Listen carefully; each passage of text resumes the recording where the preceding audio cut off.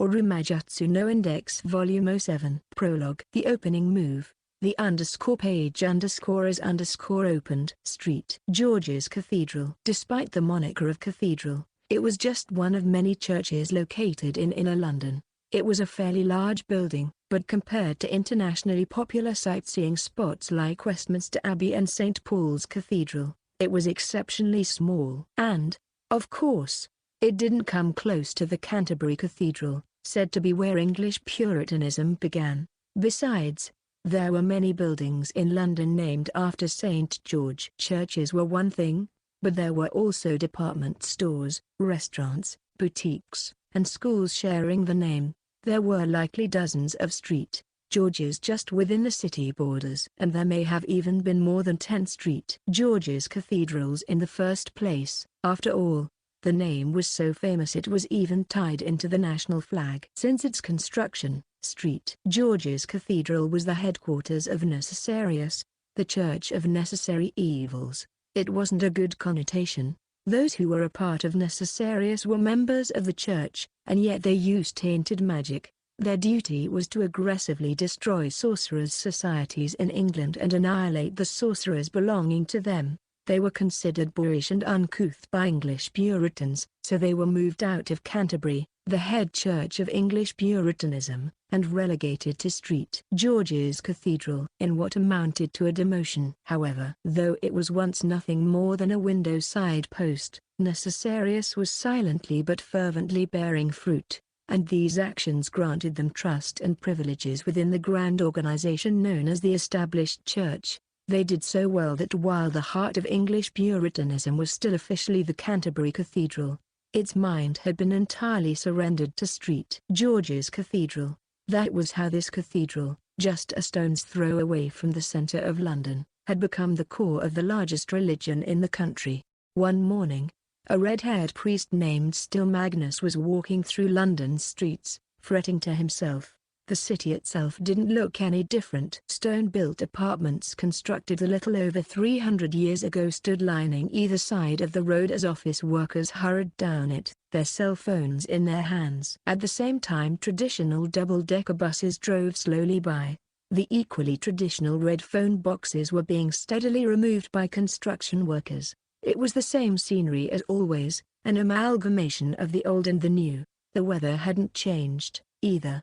The skies over London this morning were clear enough for the sun to shine through, but the weather in this city was so hard to predict that nobody could really know what it would be like even 4 hours later, and many carried umbrellas with them, and it was hot and humid. London was known as the City of Fog, but its volatile summertime weather was another problem entirely. Intermittent rain would bring nearby temperatures up, while the hot wind and heat waves, growing more prevalent in recent years, led to extreme heat. Even snug little sightseeing spots had problems. Of course, Still had chosen to live in this city in spite of its issues, so he didn't particularly mind.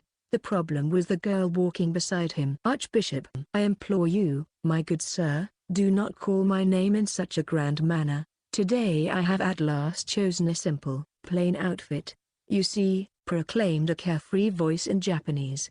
The voice belonged to a girl who looked about 18, clad in a simple beige habit. Incidentally, holy garb was supposed to be either white, red, black, green, or purple, and the embroidery could only be made with gold thread, so she may have been bending the rules a bit. She was probably the only person who thought her outfit was blending in with the people in the city. Her skin was so fair it shone, and her eyes were a perfectly clear blue. Her hair, which looked like something that would be sold by a vendor of precious gems, utterly failed to fit in with the crowd. Her hair was abnormally long, too. She wore it straight down, but at her ankles. It turned up and went back to her head. It was held there by a big silver barrette dot, and then it went all the way down to her waist again. Its length was roughly 2.5 times her height. London's morning rush hour, and Lambeth's in particular, was one of the most congested in the world. But nevertheless it seemed like the volume of nearby sounds was being lowered. Even the air around them felt akin to the silence called for in a cathedral. She was the Archbishop of the Zeroth parish of the English Puritan Church, Necessarius, the Church of Necessary Evils. Laura Stewart, The English Puritan Church's leader was the reigning king, and beside him was Laura. The highest archbishop, whose role it was to command the church in place of the king, who was normally extremely busy. The organization of English Puritanism was like an antique stringed instrument. While the tool had an owner, a caretaker carried out the tool's maintenance and repairs. It didn't matter how excellent the violin was, if not used, its strings would slacken before you knew it. Its sound box would be damaged, and the sounds it played would grow hoarse. Laura was the temporary performing musician who prevented that, but this relationship, just like the one between Westminster Abbey and St. George's Cathedral, was now, both practically and on paper, turned on its head, and the ability to give commands rested in her hands now. Despite her vast authority, the archbishop was now prancing along a morning street without any bodyguards to speak of. The two of them were currently headed towards St. George's Cathedral. Laura was also the one who had instructed him in advance to come to the cathedral at this time, so she should have been waiting there. I, too, do have a location to which I must return home each day. I could never remain within the confines of such an antiquated cathedral for my whole life. Laura proceeded down the road, her footsteps not making a sound. Let us talk whilst we walk, shall we? Lest we use our time poorly. Most of the people passing by were company workers. After all, they were close to Waterloo Station, the largest in London. A nun and a priest wouldn't have been an unusual sight here. It was no Rome, but London still had as many churches as it did parks. Well, I suppose I don't mind. But if this was something you needed to call me out to the cathedral for, then you don't want to be overheard telling it to me, do you? Pray tell, does it bother you? How small a man you are, can you not possibly find any enjoyment in our constitutional? Priests listen to the confessions of the women as though they are playboys. After all, haven't you even a modicum of desire for adventure? Still made a slightly displeased face, then said, may I ask you a question? Please. Stay your formal language. What would you have of me? Why are you talking like a complete idiot? The Archbishop of English Puritanism reacted much like someone had just pointed out she'd buttoned up her shirt wrong. At first she was dumbfounded, then she froze in place, and finally her face went bright red. Huh? What? Do I sound odd to your ears? Verily, should I not be conversing in the Japanese language in the manner with which I am even now speaking? Excuse me, but I can barely even understand what you're saying. Even your archaic Japanese seems messed up. The people walking down the street in suits wouldn't have understood Japanese, but for some reason, the bustle around them had turned into whispering, and it felt like it was focused on Laura. I did verily examine a great many things of literature, television, and all the rest. I even had a real-life Japanese person check my work, too. Still sighed. Who is this real-life Japanese person exactly? A gentleman named Motoharu Tsuchimikado. He would dress his stepsister up in a maid outfit and then faint out of happiness. He's dangerous. Please don't consider him a standard Japanese person. Asia's culture isn't that strange. You have a point. I suppose then that I must mend my mistaken way of speaking lest gads. Laura's shout caused a flock of pigeons resting on the road to all fly up into the air. What's the matter? It has become part of me. I'm never going to fix it now. Please don't tell me you spoke so idiotically during your conference with the Academy City representative. Laura's shoulders gave a jolt. No. It is nothing I must fret over. It's fine. Everything is fine, entirely fine, she said, but her voice was trembling. There was an odd droplet of sweat dripping down her cheek, and her eyes were wandering. Still breathed a sigh that smelled of tobacco. Anyway, we can talk about that once we arrive at the cathedral. The two of them turned a corner, on which was situated a Japanese restaurant that Kuri Kanzaki frequented in secret, and continued. No, I have no need to feel such mortification. I declare that I have done nothing uncouth from the first. Give this nonsense a rest and get down to business, please. Oh, and if you're not confident in your Japanese, then can't you just switch to English? Nonsense. This has nothing to do with my not possessing confidence. Yes, that's right. It is simply that I am not well on this particular day, claimed Laura.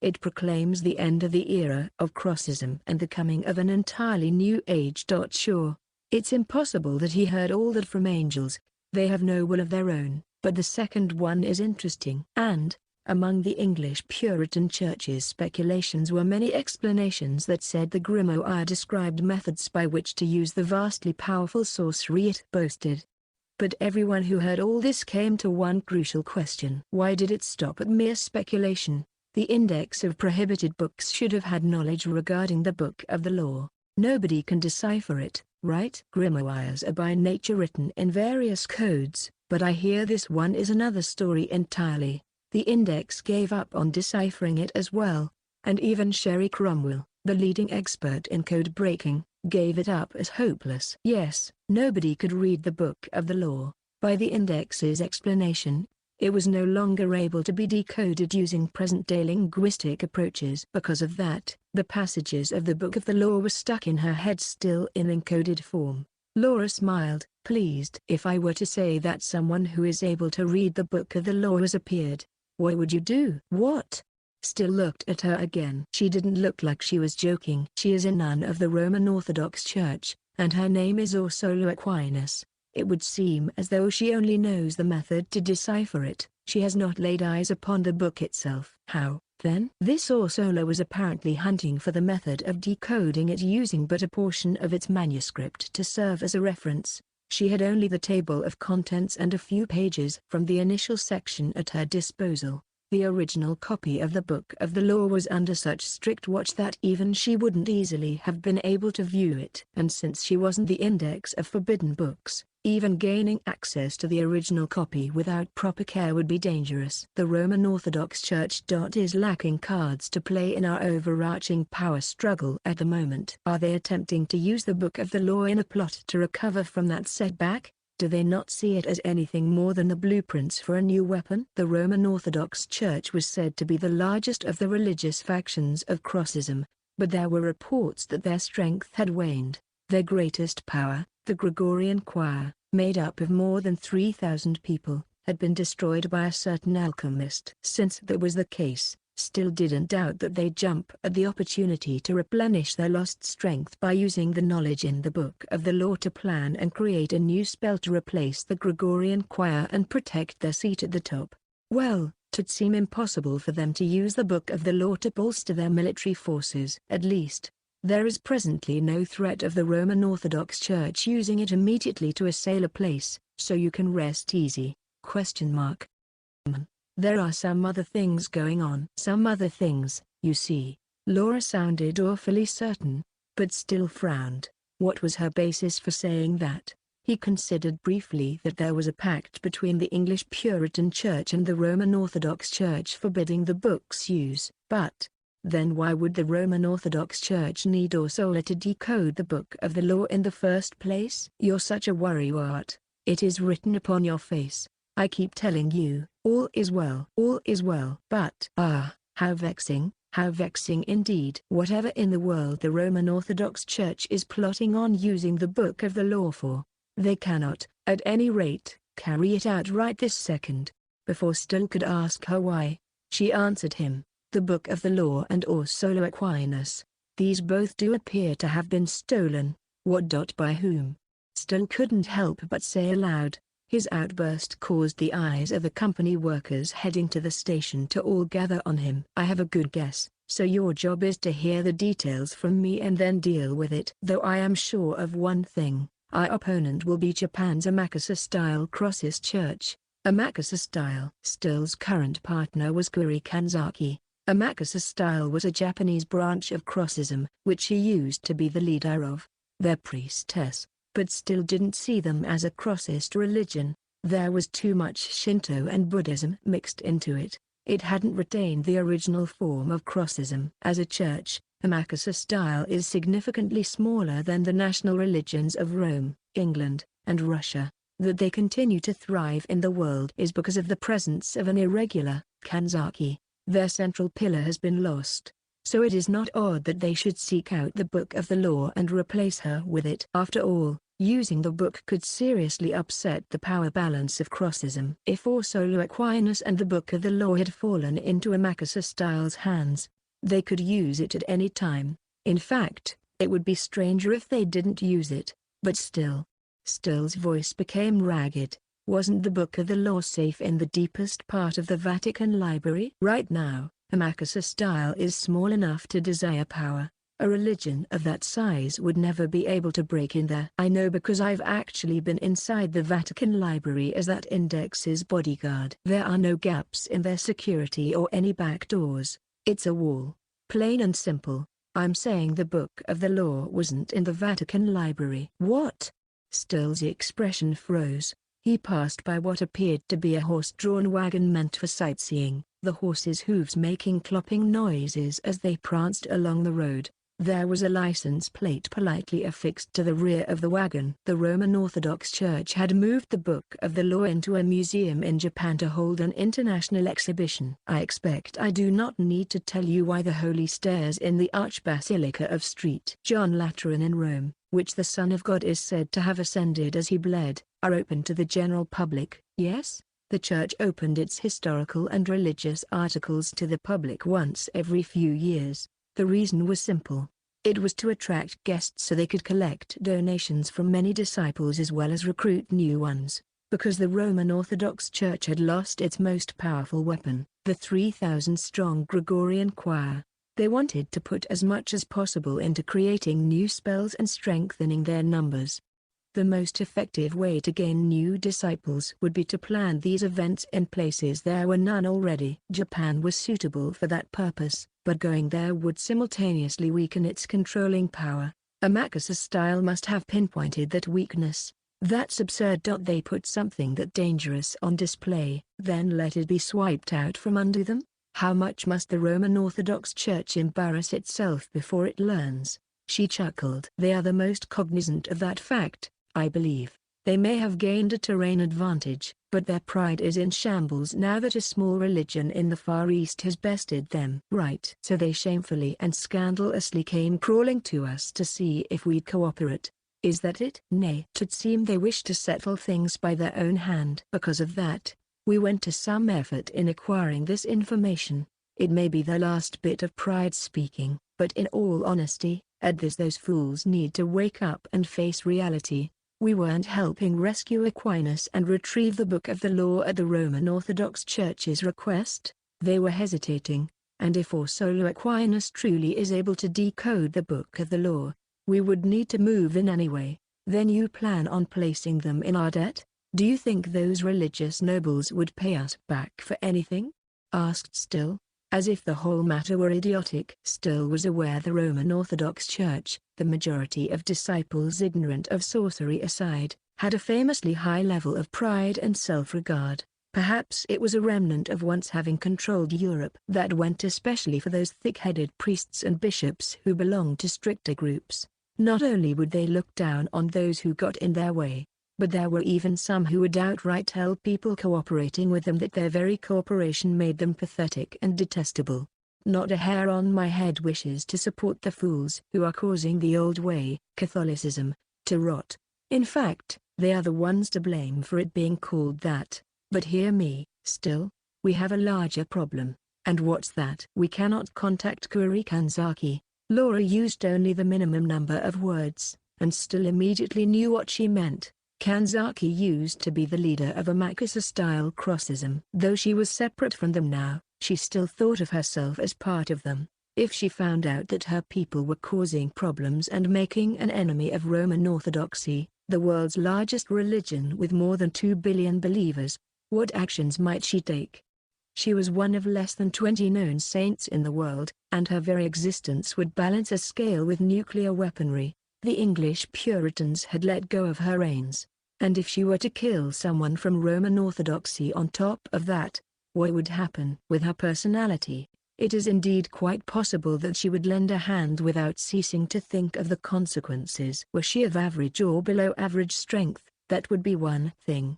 However, as this is Kanzaki we're speaking of, Laura heaved a sigh. unamused. I would like to settle things before Kanzaki has time to make a mistake. That is our top priority. I care not what method you select. You may retrieve the Book of the Law and or Solar, force a Makusa style to surrender by negotiation, or eliminate them along with Kanzaki by force.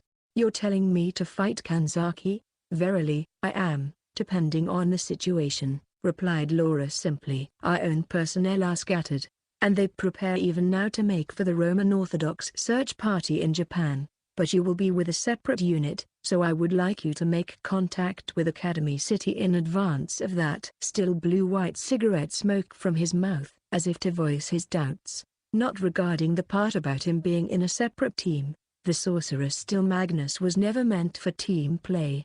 His personality was one reason, of course, but since he specialized in the usage of flame sorcery, going all out meant nearby allies would run the risk of getting caught in the fire and smoke.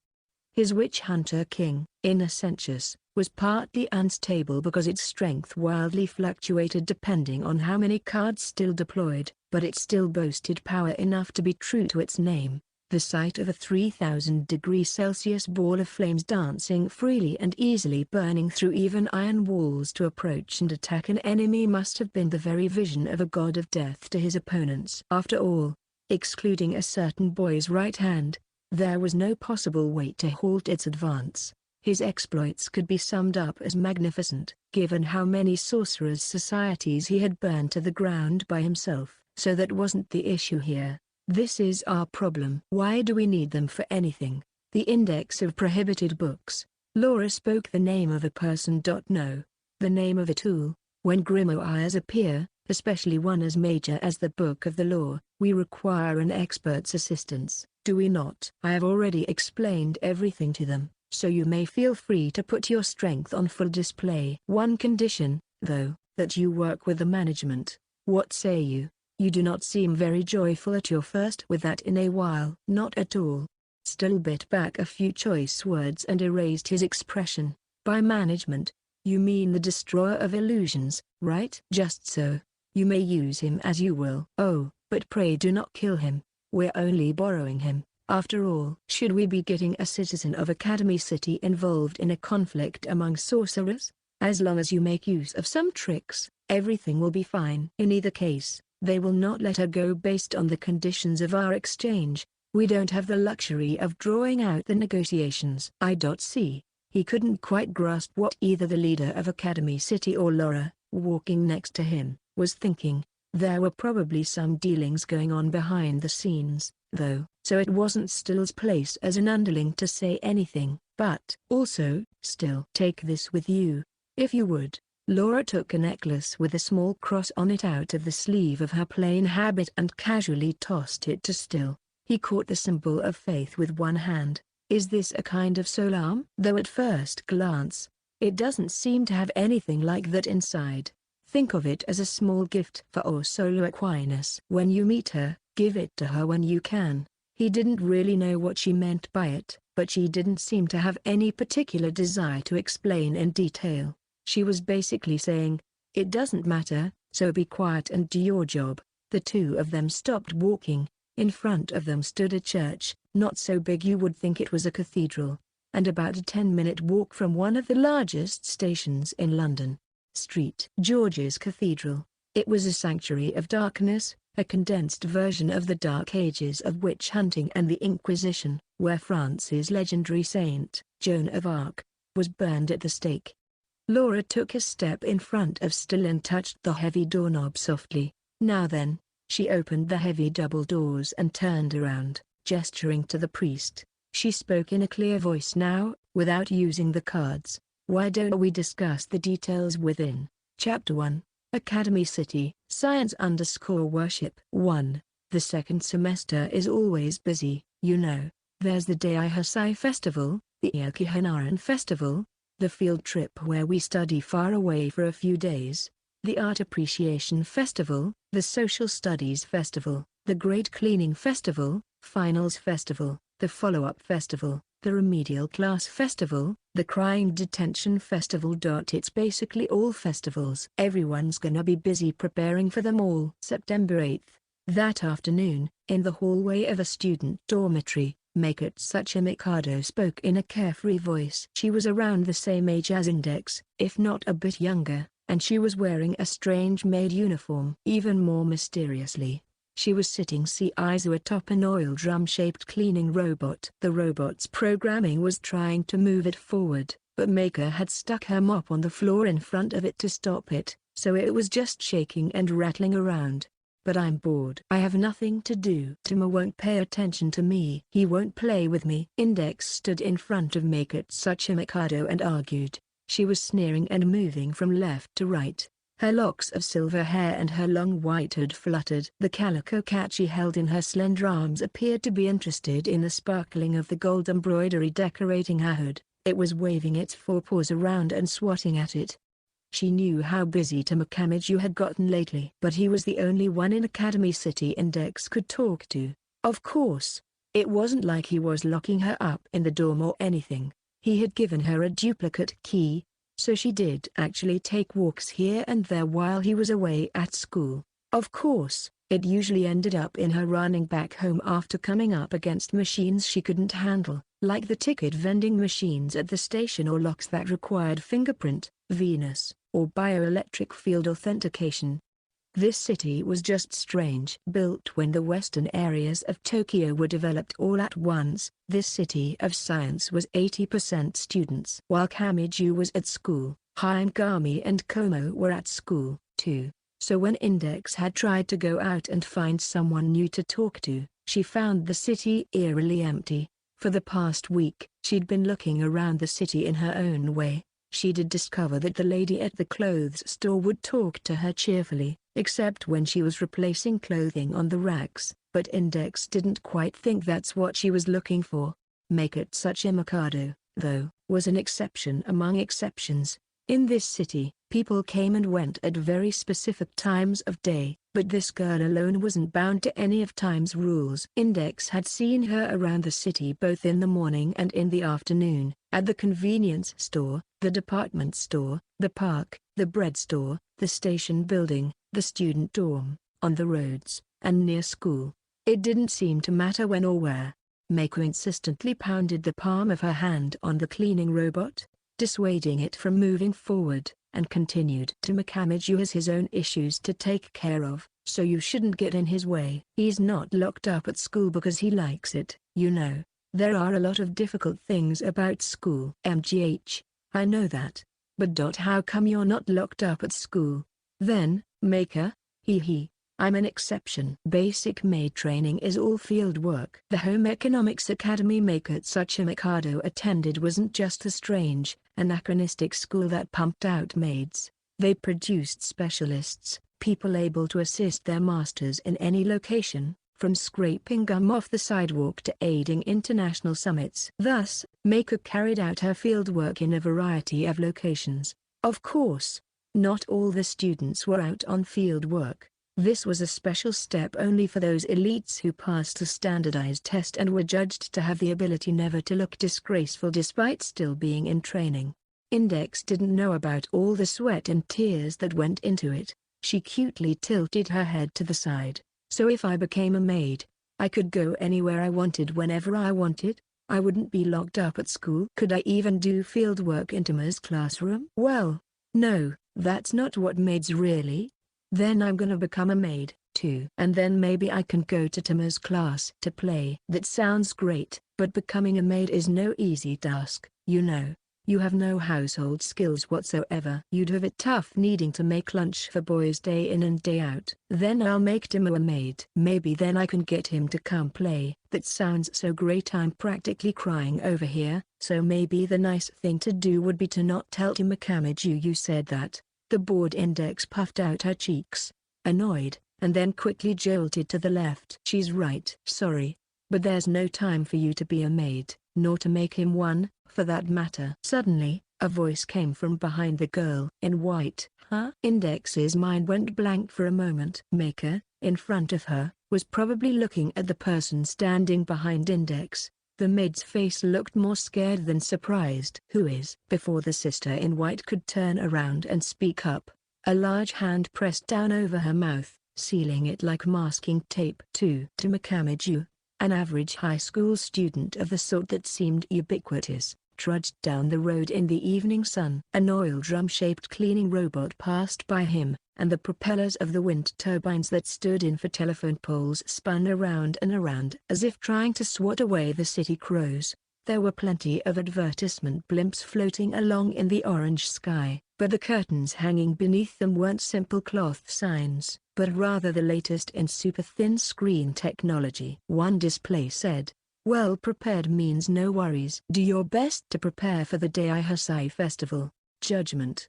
The text marquee running from bottom to top like an electric signboard. The Daihasai Festival was basically a big athletic meet. Academy City had millions of students, and it naturally turned into a big affair with every school in the city participating. Plus, all of the students were aspers who had grown into some sort of special power or another. On top of that, because the Academy City General Board had originally proposed the festival so it could gather data on large amounts of espers interacting with one another, full usage of one's powers was recommended for the day only. That meant you could see clashes between espers that you wouldn't normally be able to see.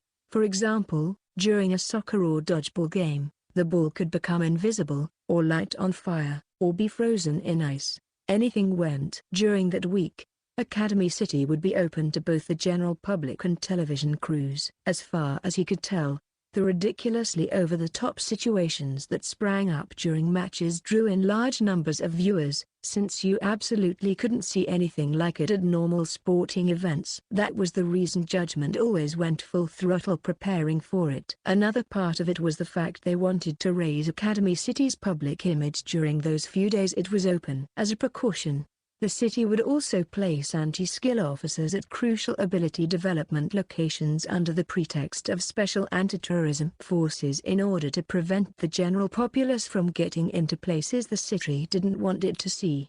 Blech. At least, that was what he'd heard from voices around him this week. Kamiju had lost his memories after a certain incident, so he didn't know anything about the Daihasai festival, but based on what he'd heard, he could guess, though, it would be an extremely dangerous event for him in particular. The fundamental rule was that you could use your powers freely. In fact, not being assertive enough in using them would land you right in the loving arms of a medical squad. That was Daihusai. In other words, depending on the time and place, there could be balls of fire, lightning attacks, and vacuum blades flying every which way during simple events like mock cavalry battles. He looked at his right hand. In it was a power called Imagine Breaker. It would erase any strange ability, whether magical or supernatural. At just a touch, he still didn't want to be charging into a fierce, chaotic battle filled with dozens of espers with just that. Though why do I have to work my ass off to set up for an event that could end up as yet another bloodbath for me? Even his preparations weren't going smoothly. As soon as he pitched an observation tent in the schoolyard, a female gym teacher had smiled in chagrin, clapped her hands together in apology, and said, "Sorry, we didn't actually need a tent."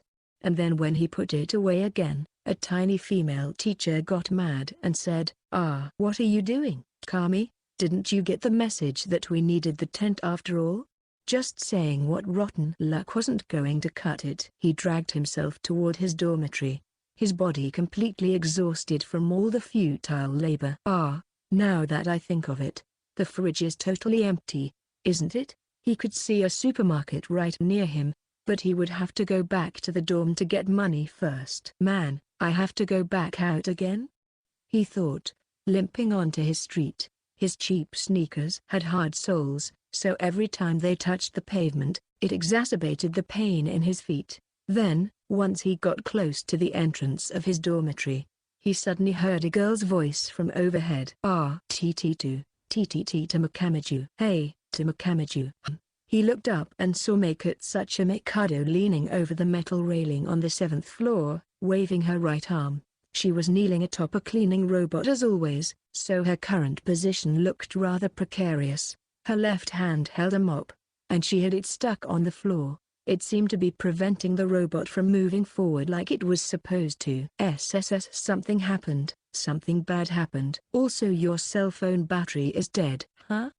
At that, He took his GPS-equipped cell phone out of his pocket. Its battery had indeed run dry. He pushed a button and looked at the screen to find a ton of text messages from one Make Atsuchi Mikado. Come to think of it, though she spoke in a long, drawn-out way, her face did look a little pale. He was a little confused, but he hurried into the elevator. When he arrived on the 7th floor where his room was, Maker released her mop, binding the cleaning robot, which proceeded to sluggishly wander over toward the elevator.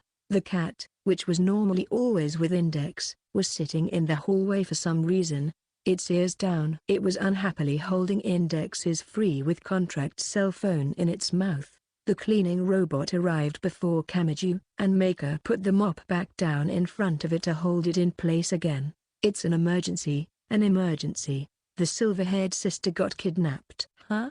He grunted without thinking. She continued, her face white. A kidnapper. She's been taken away. He told me if I reported him he'd kill the hostage, so I couldn't do anything. I'm sorry, to Kamiju. The silver-haired sister, that must have been Index. The maid didn't look like she was joking. And there were plenty of reasons people would want to kidnap Index. She was a library of grimoires.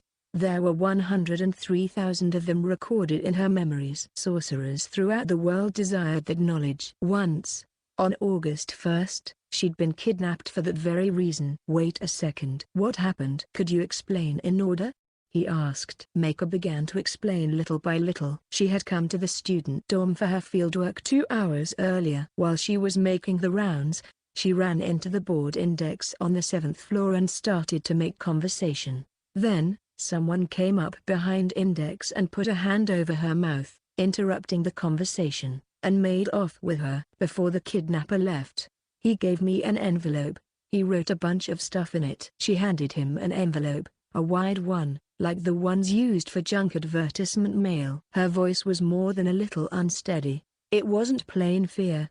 It was probably also guilt at not having been able to do anything. He glanced down at the envelope, then back up. No, if you had been careless, things would have gotten much worse than they are now. He intended those words to comfort her, but she grew more worried instead. The tension in the air could burn through skin. She was just a normal student here who had no connection to any of this, so she couldn't help it. Anyway, what did this asshole look like? She looked up slightly, thinking to herself, well, he was at least 180 centimeters tall. And he looked Caucasian, too, but his Japanese was really good, and just by looking at him I couldn't tell what country he came from. And he had on these clothes that looked kinda like a priest's. But even though he was a priest, he smelled like perfume. And his hair was shoulder length and dyed really red, and he had a silver ring on all 10 fingers, and he had this tattoo of a barcode underneath his right eye. And he was smoking a cigarette, and he had tons of earrings.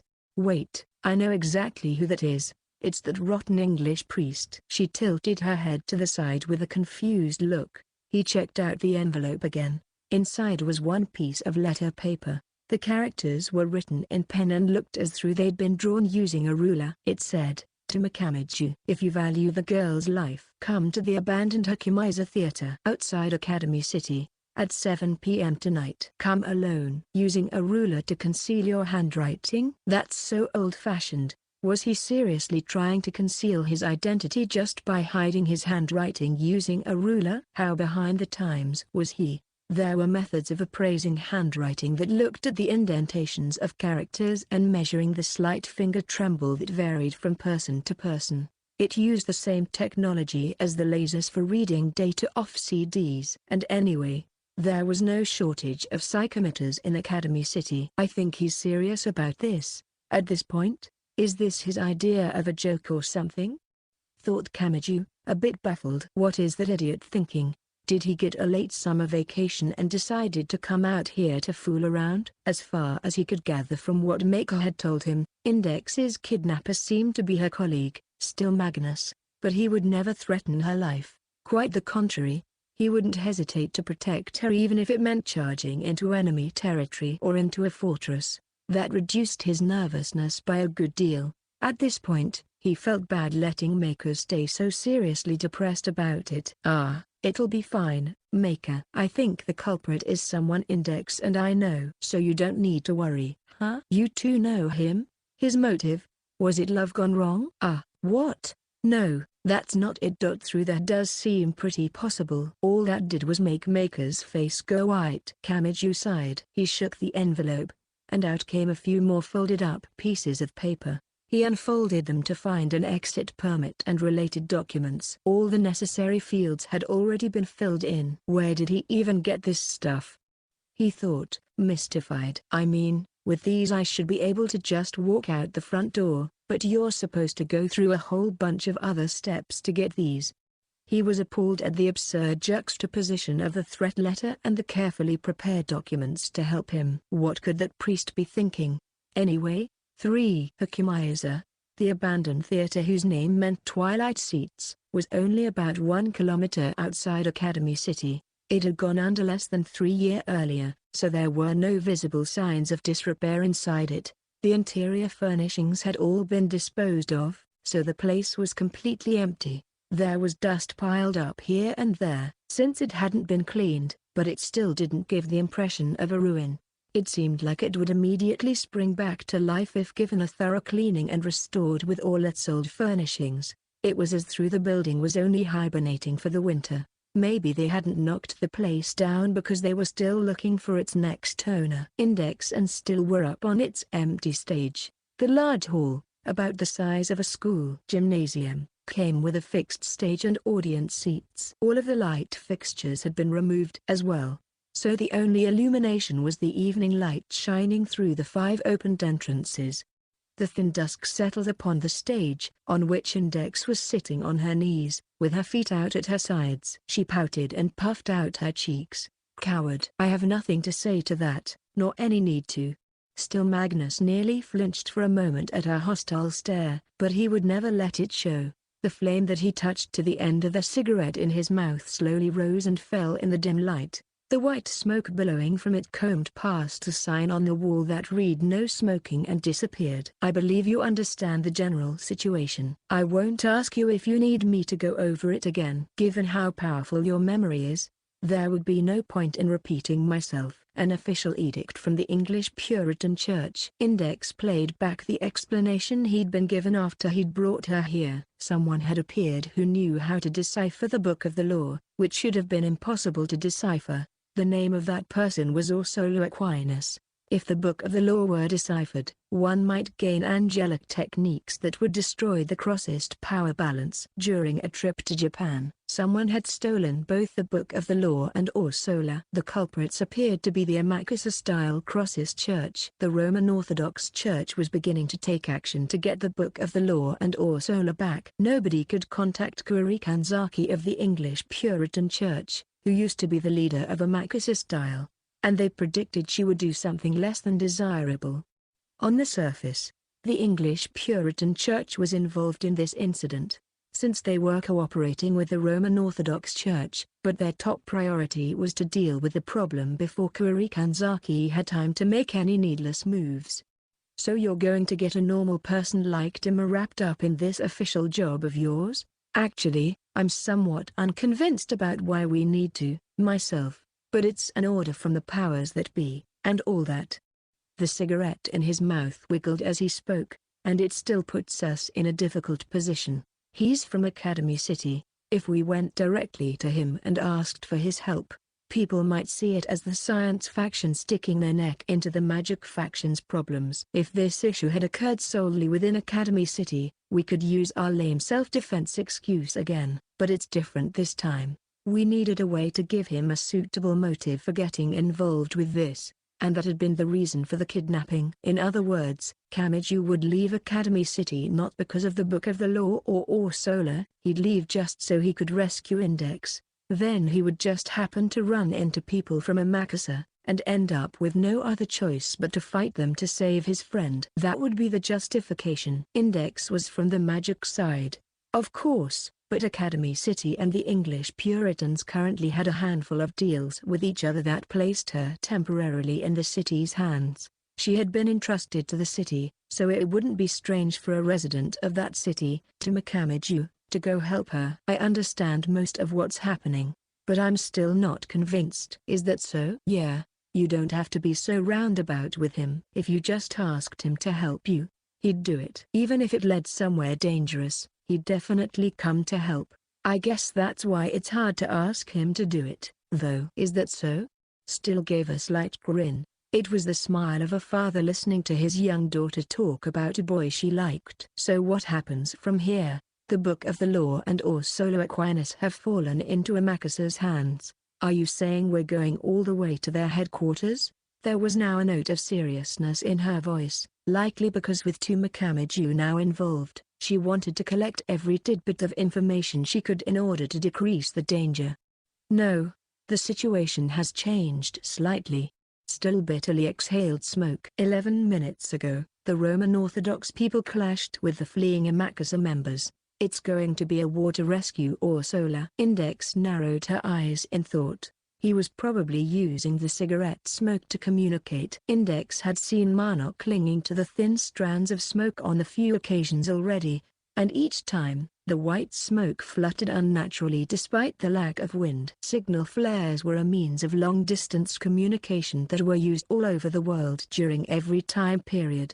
She knew of more than a few spells that used the concept, originating in many different ages and countries. If they had succeeded, then I wouldn't have needed to be here, would I? That's right. But they haven't clearly failed, either. There were no deaths on either side, but apparently it was a chaotic battle. I'm not sure about the Book of the Law, but it seems that Orsola slipped away during the confusion. She didn't go back to the Roman Orthodox Church? That's what it would mean. And as she is currently missing, she may have even fallen back into Amakusa hands. That wouldn't be good. Kidnappers used force to silence resistant hostages. If she had been grabbed a second time after already having fled, then who knows what they would do to her to exhaust her rebellious attitude?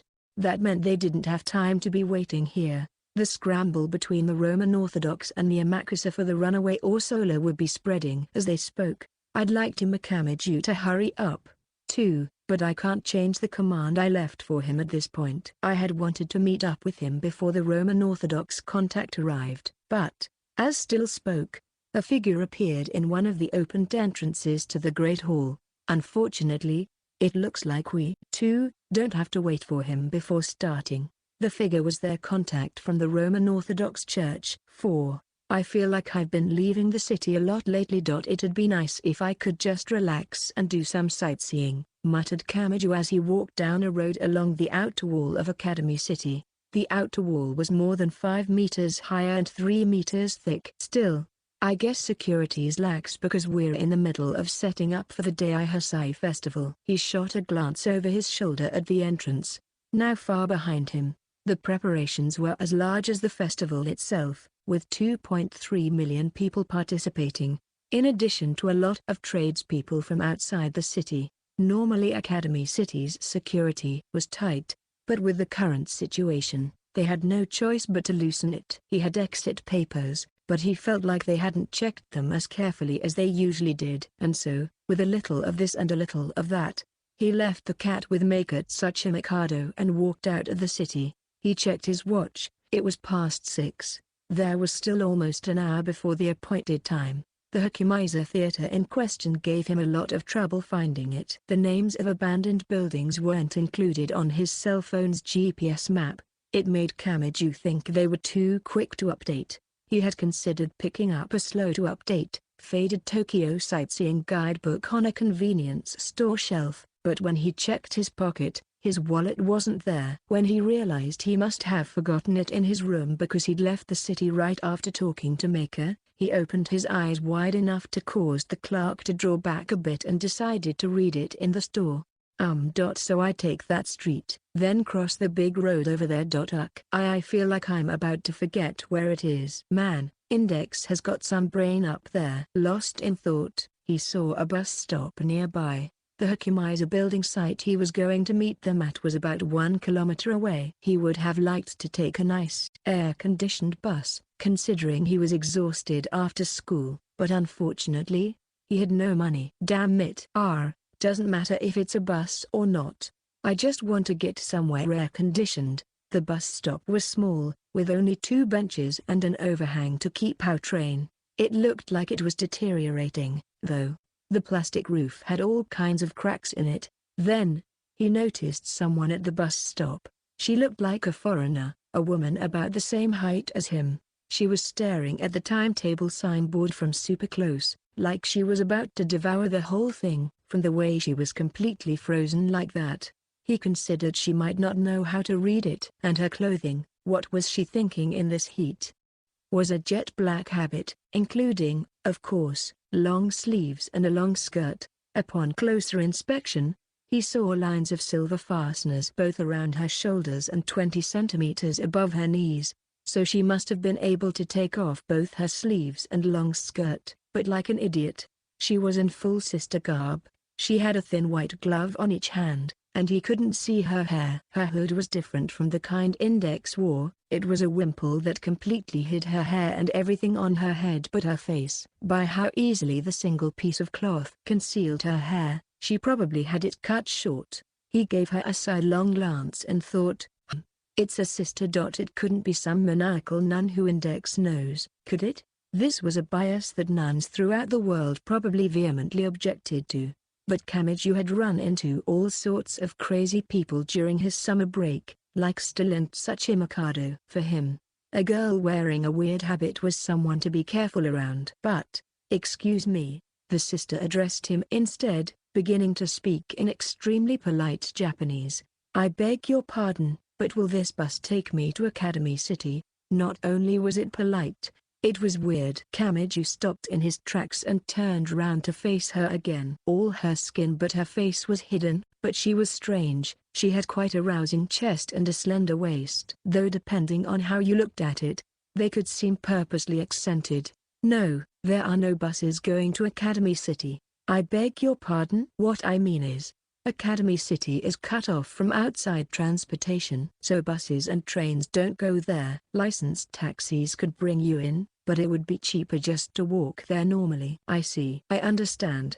Is that why you came out of Academy City on foot, sir? The sister said that pretty smoothly, so Kamiju looked back, but he couldn't see the gate from here. He looked at her again to see her rustling around in a sleeve, and then she brought something out. It was a cheap-looking opera glass. I saw you from here, she said with a smile. Then, a rickety bus arrived at the equally rickety bus stop. Its automatic doors opened with a hiss of air being released. Kamiju didn't have any intention to use the bus, so he decided to walk away from the bus stop a bit. He looked back over his shoulder to the sister and said, anyway, you can't get to Academy City just by going on a bus. If you have a permit, you can just walk to the gate. It should take about 7 or 8 minutes. Well, I see. I am deeply grateful for your advice, despite how busy you must be. The sister in black smiled at him, bowed her head, and got right onto the bus. Hey, I just said not to take the bus like 5 seconds ago. Oh, yes. You did, didn't you? The sister swept up her long skirt in both hands and joyfully alighted from the stopped bus. He continued, like I said, Academy City is cut off from all outside transportation, so buses and trains won't go there. If you want to get into the city, then go walk through the gate, understand? Indeed I have. I apologize for making so much trouble for you. The sister smiled painfully and bowed her head again to him, then turned, went up the steps, and began to disappear into the bus. Hold on. You weren't listening to a word I said. You were just smiling and nodding. What? No, I would never do anything like that. The sister once again joyfully got off the bus. The driver, looking annoyed, closed the bus's automatic doors and floored it. Kamiju looked at the nun as she absently watched the bus leave, growing intensely worried. If he took his eyes off her for 10 seconds, she'd probably get lost. But the sister, entirely ignorant of his apprehensions, said, "Oh, it seems you are quite frustrated with something. Would you like a piece of candy, perhaps?" "Look, I'm not really frustrated. Candy? What? Is this orange flavored?" He had taken the orange-colored candy without any hesitation and pretty much unconsciously. He couldn't throw it away at this point, though, so he tossed it into his mouth. Then, it's bitter. What is this? It's clearly not orange. She sighed. I believe it is sour persimmon candy. I am not familiar with the details, but I hear it is good for when your throat is dry. Right, because it makes your mouth water. But that doesn't mean anything if my body is low on moisture in the first place from walking around in this heat. Oh, my, are you lacking moisture? If you had but said something. I have some tea right here. What? Did you just pull a magic bottle out of your habit sleeve? You know what? Never mind. I think I'd actually really like that. What's inside? It is roasted barley tea. Oh, I'll have some. Kamiju was honestly delighted. Ice-cold barley tea is perfect for the middle of summer, he thought to himself idly as he took the cup lid of the magic's bottle. Ow! It's hot. Why is it boiling? She sighed again. If I recall correctly, the people of this country appreciate hot drinks during the warmer seasons, don't they? What are you, my grandmother? You're an old lady, aren't you? I thought the way you were talking and acting was suspicious. You think exactly like an old lady, don't you? Shouted Kamiju, but the sister just stood there with a well-intentioned smile on her face. He couldn't throw away the cup she'd poured the tea into at this point, though. Trembling, he downed the magma-like liquid. Thanks. Also, I've got a question for you. You said you wanted to go to Academy City, right? Yes. I mentioned this before. But do you have a city-issued permit? A. Passport? This startled her, as he expected. You needed a city-issued passport to pass through Academy City's gates. The reason didn't need to be explained at this point. After he told her that, the sister placed a hand on her cheek, worried. Where might I be able to go so that I can acquire a permit? I'm sorry, but they won't let a random person in no matter how hard you try. If you were a relative of a student in the city or a supplier bringing goods or materials, that would be one thing, but even they have to be investigated. I see. Then I guess my only option now is to give up. The nun's shoulders drooped dejectedly. She didn't seem to want to back down, though, so perhaps Academy City wasn't necessarily where she needed to go. Unfortunately, this is something I can't do anything about. He was stricken with a tinge of guilt, but suddenly he realized that the sister had said goodbye and had begun to walk toward Academy City's gate. Get back here. You, didn't you hear me? You can't go in without a permit. The sister stopped and turned back as if the thought hadn't crossed her mind. Despite having been smiling in such a heartwarming manner the whole time, her face was now rapidly clouding over. She seemed very worried about something, and he found himself daunted. In reality, sorcerers could jump over the walls and stuff at will even if they didn't have permits, but it didn't seem like she had such skills. Nevertheless, there was nothing he could do for her right now. To get into Academy City, you needed to have a permit first and foremost, and he had index to worry about, so he didn't have the luxury of wasting too much time here, either.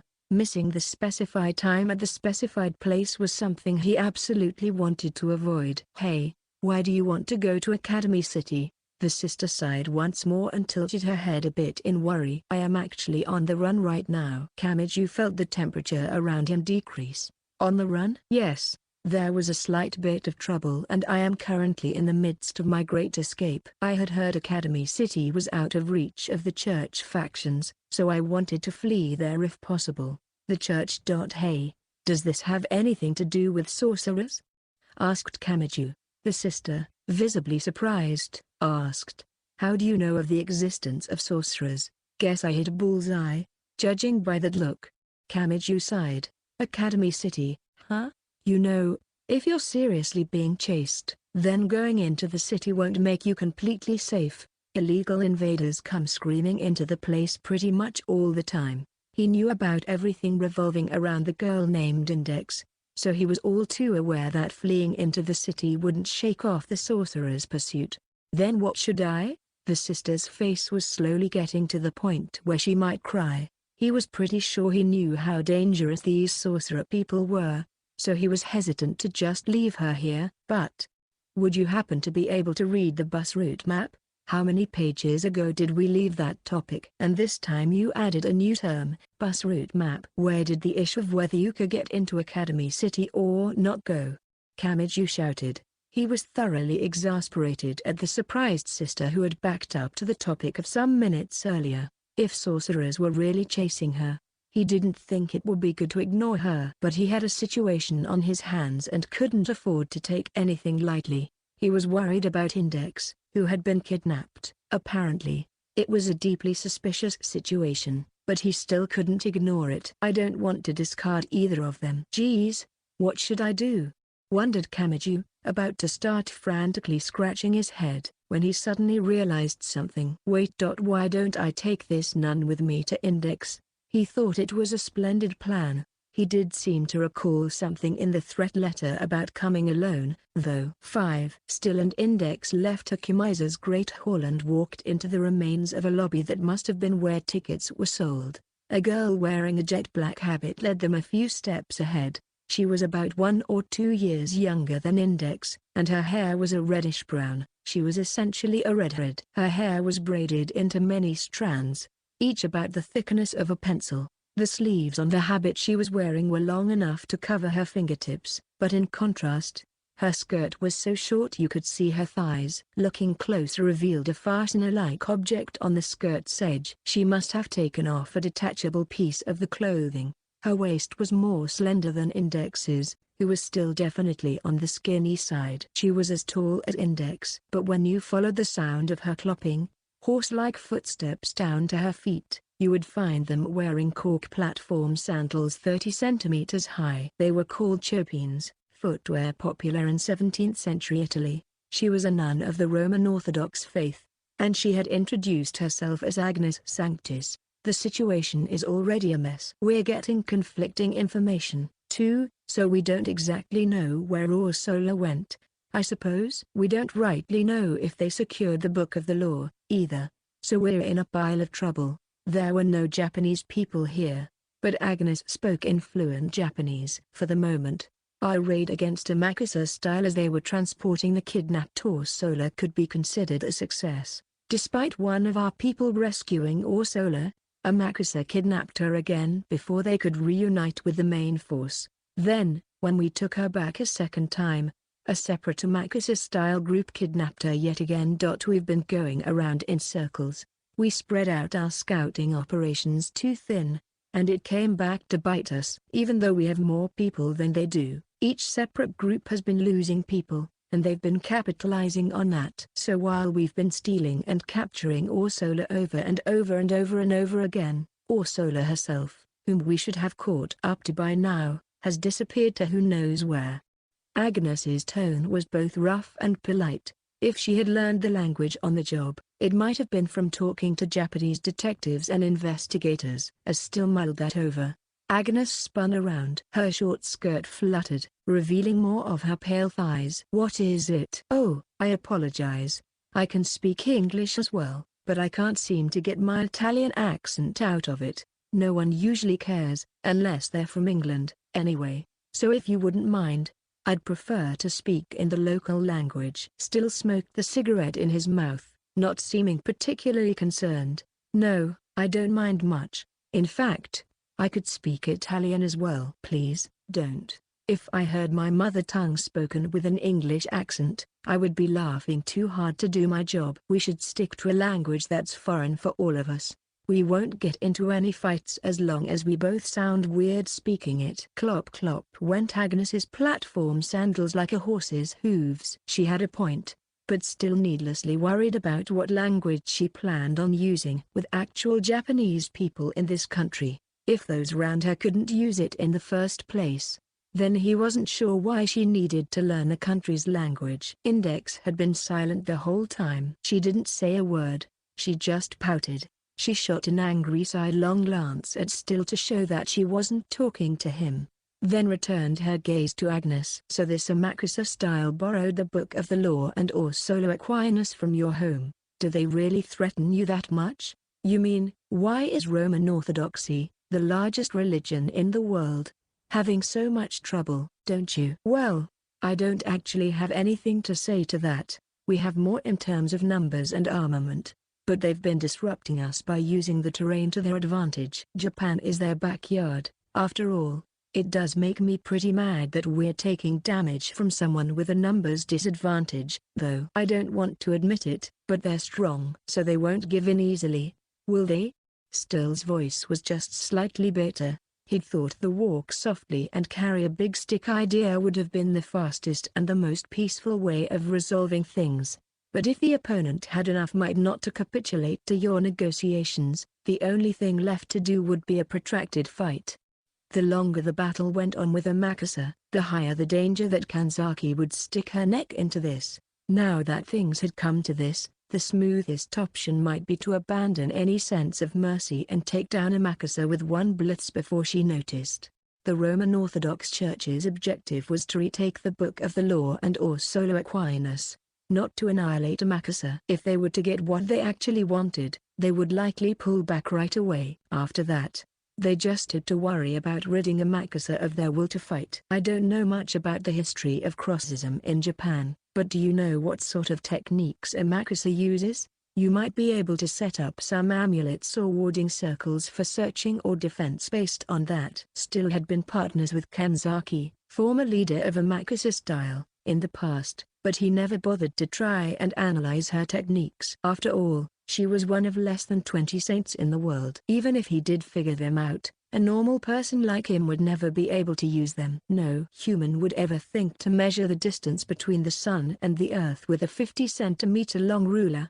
Agnes looked worried at the priest's question as well. Actually, we haven't been able to properly analyze Amakasa Styles techniques. If they were based on Xavier's Society of Jesus, then that would mean they were a branch of Roman Orthodoxy. But you can't even smell Christianity anymore. There's too much influence from Oriental religions, like Chinese and Japanese ones, mixed in there. Still didn't blame Agnes even after hearing that. Just them being able to determine from their skirmishes yesterday that Buddhism and Shinto were mixed into things might have spoken volumes for their analytical abilities. He looked away from her and to Index, as if interested in her opinion. She had at least 10,000 times the knowledge of a normal person, so at times like this, she was the unchallenged champion. The sister all in white spoke in a matter-of-fact tone. Amakasa style is famous for their secrecy. They're Christians in hiding from the motherland, after all. They thoroughly conceal their crosism using Buddhism and Shinto, and they hide their techniques and spells within greetings, meals, habits, and behaviors.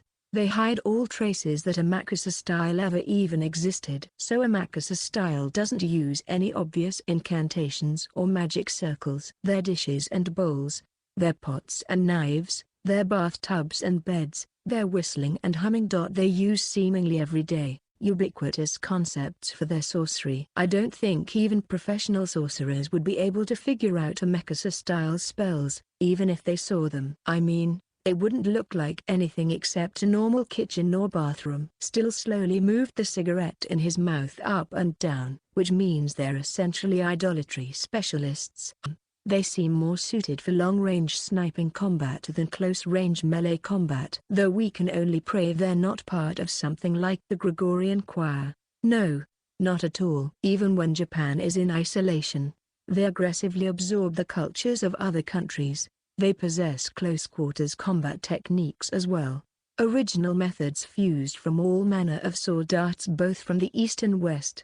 They could be swinging around anything from katana to zwei-handers. They're warriors and scholars both. Huh? What a pain in the ass, spat Still resentfully. Incidentally, Agnes, who had at some point been driven outside the ring of the conversation, was shyly kicking her toes lightly against the lobby floor. Her short skirt fluttered every time she kicked it. Her feet made clapping sounds, which sounded a little silly. The cigarette-smoking priest turned back to Agnes.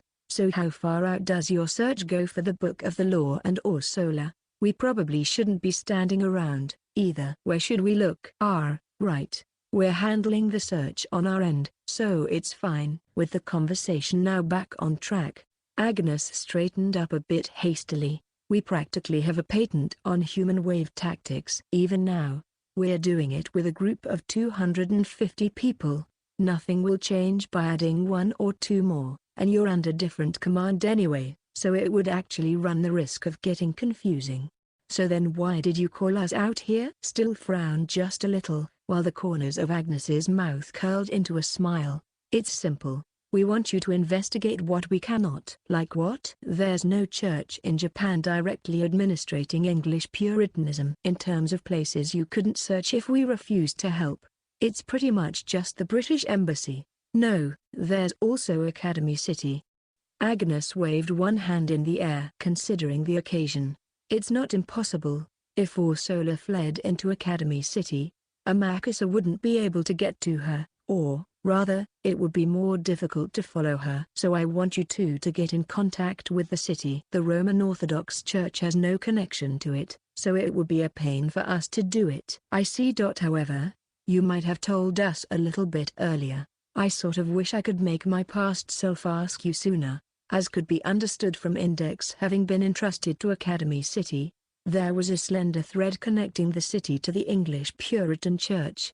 It was just barely significant enough to say there was diplomatic relations, but that was enough to make it far easier for them to contact the city than it would have been for the Roman Orthodox Church, who had no such connection.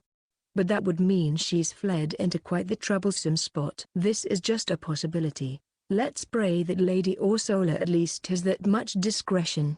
Anyway, about how long would it take to get in touch with them and confirm? Right, it wouldn't be just a phone call. I would have to contact St. George's Cathedral first, and then have them put me through to Academy City. Even if I told them it was an emergency, it would probably take anywhere from 7 to 10 minutes. Also, if we get permission to intrude upon the city, things will turn into a hassle. It's technically possible to sneak in, but realistically, I'd want to avoid that. Oh, you can just ask them for now, so if you could do that quickly that would be great. Agnes suddenly paused in the middle of her sentence and froze. He followed her gaze to the entrance of the building in the front of the lobby. It was a large entryway with 5 glass double doors. What is it? What's WR? Still also stopped mid-question. Finally, Index followed where they were looking. On the other side of the glass entryway was an open square of asphalt that used to be a parking lot. Despite the size of the building, it was an extremely small space. There should have been nothing there at the moment but robust weeds growing through the hardened cracks in its surface. But in the former parking lot that should have been empty, there was something. Or rather, there was somebody. Oh, it's Tama. Index said the name of a familiar boy. Or Solar Aquinas. Agnes spoke the name of the sister in black walking next to the boy. The two whose names had been voiced didn't seem to have noticed the sorcerers inside Hakumiza yet. 6. A little while earlier, though the evening sun was cooler than other times, Kamiju was cursing the heavy manual labor of walking 3 kilometers in the summertime. See, come to think of it, I was already totally beat from gym class and that other stuff today. He had left his wallet in his dorm, so obviously walking was his only method of transportation. The sister in black walking beside him didn't have any money, either. He couldn't help but wonder how in the world she planned on actually taking the bus. Dripping with sweat from all that had happened, he had trekked 3 kilometers down the road in the harsh last heat wave of summer in September and had arrived at Hukumiza. But, Miss Nun Lady? You're wearing black clothing in this blazing heat. How are you going along smiling and not sweating at all? Well, the agony of the flesh is nothing compared to the agony of the soul. You're a nun and a masochist? Excuse me, but how much longer must we walk until we arrive at the bus stop? Are you still on that whole bus joke? I told you we were going to go see a guy from the English Puritan Church. Were you just ignoring every single thing I said back there or what? Oh, my. Please excuse my rudeness, you seem to be sweating quite a bit. Ugh. You keep taking the conversation in totally different directions. Now, I will wipe your sweat for you, so please hold still for just a moment. What? Hey, wait, BRFGH? The sister suddenly took a handkerchief out of her sleeve and wiped his face. It was only a handkerchief, but it was made of expensive-looking lace, and was faintly warm, and smelled like roses. He tried to escape from it, but she was pressing it against his face unexpectedly hard, so he couldn't. There, all finished. The sister smiled at him brightly enough to shoot sunbeams at him. Well, thanks. Exhausted, Kamiju stepped into the sight of the Hakumiza Theater. Though the building looked giant even from far away, the parking lot right out front was so small it must have been for employees only. It was probably because there was a train station nearby, as well as a parking garage next door. The property was enclosed with 2-meter-tall metal plates, but the entrance for workers to go in and out had been forcibly opened. A thick chain and padlock were lying on the ground. There was no heavy construction equipment or anything of the sort in the tiny parking lot. Even the building itself had no trace of graffiti or broken glass. Perhaps they'd found a buyer for it and someone came to do periodic maintenance on it. When he and Dorsolo approached, they could see that Akimiza was larger than a gymnasium and constructed in a perfect square. Maybe it resembled a famous theater somewhere, and maybe it was just that designing the building had been a pain. "All right, I guess they're inside. It's hot out here, after all." He directed his gaze to Akimiza's entrance. It was large, with 5 glass double doors lined up. There were no boards or anything in the way. It was less of a ruin and more just closed for a while. As he thought about this, one of the 5 doors in front of him opened up. "Huh?" he grunted. Out of the 3 that exited, he recognized 2 of them as Index and Still. The last one, he didn't know her. She was a foreigner who looked a little younger than Index. She was dressed in the same black habit as the nun he'd met at the bus stop. However, this girl's habit had been made into a pretty small miniskirt. She must have undone the fasteners on the skirt to remove that part. His eyes fell to her feet, and to his surprise, she was wearing wooden sandals with soles 30 centimeters high. As soon as Index saw Kamiju, she burst out, "Tama, where did you meet that sister?" "That didn't take long, anyway, and this question is mainly for the evil priest next to you. But why did you bother with such an elaborate faked kidnapping again?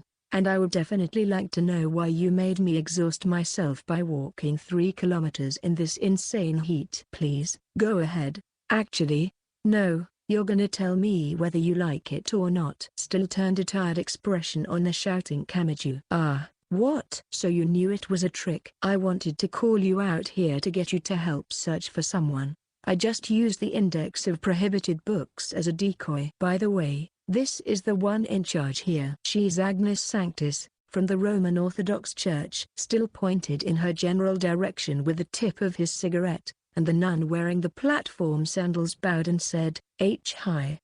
It looked like she was aware already that Japanese people bowed their heads all the time, but her motion was exaggerated, making her look like a hotel worker. Kamiju was a little embarrassed at someone he'd never seen before suddenly addressing him. He was currently at max anger, but he couldn't let himself vent it on someone he had no acquaintance with, as if pressing him hard now that his pace had been broken. Still said, "Sorry, but we don't have time to go along with your nonsense. Like I said before, I brought you here to have you help look for someone. 250 people are looking for her now, and yet they can't locate her. It's a race against time. Her life is on the line. So we need you to help us quickly." "Nonsense." "Hey, that's no way to treat a guest. You're asking for help." "Damn it. What is this? What do you mean her life is on the line? Explain it to me. And besides, I'm an amateur. I have no skill at tracking people down." "Don't leave such an important job to a high school student." "Oh, everything is all right. If you just hand over the nun next to you, that'll be fine." "What?" Kamiju's A's became pinpoints. Still, who seemed to think this was truly foolish, exhaled cigarette smoke. "That nun is the missing person we were looking for. Her name is Ursula Aquinas." "All right, thank you very much. You did very well. You can go home now." To Kamiju, "Excuse me, but I was set up in all this, and in addition to having left the city with a suspiciously acquired Academy City exit permit in one hand, I walked 3 kilometers when it's almost 40 degrees out. What's my position in all this?" Kamiju muttered, looking down. "However, I already said you did well, didn't I? You want me to treat you to some shaved ice or something?" Index's face turned blue and panicky at seeing Kamiju looking down and grinding his teeth. They heard a funny grrrkk come from around Kamiju's temples. "You know, until now, I know we're not what you could call friends, but we were getting along just fine otherwise. I'm serious. I seriously thought that, you know? Yeah, at least, until this moment." "Enough of your jokes. Just hand Ursula over to Agnes already." "What? You want me to pay more attention to you?" "Unfortunately, I can't take away your loneliness, and I wouldn't want to anyway because it would be creepy, on top of getting seriously angry. Having been ignored so briefly caused Kamiju to collapse where he stood, as if he had burned out. You and wag. I don't even have the energy to make dinner tonight anymore. Index. We'll have to have commonplace takeout pork's bowl for dinner tonight. Kamiju ignored the always hungry girl shouting, "What?" but to Mum, and turned back to face the sister in all black. Ursula Aquinas, you did say someone was after you. Did this search have something to do with it? You should be fine now that your allies are here, right? When Kamiju addressed her, Ursula's shoulders gave a jerk for some reason. It was a small tremble, like she had tried to suppress it and failed. He tilted his head. She seemed to be looking at Still and the others, not at him. Still closed one eye, uninterested. There's no need to be anxious. We English Puritans are getting out of here as soon as our job is done. Well, I suppose you should at least have that much caution. For an outsider like Kamiju, everyone looked lumped together as either someone from the church or someone belonging to the magic world. He wondered, though, if they were viewing one another as hostile and subdividing them into Roman or English or whatever. But then, oh, no, I can't give her to you so easily. Suddenly, they heard a deep, male voice. Unnaturally, it came to Kamiju from straight above.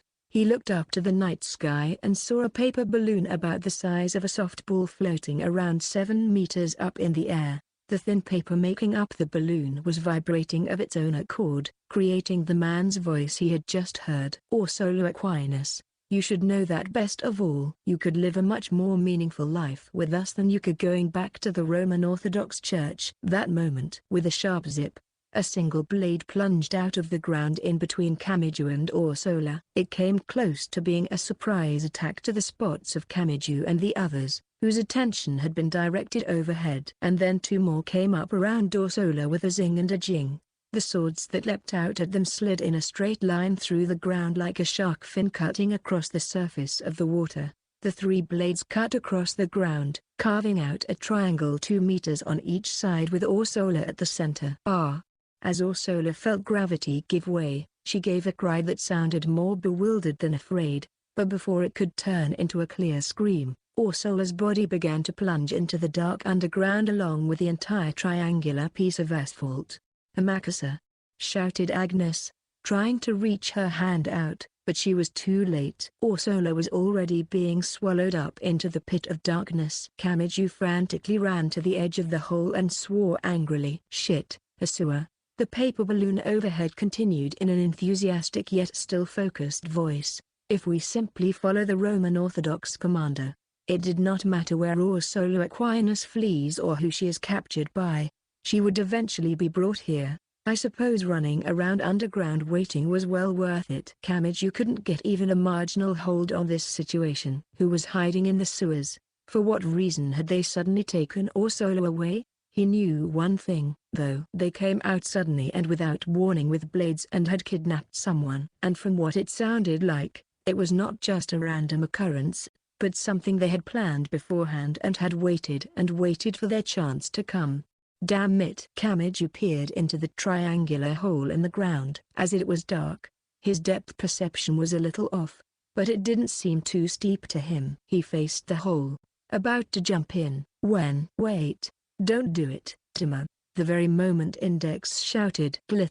Light glinted off dozens of blades in the darkness, as if reflecting a little bit of light from the evening sun. The orange rays radiated and twisted inside the sewer. With the light from the blades, only the faint outlines of those hidden underground came into view. The sight reminded him of bandits wielding rusted swords and axes, waiting with bated breath in the thickets beside a thin mountain trail for their sacrifices to pass by.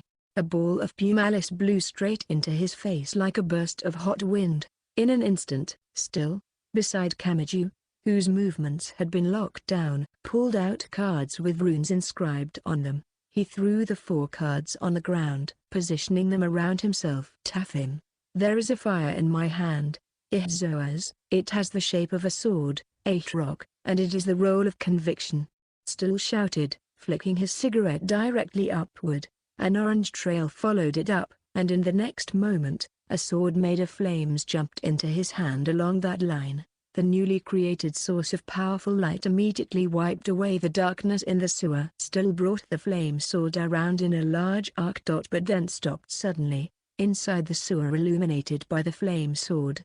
There was nobody. All those people had vanished into thin air along with the darkness that had been wiped away. All of those silhouettes in the hole holding swords, as well as Ursula, who should have fallen in, had disappeared in the blink of an eye, like a pack of sea lice attached to a riverbank, all running away at once.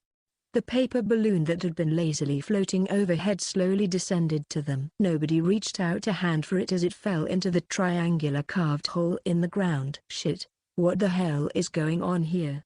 demanded Kamiju as if spitting something out. "Hey, you're gonna explain this to me in full, right?" "Actually, I am the one who'd like an explanation for this," responded Still Magnus, as if to crush the paper balloon under his foot. Interlude 1. At last, the sun set on the shore, fortified with man-made objects, and the night was welcomed in. It was a craggy area only a few hundred meters from a swimming beach. Just on shore was a cliff almost 10 meters tall, and tetrapods were piled up high so that waves wouldn't erode it. Now that the sun had completely set, the sea was covered in a deep black. Then, as if awaiting the night's arrival, a hand appeared from the surface of the dark water. It wasn't just a hand, it was a covered one. Heavily armored fingers, shining in silver, grabbed hold of one of the concrete tetrapods. Then, a person in Western-style full-plate armor broke the surface of the water and climbed up onto it. Clad in steel from head to toe, it was questionable whether there was even a person inside. When the first one made it to land, 20 more of the knights emerged from the water's surface. One after another, they climbed atop the tetrapods, emulating the first. The lettering emblazoned on the arms of their armor read United Kingdom, letters that also represented the nation called England. They had swum here, that wasn't a figure of speech. They had begun in England, rounded the Cape of Good Hope, passed through the Indian Ocean, and had at last infiltrated the water of faraway Japan.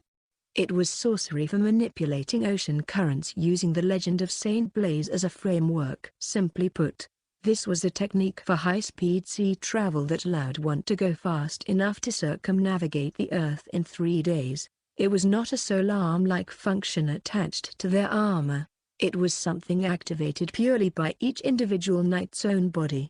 The armor they currently wore had no such functionality because the knights themselves were so highly maneuverable. Adding soul arm effects to the armor would have just slowed them down. With their tremendous strength, they could go on rampages more violent than effects produced by soul arms, so they would have run the risk of destroying their armor with their own power. They were simply called the Order of the Knights. They had once gone by names such as 7th Mace and 5th Axe in England but had abandoned such titles 7 years ago. That was not because the current order had lost its outstanding individuality, but because the order had been reborn by each knight having acquired every skill. The reason they needed to acquire such strength was related partly to circumstances particular to England and partly to the original objective of establishing the order. Right now, the United Kingdom operated under a complex 3-sided chain of command. The Queen Regnant and the Royal Family faction, headed by Parliament, the Knight Leader and the Knight faction, commanding the Knights, the Archbishop and the Puritan faction, led by the Faithful. Their power relation was as follows. The Royal Family faction issued royal commands to the Knight faction, controlling them. The Knight faction used the Puritan faction as convenient tools. The Puritan faction gave direction to the Royal Family faction under the name of Church advice. In this beautifully triangular system, if one attempted to carry out an agenda while even one of the others was not convinced of the policies therein, the other could present total opposition by taking the long way around the chain. However, there was another reason that the United Kingdom was said to have the world's most complex crossest culture. The United Kingdom was a combination of nations consisting of England, the northern part of Ireland, Scotland, and Wales. Reminders of this remain to this day. Certain places even issued their own currency. For example, there could be bad blood between the Puritan faction's English and Welsh members, despite them belonging to the same group. Conversely, It wasn't unusual for separate factions within one nation, like the Puritan and Knight factions of Scotland, having pipelines to each other. When Sherry Cromwell, the code-breaking expert, bared her fangs at the English Puritan Church, which she belonged to, she had this sort of backing in addition to her personal motive. 3 factions and 4 cultures. This two-dimensional diagram where each affected the other led to the nation called England becoming more complex. In turn, the greatest mission given to the Knight faction was to make sure this complex combination of countries didn't break apart in mid-air. Thus, these particular Knights hadn't been persuaded beforehand that the English Puritans, the Puritan faction, had gained the same power as the Knight faction. The English Puritan Church, also known as the Anglican Church, had originally been created to oppose Roman Orthodoxy, which had the entire world under its rule. They wanted to operate their own nation themselves, but if they didn't obey the Roman Orthodox Church, they would be attacked as a nation that disobeyed the teachings of the Crossist God. So by placing an independent church within England, they could explain themselves by saying their actions were in line with the teachings of the God of Crossism, meaning English Puritanism, even if they weren't strictly following Roman Orthodox canon. In other words, the English Puritan Church had been created as a political tool. The church was the oil they had created to lubricate the giant cogs of the royal family and the knights under its command. But right now, the relationship between the Puritans and the royal family and knights was being undermined by the Puritan chain of command. Nobody appreciated the fact that their actions were being restricted by something created to be a tool. Actually, though, with the knight leader and queen regnant as their masters, the knights would not only cut corners when carrying out the archbishop's orders, in severe cases, they'd outright spurn them. Their answer to their current mandate, to support the rescue operation of the Book of the Law and or Solo Aquinas, had been simple: all members of a macusa should be killed. They had no obligation to put their lives on the line for an order from someone who didn't acknowledge them. The archbishop. They didn't take their religious and ethical relationships with the Roman Orthodox Church or a macusa even slightly into consideration. It wouldn't affect England's national interests in the least if a macusa were to disappear. It would be easy to kill them. The skills of the knights, the many works passed down through legend by the murder crusaders, who buried multitudes of heretics during the Crusades, were powerful enough to wipe a small island off the map. A sect on a Far Eastern island nation. They could destroy within a day and they wouldn't care what happened to the possible hostage, or Sola, in the process. The English Puritan Church didn't actually have any interest in the contents of the Book of the Law. They were already recorded in the prohibited index's memories, so they just needed to leave it to her. Whether Sola lived or died, it wouldn't damage English interests. The Roman Orthodoxy might cause a fuss about it, but the chore of suppressing that would fall to the archbishop. The archbishop had warned them to be careful of what action Kuri Kanzaki, former leader of a macusa, might take. But the knights were far from taking that piece of advice to heart. If Kuri Kanzaki came upon them, blinded with rage over a macusa being annihilated, they would just make her into a bloodstain on the wall as well. Or they would have. But all those plans went awry in just 3 seconds. Once the knights had broken the surface and climbed atop the tetrapods, it appeared from below and pierced through them. Bang, boom. The many tetrapods, each weighing more than a ton, blew away like a volcano had erupted. The knights on them, having also been thrown upward, recovered their balance in midair and scanned the surface below to look for a landing point. At ground zero, the center of where the 21 knights and vastly numerous tetrapods had gone flying, was a lone girl. She had long black hair tied in the back, white skin covered in lithe muscles, a squeezed short-sleeved t-shirt, jeans with one leg cut off, western boots, and a katana more than 2 meters long called Seven Heavens, 7 blades resting on a leather belt at her waist. Kuri Kanzaki. She didn't speak. She began her attack on the 21 airborne knights without a word. It was a simple thing she was doing. She would attack each of the 21 knights, one at a time, who were floating without footing and unable to move. Not by using her sword to slash, either, but by politely bashing them with its sheath. But she was so desperately fast. Too fast. The knights hadn't actually been in the air for 1 second yet, but they all immediately felt like they had been frozen in midair. That was how fast Kanzaki's movements were. It was like time had stopped, and she alone was moving through it freely. If someone had been observing time properly, it would have looked like an invisible storm erupting from ground zero. Each knight that took a hit from the scabbard crashed into the ground, sank into the cliff face, or struck the road on the shore. Those launched into the sea skipped across it like a thrown pebble. After mowing down 21 knights in all, Kanzaki quietly landed atop one of the tetrapods. When the damp night wind lightly caressed her hair, the floating knights at last fell to the ground. A loud wham echoed across the dark seashore. I tried to hold back. This way, there would be no fatalities. Wearing sturdy armor made my job easier, and for that I thank you, you bastard. The knights took her quiet voice as an insult and tried to stand, but they had been utterly shaken to their cores, and moving their fingers was all they could manage. That's why the knights instead moved their mouths. The one thing they could still operate freely. Do you understand? Who you just attacked? You've just bitten the hand of the 3 contracts and 4 lands of the United Kingdom itself. I, too, am a part of it. I'm sure those above me will take care of this, as it was trouble not between us and Roman Orthodoxy or Russian Catholicism, but within the English Puritan Church itself.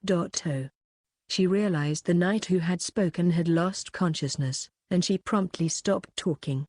There were some I tossed into the ocean. But it didn't look like they had disengaged their submersible technique yet, so I don't believe I must worry about them drowning, whispered Kanzaki to herself, glancing once at the dark surface of the sea.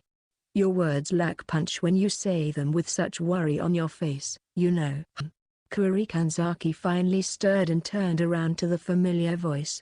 It was a young man with short, spiky blonde hair, blue sunglasses, a Hawaiian shirt, and shorts.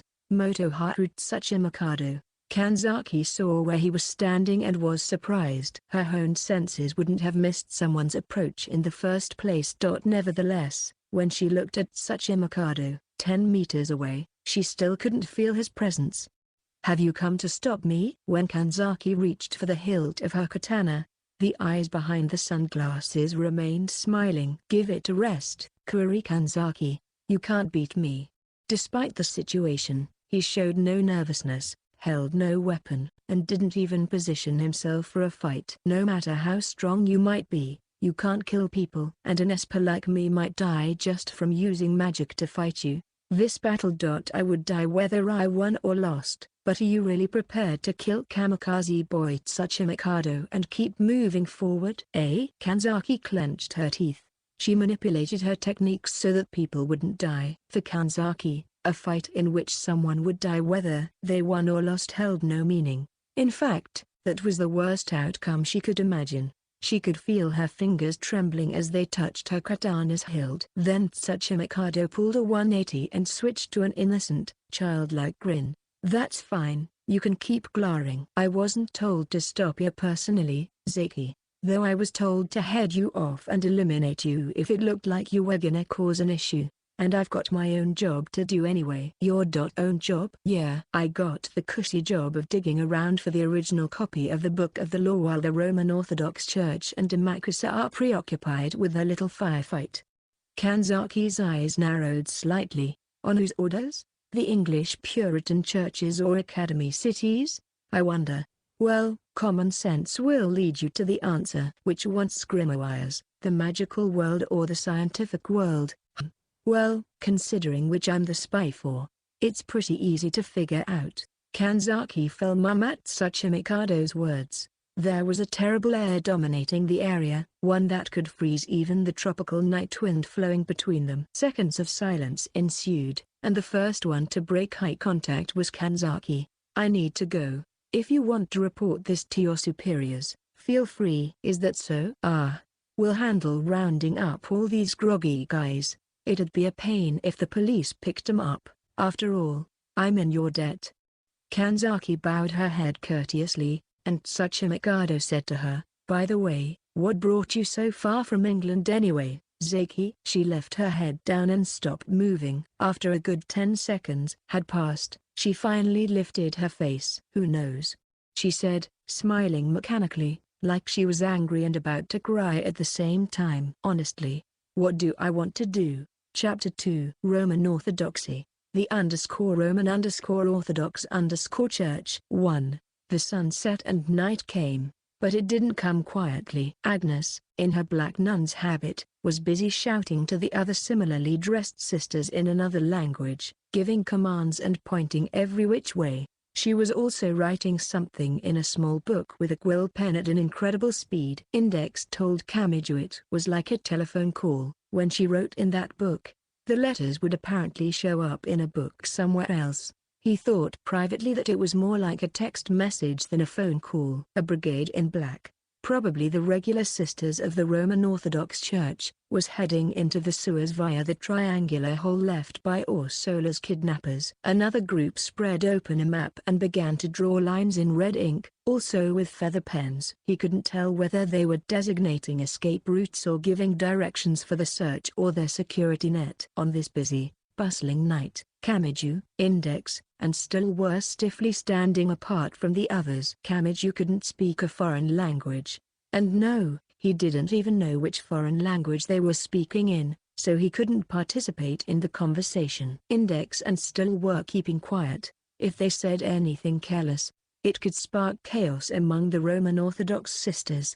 They were part of a different chain of command. Remembering how hungry he was little by little, Camiju spoke up. "Hey, why did Index and I get called out here? Anyway, the Roman Orthodox people are doing everything that needs to be done. We're just sitting here bored.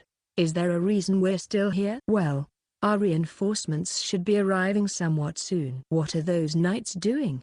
Still said bitterly, blowing out some cigarette smoke. "Also, this incident requires our power." "Well, more accurately, her power." "Her must have meant Index." "Hers?" "Yeah. This all has to do with the grimoire. And not just any grimoire, the original copy of the Book of the Law." In place of Still, who said so in a relatively self-absorbed fashion, meaning he had no desire to explain, Index summed it up in simple terms for him. According to her, the Book of the Law was a grimoire written in a code that nobody in the world could decipher. Its contents were very valuable. Anyone who could decipher it would gain vast power. And now a girl had appeared who had finally come up with a way to decode the supposedly indecipherable grimoire. Because of that, both the Book of the Law and Ursula Aquinas, the girl who could decipher it, had been taken from the Roman Orthodox Church by the Amakusa-style Crosses Church. The one he had met already was Ursula, and it seemed that she had fled during the chaotic battles between Amakusa and Roman Orthodoxy, which involved her being kidnapped and rescued over and over, and they speculated the reason they didn't know where the Book of the Law was because it was in Amakusa's hands at the moment. Amakusa-style. Amakusa? Camiju tilted his head. He'd heard that name before, but anyway. "Nobody can decipher it, huh? Not even you, Index?" "No. I've tried to, but it's not written in normal code." "Hey, is this unreadable grimoire really that valuable?" "I mean, nobody's read it, so couldn't it just be scribbles inside?" "It could be," Index agreed simply, but the fact that she didn't get angry made her seem relaxed, like an adult admonishing a child, as though he were an ignorant amateur meddling in a professional's business.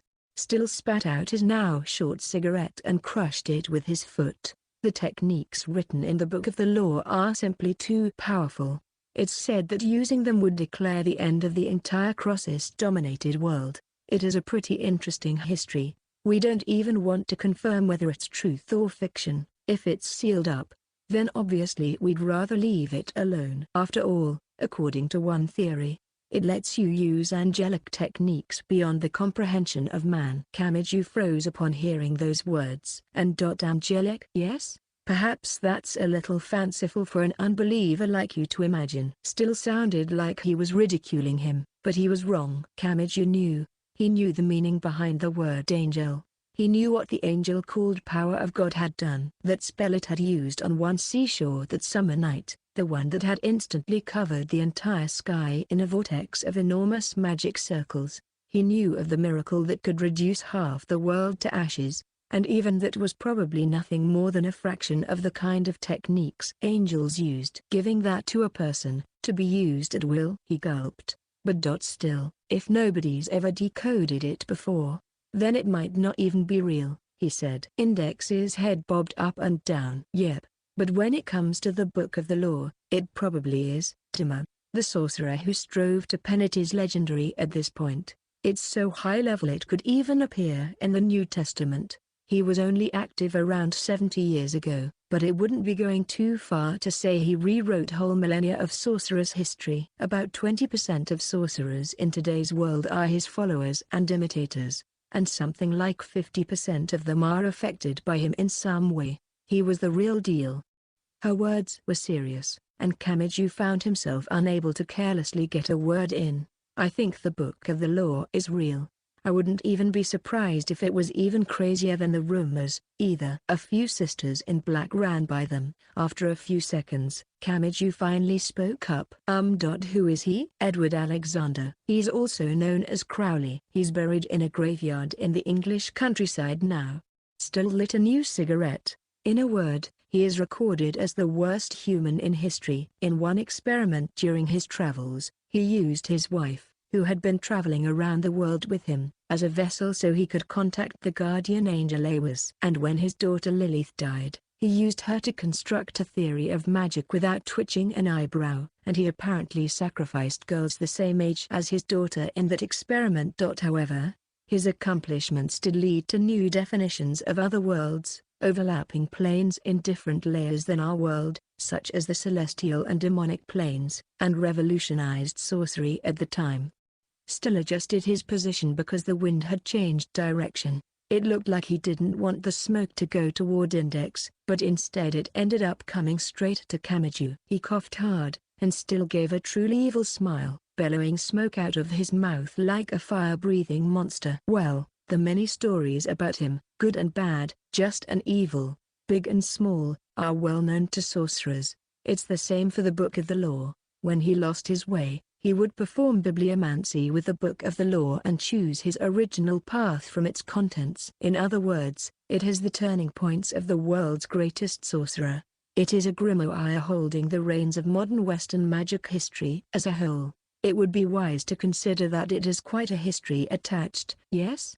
Still clicked his tongue as if his own words tired him. The Roman Orthodox sisters who had passed by them earlier returned, going the other way. One held a giant cog 1 meter across as she ran. Was it used as a weapon or for some other purpose? And she made a slightly disgusted face at the smell of cigarette smoke.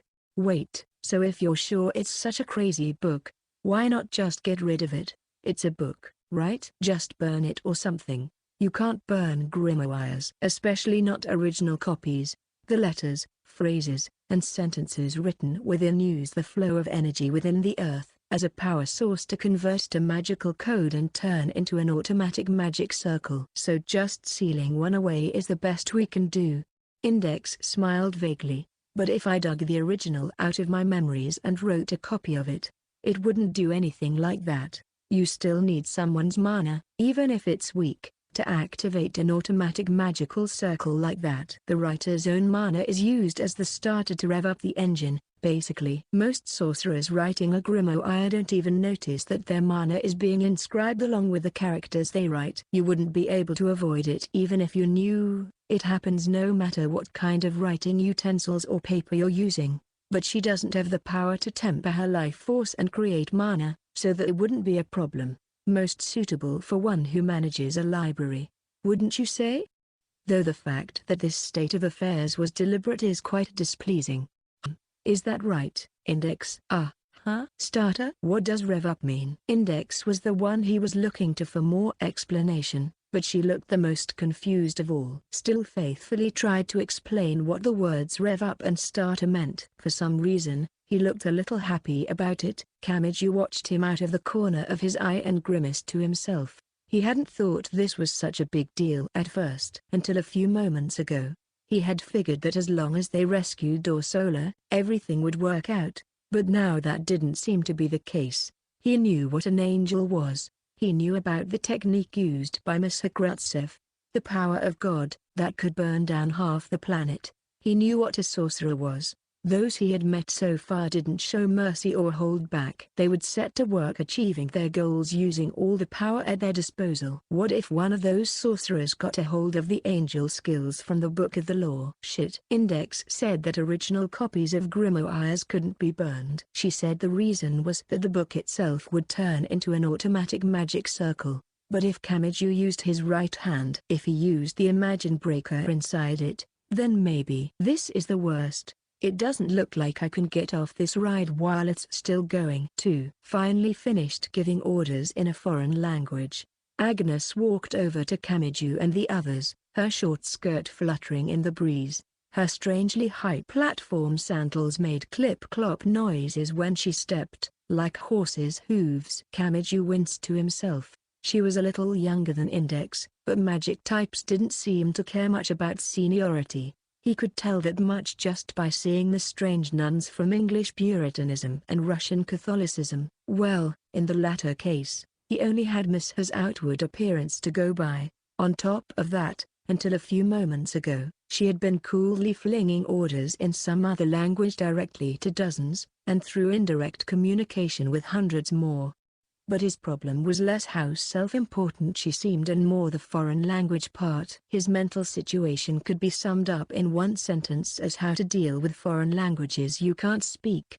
If she talks to you, your only choice is spirited, high-speed body language. Agnes was on her way over, ready to attempt a culture exchange in a different language at any second. He held his head up straight and steeled himself for a beautiful interpretive dance. When if you don't mind, I now would like to start explaining the current situation, so are you all quite prepared? Mayhap, pray tell? Bam. It was Japanese. What the heck? He thought. She may be unique, but this is. The Roman Orthodox sister was holding herself somewhat tightly. She wobbled uncertainly, and her face was bright red. I see. It doesn't matter where you go, people are always nervous about foreigners fast-talking them. He nodded to himself, oddly convinced. Agnes continued. I am sorry, I seem to be somewhat nervous speaking Japanese poorly around actual Japanese people. Could I use a different language? One apart from both of our cultural spheres, if you don't mind, like, preferably maybe Avar, or a Berber language. She spoke super fast. Index said something in a foreign language that was probably along the lines of calm down and take deep breaths.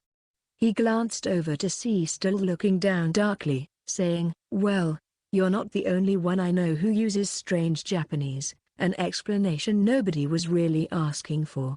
Agnes placed a hand on her flat chest and took a few deep breaths. She was forcibly trying to suppress her agitation, and despite probably being used to wearing the 30-centimeter platform sandals, her feet wobbled like a drunk, helped along by her nervousness. But she was still trying to carry out her duty, so she straightened right up and said, I apologize. I shall start again. In terms of our current and future actions, before she could finish speaking, Agnes, who had forced herself to stand up straight despite her quivering feet, completely lost her balance and toppled over backward. Her hands swam through the air as if she were grasping at straws, and then one latched onto Kamiju's hand. Whoa! She fell to the ground, dragging him down with her. Unable to take the fall gracefully because of the suddenness, he slammed onto the asphalt. He attempted to writhe in pain, in relative seriousness, when he suddenly realized there was a piece of cloth fluttering above his head. It was Agnes's skirt. When he brought his face up, he saw a paradise spread out a few centimeters away from his nose.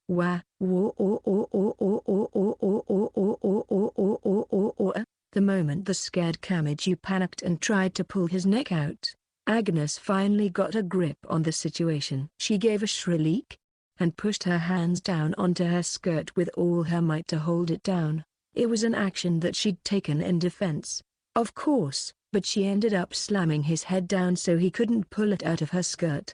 His entire field of vision had been blocked off by the skirt and her thighs, but Index's shout still reached his ears.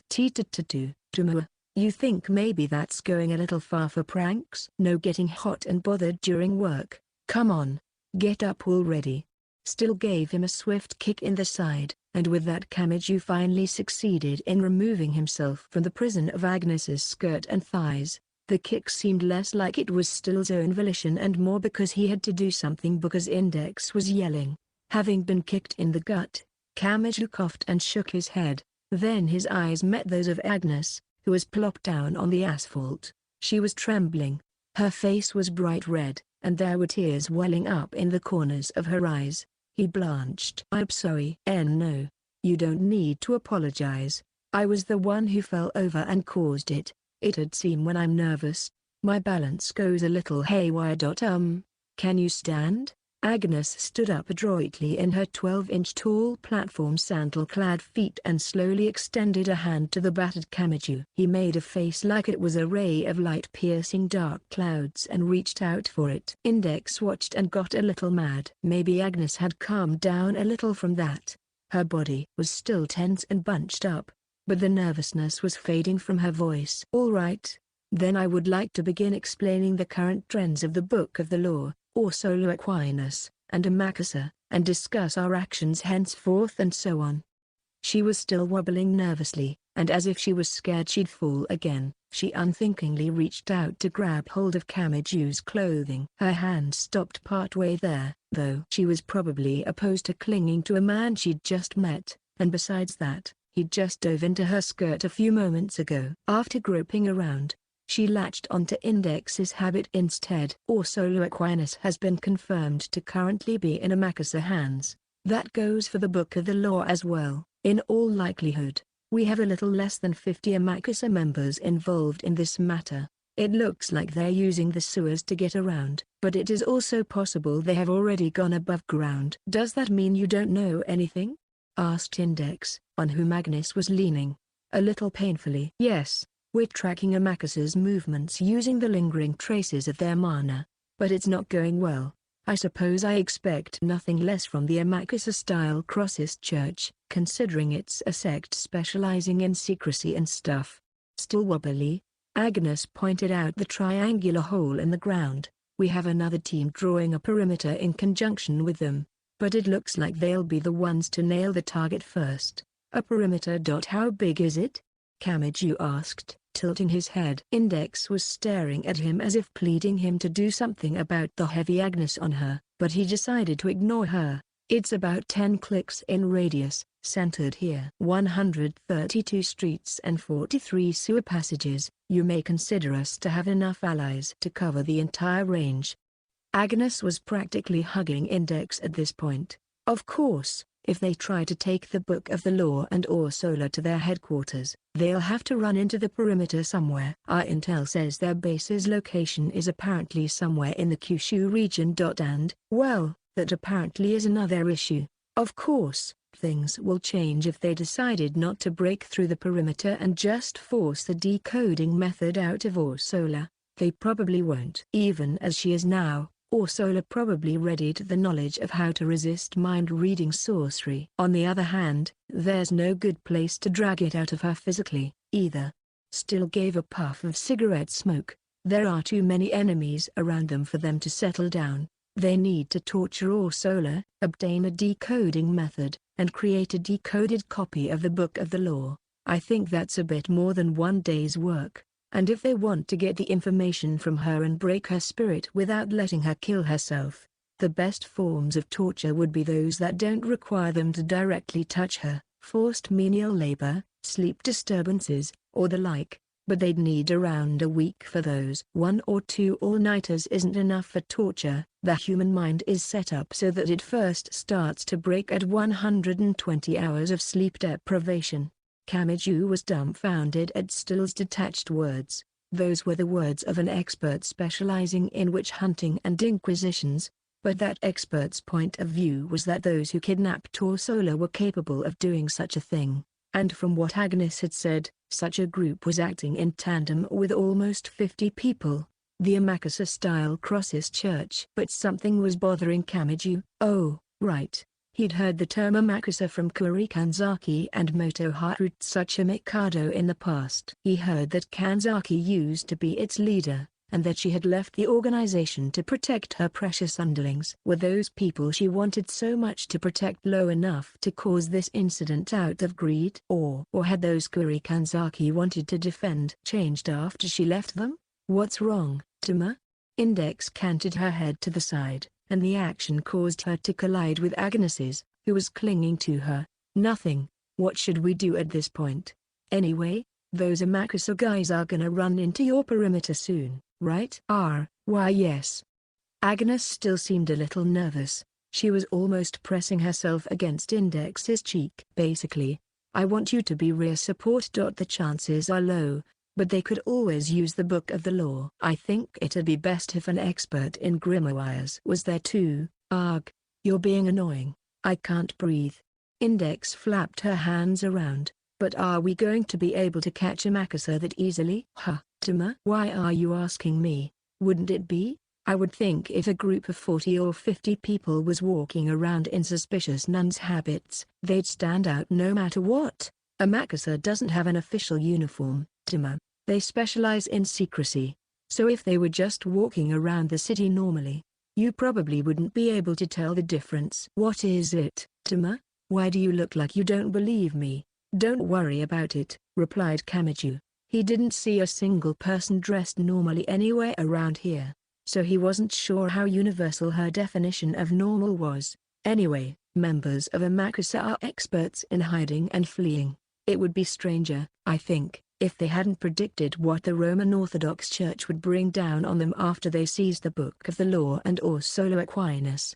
And if this incident was planned out, then they would normally have countermeasures for it. Agnes, now completely leaning on Index, looked a bit flurried. But in reality, they have no way of busting through our perimeter. Yes they do. There is such magic. She sucked in her breath at the immediate response. It's a technique limited to Japan, though. In simple terms, there is a handful of special points throughout Japan called eddies, and there is a type of map sorcery that lets you move freely among them. The Great Coastal Map of Japan. Dadaitakuinu. I see, still muttered bitterly, as if remembering something. Kamiju had no idea what they were talking about, so he asked, "What's that, Tadaitakuinu? Is he a legendary sorcerer or something?" His question resulted in everybody there shooting him an ice-cold glare. Tama. The first person to survey and create a map of Japan can be found in timelines in the normal world. You know, you don't seem to be too knowledgeable about history. You probably don't even remember 5 prime ministers back, do you? Even an Italian like me knew that much. Tama. Kamiju, the young man with failing marks, began to mope at their omnidirectional verbal assault. Anyway, there's a special thing planted in this Edo period map of Japan. Everyone here knows of the idol theory, right? Index paused. Other than Tama, I mean, regular people normally didn't know any occult lingo, but everyone around him was treating it as obvious, common knowledge. He felt like they were leaving him alone in the dark. Study session time for Tama. Then, idol theory is the fundamental theory describing how to effectively use the power of God and angels. Say you have a crucifix, a well-done one, replicating the one used to put the Son of God to death. If you applied the theory and put it onto the roof of a church, it would receive a portion of the actual crucifix's divine power. Of course, the replica would normally store less than 0.000000000001% of it. Even the legendary replica of the Holy Manger stops at just a few percent. Well, even with 1% of the original's power, it would have power rivaling the 12 apostles. There were countless crucifixes spread throughout the world, from the ones perched atop churches to the ones nuns wore around their necks. Apparently, even with that power spread out across all of them, the power of the original wouldn't decline at all. Kamiju figured that it was like the relationship between the sun and solar panels, and this idol theory is a theory that says you can reverse it. In other words, not only does the real thing affect the idol also affects the real thing. A theory. So they don't know for sure? There are a lot of exceptions it doesn't cover. That's why it's just a theory, but that's where getting punished for mishandling a Bible comes from. The Greeks persecuted crossists long ago, And there are plenty of stories in the Bible of Greek idols getting struck by lightning and destroyed. And long ago in Japan, there were plates called fumii that had crossist symbols on them, and you were supposed to stomp on them to prove you weren't crossist. It's theorized that by harming such an idol, it would work in reverse, and it would cause harmful effects on the original.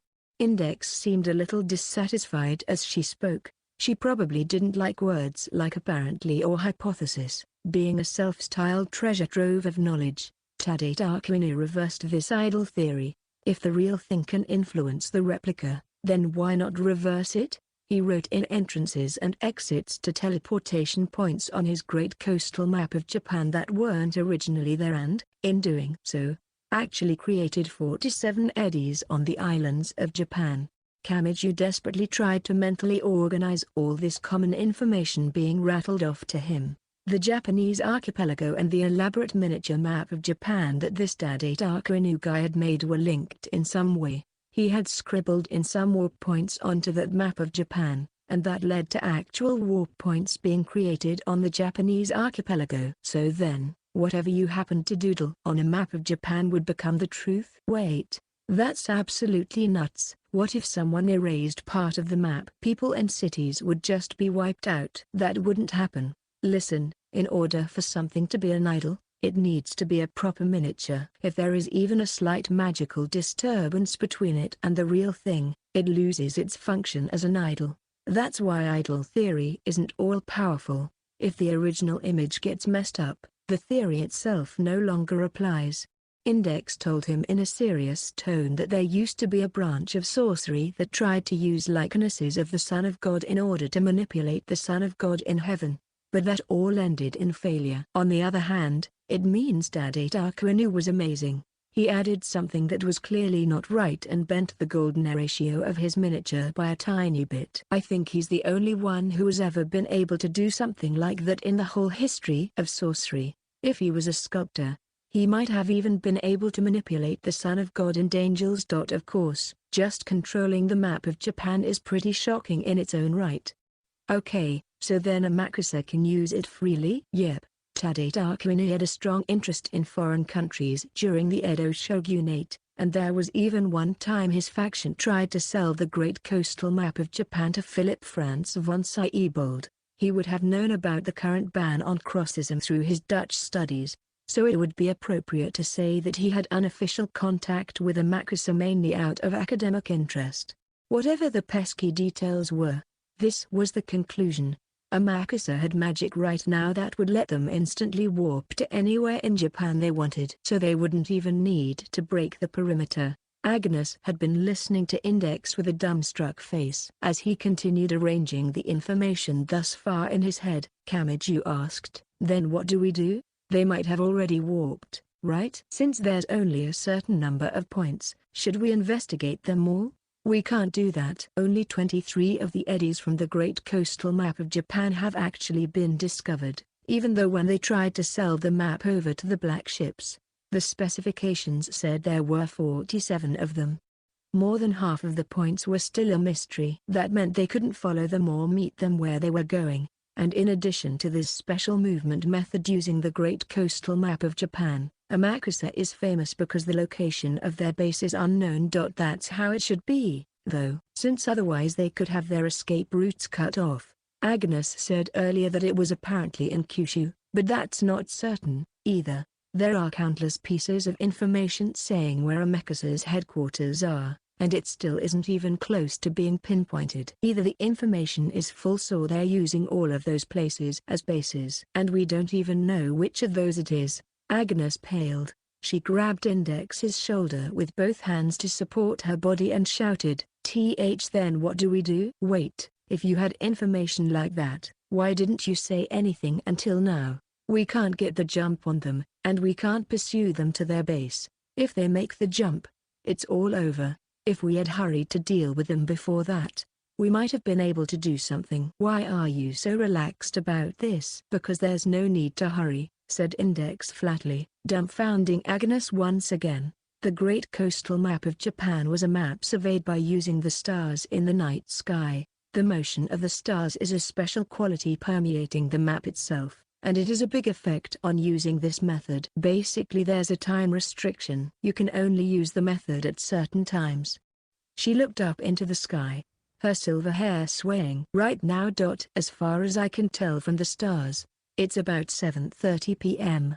The usage restriction will lift right after the date changes, so we still have about 4.5 hours. Plus, the eddy point they need to walk from is in a fixed location. Out of the 23 known eddies, there's only one within the perimeter that they can use, Index declared confidently. Of course, we can't discard the possibility that there's another one that hasn't been discovered yet. Whenever she turned up in this kind of situation, it always reminded Kamiju that she lived in a different world. So where's this point, then, Timo? Don't you have a blinky map? Give it to me for a minute. You mean the GPS in my phone? He handed his cell phone to her, but she scowled at it, so he decided to stand next to her and hold it sideways. She ordered him to go more to the right, a little further down. After various other commands, she finally indicated one point with her slender, fair index finger. It's right there. 3. Our recon team reported that they discovered 2 suspicious persons near the point in question. They're likely to be a Makassar, but we're leaving them alone for the moment. They got results not 15 minutes after Agnes had delivered the command upon hearing Index's advice. It really gave Kamiju a sense of how different things were when you had more people. He was all over the place during Angel Fall, despite it being a chaotic situation to begin with, but they say they couldn't locate the main Amakasa force. The Book of the Law, or Orsola, makes sense. Going in with dozens of people at this hour would be sure to raise eyebrows. They're still open for business over there. After all, Kamiju didn't know exactly when the stores would close up, but it still wasn't even 8 yet.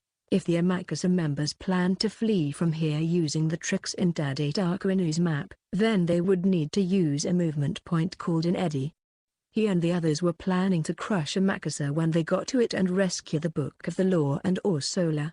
It's possible there are other points we don't know about, and possible that they won't use the special movement method. Since we can't see the main force anywhere, it will be hard to split up all our personnel among the designated regions, unless we funnel a lot of power into both the upkeep of our perimeter and searching those areas. Their chances to escape will rise. So it's just that it would still be real risky. Agnes sounded worried, but Index didn't let it get to her. I think that's normal. It isn't like there's any definite evidence that what I'm saying is true, Agnes continued. Thus, we have 74 people to use, including myself. We're reorganizing our weapons and soul arms now, but we cannot promise victory should we encounter Amakasa's main force. I'm sorry, but I'll need to have you protect your own hides. Until now, Amakasa had fought on equal terms with less than 50 people against the Roman Orthodox Church, which boasted more than 250. Her remarks were understandable. Still lit a new cigarette. We don't mind. I can't get in contact with those night idiots who promised to send us support anyway, and we can't have ourselves being luggage, either. How long will the reorganization take before you can move out? Selecting weapons and armor. And including the application of holy water and each individual reading scripture allowed to gain protection. Agnes thought for a moment. 3 hours, give or take. At the latest, will be done by 11. And when we include transit time, we'll need to settle things in a little over half an hour. Well, it's fine. Even if we were really early, we'd just be waiting in vain if the Amakasa main force didn't come to the point in question anyway. With this and that, it was decided that mobilization would be at 11 p.m. Clap, clap. Agnes clapped her hands together, fired off an order in a foreign language, and the sisters dressed in black all began moving at once. The 74 of them immediately formed 2 to 4 person teams and hastened their respective preparations. For Kamiju, who had grown accustomed to seeing individualistic, or to put it more negatively, self-centered, sorcerers like Still, Tsuchimikado, and Kanzaki, the perfect order with which this group operated was a little surprising. The plan was that Agnes and the others would split into teams to rescue the Book of the Law and Orsola and prepare for combat individually. Those who were finished would switch out and grab a meal and a nap. But how could they catch any shut-eye just hours before a battle? He was dubious. But according to Agnes, you wouldn't sleep too soundly in a bed if the battle dragged on. It seemed to be common sense for them that if they had any time at all, they should sleep in short bursts, even for just 10 or 20 minutes, and recover their stamina. He figured the women in this group must be used to fighting under such conditions. Of course, he, Index, and still didn't need to prepare anything anyway, so they ended up getting food right away and taking a nap. He wondered if maybe that was Agnes being considerate toward her guests. And incidentally, their meal and rest would both be outdoors. Why was he camping out in the middle of Japan's capital, again? He couldn't help but find this odd, but then he considered it calmly. The sight of 70 strong people dressed in strange clothing assembling at a restaurant or hotel and preparing for battle would be surreal, and akin to camping out anyway. But if we're going to be starting at 11. Am I going to make it to school tomorrow? Wait a second. Isn't the deadline for avoiding the summer homework penalty coming up? Panicked, he turned his thoughts back to Academy City. But there was nothing he could do about it. Due to various circumstances, he never finished his homework from summer break. Miss Como had given him a replacement assignment because of that. She had created handouts for him alone. The deadline, if he recalled correctly, was tomorrow. He blanched. He thought he'd have finished it for sure. The hard-working Tim Makamiju had been desperately racking his brains and desperately evading Index's desire to play and the cat's desire for snacks all day. In all honesty, there was a part he would never have been able to do on his own. But after Mikoto Misaka taught him the trick to solving those problems yesterday, she stuck with him for hours for some reason, despite getting angry at him constantly. He had sped up his pace, and he had just begun to catch a glimpse of a ray of hope that he'd finish within the day. Crap, she'll be so mad. What do I do? Miss Como will definitely get mad that Mikoto helped me.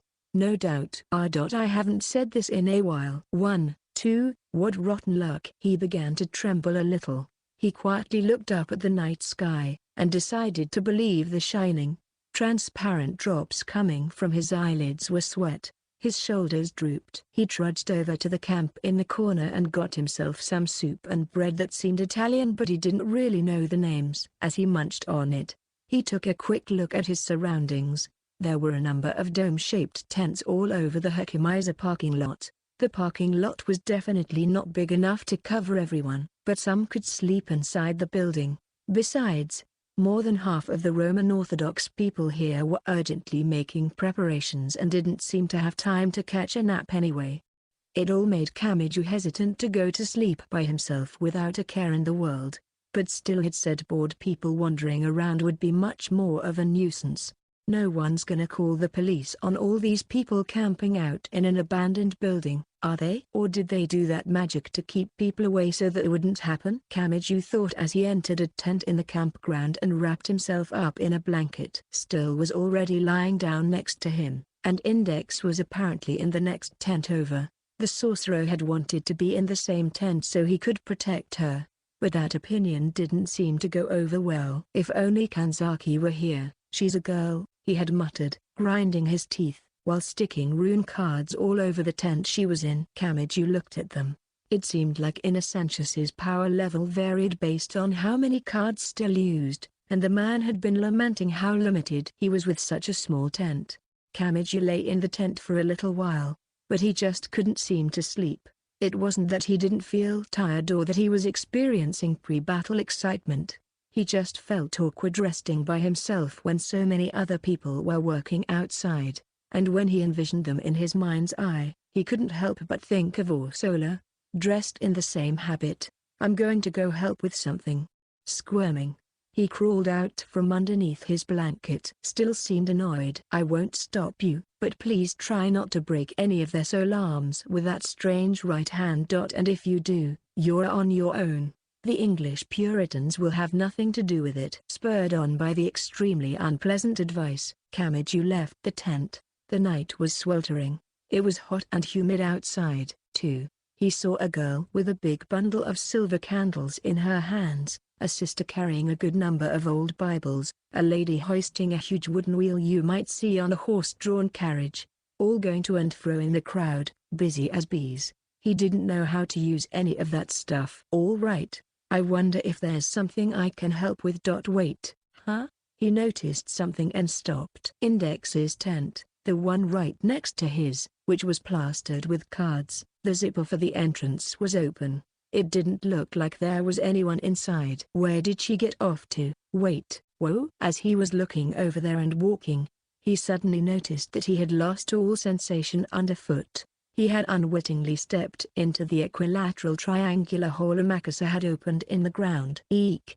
I'm falling. Just before his body slipped into the sewer without a sound, as he flailed about in midair, a sister in black hurriedly grabbed his hand. She pulled him up, then gave him an angry lecture in some foreign language. He didn't really understand what she was saying, or, geez, am I being a huge bother right now or what? A heavy, dark aura coiled itself around the dejected Kamiju as he observed the triangular hole he was about to fall into. Amakasa used the sewers as a route to directly attack the surface from underground. Until now, he had considered this place to be relatively safe to wander about, since it was essentially the Roman Orthodox base. Maybe, though, the line was a lot thinner than he thought.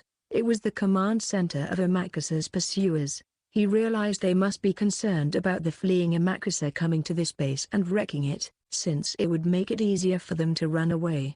Well, I doubt pulling an intricate surprise attack on an amateur like me would mean much. If there was an important point somewhere here, like an HQ, that could be in danger, though, that said, he couldn't tell the difference between the tents that were important and the ones that weren't. For the time being, he saw a tent that was a size bigger than the others and got the detached impression that they'd probably go for something like that. But then, all of a sudden, a loud bam exploded from the large tent. A girl's shriek followed in its wake. Kamiju's mouth dried. His vague idea from a few seconds ago shot back across his mind. Amakasa was able to directly attack the surface from underground, and they would probably go after tents important to Agnes and the others. But that means really? Are you serious? Damn it. The silver lining was that the tent was quite close to Kamiju. He tightened his right fist hard as a boulder and dashed for it. There were many sisters nearby, but they were standing there at a loss at the sudden situation. Kamiju ran through them to the entrance of the big tent and pulled the zipper on it down in one motion. Amakasa. At the same time he shouted. There was something heavy in the opened entrance, and bam! It slammed right into Kamiju's gut. It was heavy and warm, and he thought he could feel watery moisture. Gah! Kamiju got goosebumps everywhere at the strange sensation. He was about to swing his fist down when he realized that the person with her arms around his stomach was a completely naked Agnes Sanctis.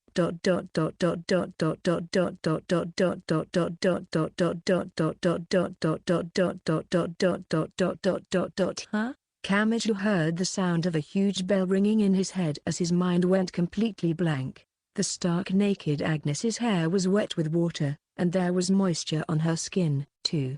Her soft skin was tinged faintly in red, with white vapor rising from it, but his embracer was trembling all over. Her eyes were firmly shut with her face buried in his stomach, and she was muttering things in another language. All these amounted to the fact that something was wrong.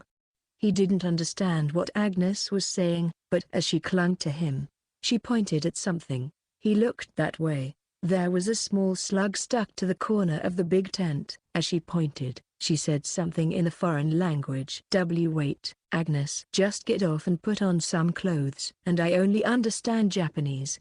Kamiju shouted, his face bright red. Her trembling stopped immediately. With much trepidation, she looked up. Her eyes locked with Tuma Kamiju. In the next moment, Agnes passed out and fell straight backward. Usually, the ground was made of rough asphalt. He hurried to gather her up right before she collapsed onto it. A strangely warm sensation came through his shirt, sending all the nerves in Kamiju's body into a frenzy. Agnes was more slender than Index overall, so she had a firmer feel, but that, in contrast, only seemed to emphasize her softness on a part-by-part basis. Then, when Kamiju directed his gaze straight up to get his eyes off of Agnes, now snug in his arms, he saw something else and quaked again. There was a big metal basin in the middle of the tent, and there was a metal bucket hanging from the tent's ceiling. Right above the basin, there was something like a watering can spout in the bottom of the bucket and a faucet attached to it. It looked like a simple shower, where you put hot water into the bucket and turn the faucet in order to get it to come out. And in reality, water was flowing from it at the moment. And in the middle of the basin area, at the very center of the tent, still being blessed with a rain of hot water, was a nun with silvery hair and green eyes, speaking in a very low voice. She wasn't wearing anything. Of course, her slim chest, to which her hair soaked in hot water was sticking. Her belly button, to which just a few water droplets were gathered. He could see everything. She had pale skin to begin with, which ended up emphasizing the redness coming from her body warmth even further. No, please, wait. Mr. Kamiju totally thought a Makusa had attacked and he was worried, so he ran over here. So he hopes you take that into account, too. That would be nice. And Kamiju had been watching Index's each and every movement with fearful eyes, but his crying jolt to Kamiju's body gave a strange reaction to the unexpected development. Meanwhile, big teardrops fell from Index's eyes, and she was rubbing them with her hands. Suddenly, he noticed excessively cold stares collected on him from nearby. More than 100 nuns had directly labeled him as a man who makes completely naked young girls cry, not to mention their similarly naked, unconscious leader beside him. The color drained from his face. Wait, calm down, please. Miss Index, this isn't your personality. Don't you usually do something more like this? See, Mr. Kamiju's head is right here. Just chomp it down as hard as you can already. Wait, what? Stop. Why do you look so unusually serious? That was just a figure of speech. What are you doing with that saw? You could slice up a huge cow with that thing. Wait a minute, Jairoch. Didn't I tell you not to make a nuisance of yourself? What are you clutching your head and crying for? Still, lying down, tiredly questioned the worn-out Kamiju upon seeing him return to their tent. The tent's opening had been shut. He may have known something had happened, but he didn't seem to realize it had to do with Index. If he found out, the crazy priest would end up chasing him all over the camp with a flaming sword in his hands. He would rather avoid any further trouble. After all, Agnes had just plainly condemned him, saying, "I need to look over our plans. Please leave me alone." So he crawled under his own blanket, still rubbing his stinging head. The sorcerer had said earlier that using even 5 or 10 minutes of free time to get in a bit of sleep and rest your body was basic battlefield knowledge, but he didn't think he'd be able to sleep until the pain in his head went away. Hey, still? What is it? I am very irritated right now. So if possible, I would like you to leave this for later. I want to ask something. Everyone here has such bad crisis management. So what if it's the book of the law? Anyway, they're running around like chickens with their fool heads cut off for one grimoire. Do they have any idea how many sorcerers are after the girl, controlling 103,000 of them? Is there a girl you like? Bwah. Still's breath caught in his throat and he broke out into a full-body shiver. Kamiju thought this was something you were supposed to ask at a sleepover.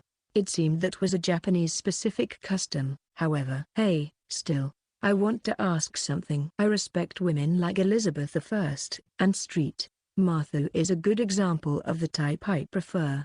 The anecdote where she exterminates an evil dragon using only prayers of love and charity mesmerizes me. Any other questions? The Amakasa-style crosses church. That's where Kanzaki used to be, isn't it? Still narrowed his eyes in thought and fell silent for a bit. He tried to take out a cigarette, but he must have figured that smoking in bed was bad, because his hands stopped halfway there. Who did you hear that from? Kanzaki wouldn't have gone into her personal history very easily. Was it such a Mikado? Yeah, he told me while you were busy being that guy at the beach. Still's face basically became a question mark, but Kamiju left that aside and continued. But, well, aren't they Kanzaki's friends? He paused, perplexed. Are we still doing this? Like the time with Miss Al-Kram School? There was one other time when Kamiju and Still had formed a united front in the past. That battle couldn't be called pretty even in flattery. A lot of people had been hurt, and some had even died.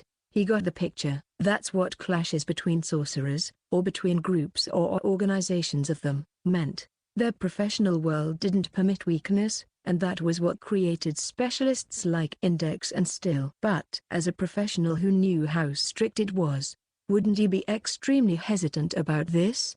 We are. However, Still Magnus gave a prompt decision, without even a second of hesitation. Of course we are. Whether it's obeying orders from above, or even if they're trying to stop me, I already decided I'd do anything to protect her. I'll kill anyone I need to. I'll burn them alive. I'll burn even their corpses to nothing. Whether it's while she's watching or while she isn't. His own words seemed to pain him. Don't get me wrong, Kamiju. Everything I'm doing is for that girl. And if you did something to the contrary, I would turn your bones into ash at this very moment. Kamiju gulped. When all was said and done, that was the whole reason for the things this man, Still Magnus, did. The fact that he was an English Puritan, the fact that he gained power to fight as a sorcerer, the fact that he came on orders to save the Book of the Law and Solar, anything and everything. I made an oath long ago. Relax, and go to sleep. Even if you forget everything, I won't forget a thing. I will live and die for your sake. His conclusion was enough to make him shudder. At the same time, a deep sense of human kindness was in his voice. Kamiju carefully chose his next words. He thought it would be rude if he didn't. But then why did you get Index involved in something like this? I'm not the one who planned this. If I had the choice, she wouldn't be anywhere near this place, answered Still smoothly. But I must not settle things on my own. They would judge her worthless then. If I cannot display value in using Index to my superiors, they might end up sending her back to London. Tearing her away from her life in Academy City would be the most unbearable thing that could happen to her right now. His voice was casual. Given that Still Magnus was her English Puritan colleague, Kamiju would think he'd be happier if she came back. But Still Magnus spoke in a casual voice. Go to sleep.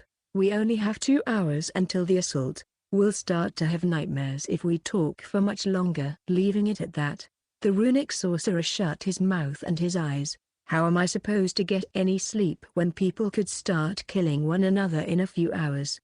He wondered. But after wrapping himself in a blanket and closing his eyes, drowsiness must have overtaken his body at some point. In other words, he was asleep before he knew it. Maybe he was a lot more tired from Daihasai festival preparations than he'd thought. Kamiju then opened his eyes for a simple reason, because he felt a weight pressing down on him. Rustle.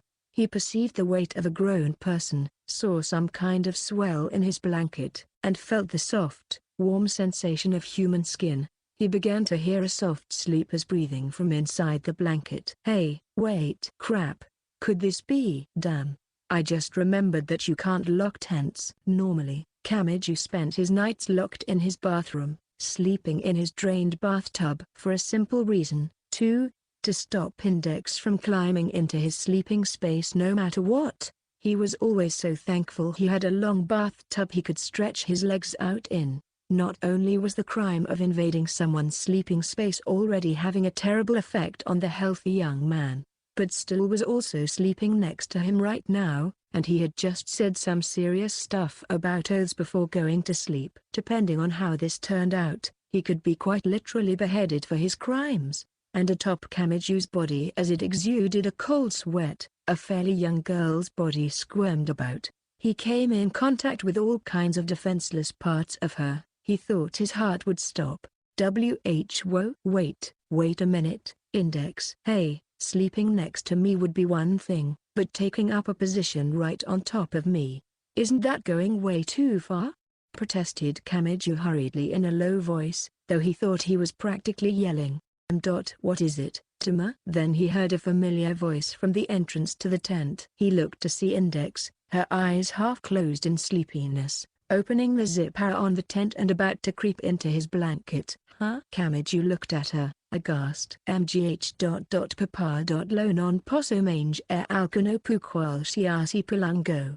The one who came out of the blanket was Agnes Sanctis. She was probably half asleep and so didn't realize, but there were less than 3 inches between their lips. What? Are you serious? She has this sleepwalking into other people's futons habit, too? Wait, didn't she just get done telling me at the shower to go away? Eek. He averted his face from the small lips verging on touching him, then hastily crawled out from under Agnes. As he rolled, he pulled the blanket off of her. Wow! Kamiju was dumbfounded. From out of the blanket appeared Agnes, wearing nothing but a white lace bra and panties with rope sides that were tied in boat knots. And as if she normally did so before sleeping, her habit was neatly folded up in a corner of the tent. Index, in a complete daze, looked at them both and spoke. Papa? Wait. Index, I don't know what's going on either. I absolutely did not force a young girl to call me such a particular name. I do not have a habit of wallowing in self-satisfaction like this.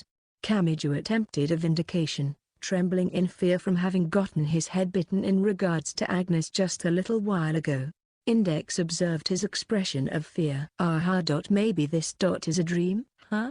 Yeah, even Tama would never be this unfaithful. So this is a dream? She yawned. Why yeah, that's it. This is a dream. You're silly. Tama. Kamiju is a woman discarding bad luck flag master who always runs away. He would never do something this shameless, would he? He had been attempting to lead the sleepyhead Index on as if through hypnotism, but, okay, if this is a dream, then it's okay. I can bite Tama as much as I want and it's okay, since this is a dream, and I can vent all my complaints from today on him and it's okay. Huh? What? Wait, Index. No. This is all definitely Kamiju frantically tried to correct himself, but he couldn't stop her. She bit down onto his head with all her might. At the healthy male high school student's shriek. No, scream. Agnes, still half asleep in her underwear right next to him, jerked awake and sat up. Incidentally, when still Magnus, who had been sleeping in the same tent, had given one look to all the commotion, he had rolled over to face away from them and gone back to sleep. 4:11 p.m., the Amakasa Vicar, Seiji Tatemura, and his 47 subordinates assembled at the specified eddy point for the special movement method, pilgrimage in miniature. It was no mystical forest or mountain, however. It was in the corner of a huge theme park specializing in confectionery, above which hung a signboard reading Parallel Sweets Park, the result of a collaborative effort by 4 major confectionery companies. The power plant-sized site played host to 75 sweets shops representing 38 countries from around the world. Several donut-shaped waterways overlapping one another like the Olympic rings formed the basis of its structure. The confectionery booths, which were small as food carts but clearly manned by skillful folk, lined the outer edge of each circular waterway. The spaces inside the waterways were open plazas and spaces for manufacturer exhibitions and events. At the moment, they appeared to be running a campaign involving chilled sweets and sherbets, perfect to battle the lingering heat of summer. The eddy positions established by Tadate Akinu remained fixed, but the development situation of the town changed on a daily basis. This place was still relatively usable. On some eddies, however, there were apartment rooms or bank vaults constructed on them, making this method of movement completely unusable. The members of Amakasa, already having infiltrated Parallel Sweets Park, immediately got to work preparing for their pilgrimage in miniature. The method could only be used starting at midnight, but it was an established tactic to prepare beforehand. They would only have 5 minutes to actually utilize it. After all, beginning the preparations when that window opened wouldn't give them enough time. And there was no rule saying they had to finish preparing at midnight exactly, either. They could finish up beforehand, then just flip the switch at midnight to activate it. And though they were preparing sorcery, they weren't drawing suspicious magic circles or reciting spells or anything. Aside from sneaking into a theme park after closing, the young adults weren't behaving particularly strangely. A group of 4 or 5 of them was having a chat. Some were opening up wrapped hamburgers or bags of potato chips and eating them. A few were pointing at the park map directions and arguing about them. Some were standing around and flipping through guidebooks. All of them were only doing very normal things. Even their clothing looked quite a bit more natural than indexes or stills. One girl was wearing a white camisole and denim shorts. One boy was wearing layered shirts and big, baggy black pants. One woman had taken off her suit jacket and had it hanging on her arms. If there was anything a little weird, it was that 10 of them, at most, were carrying things like sports bags, cases for instruments and surfboards, and canvas cases, as transport for weapons. But those who were knowledgeable would understand. Their clothing and casual actions all, without omission, held calculated, magical meaning. The gender distribution, their age variations, the combinations of clothing colors, the act of the 4 or 5 of them forming a circle, the details of their casual chat, the religious rites of eating, the ingredients and color of the hamburger and the ritualistic meaning of eating meat, the number of bites, the timing of taking drinks, the directions the men and women were walking, the positions they stopped at, the way they read their books, the total number of characters on each page. Every one of these aspects was disassembled into characters and symbols as the wriggling flow of people would form a single spell or magic circle. They picked up the few remaining religious practices in everyday life and reassembled them. Amakus's techniques wouldn't leave a single trace of magic having been used. They had inherited all their ancestors' history, of those who needed to always be on the run from the shogunate's cruel oppression. Now then, Seiji Tatemura, standing on his own, scythed his own sword horizontally. The metallic street light raining light below was sliced in half, and it fell to the ground. "We'll show you." Kuri Kanzaki, our priestess, "will show you what the diversified religious fusion of crossism, the Amakusa-style crossist church, has become," he said quietly to himself, tilting his head up to see the night sky. 5. Historic ruins, under the veil of a dark night. That's what Kamiju thought of Parallel Suites Park, where the special movement method would be carried out. When he saw it from far away, the man-made amusement center about 200 meters in front of him was devoid of light. The buildings, normally adorned with the myriad of vivid colors befitting a theme park, were now smothered in blackness. All of the facilities had been designed for fun and entertainment, of course, but it only made it feel even more out of place. An awful, damp breeze began to wipe the sweat on his cheek. He looked away from Parallel Suites Park. Dozens of sisters all clad in black had assembled in the big department store parking lot. That was a bizarre sight on its own. His eyes casually met with Index's. She was writing something on her palm with her index finger, some kind of mental preparation, he guessed. She still didn't seem to want to get him involved in a clash between sorcerers, and she looked more on edge than she had earlier this evening. Maybe her tension was due to the elevated danger. There were significantly fewer Roman Orthodox personnel present now than before. On the other hand, still, standing a few steps behind her, was smoking a cigarette like he always did, but he would have been coming up with all kinds of plans to protect her. Agnes's platform sandals galloped over to Kamiju and the others. As one would expect given her age, she was pretty depressed before, during the shower thing and the half-asleep crawling into his blanket thing. Now, though, he couldn't see any of that on her face. She seemed to be the type who could forget about personal feelings for her job. He didn't see any of the nervous wobbling from when they first met, either. "We've located Amakusa's main force in Parallel Suites Park as we predicted, but we can't get a read on the Book of the Law or Orsola. I don't believe this to be the case, but this could all be a diversion. Therefore, we haven't loosened the perimeter. Our other units in the area are deployed in. Only those who are here will be doing combat."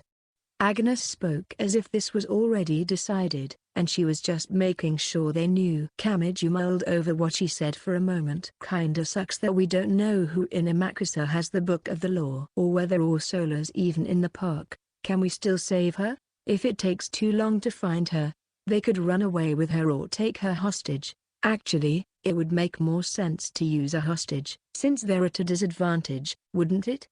He wondered. He recalled Ursula's face. Ignorant of the ways of the world and ignoring the words of others, a girl he was pretty sure would wander off if you took your eyes off her for a second. He didn't want to see blades or guns to her throat or villains using her as a shield. But Agnes wasn't about to spend time worrying.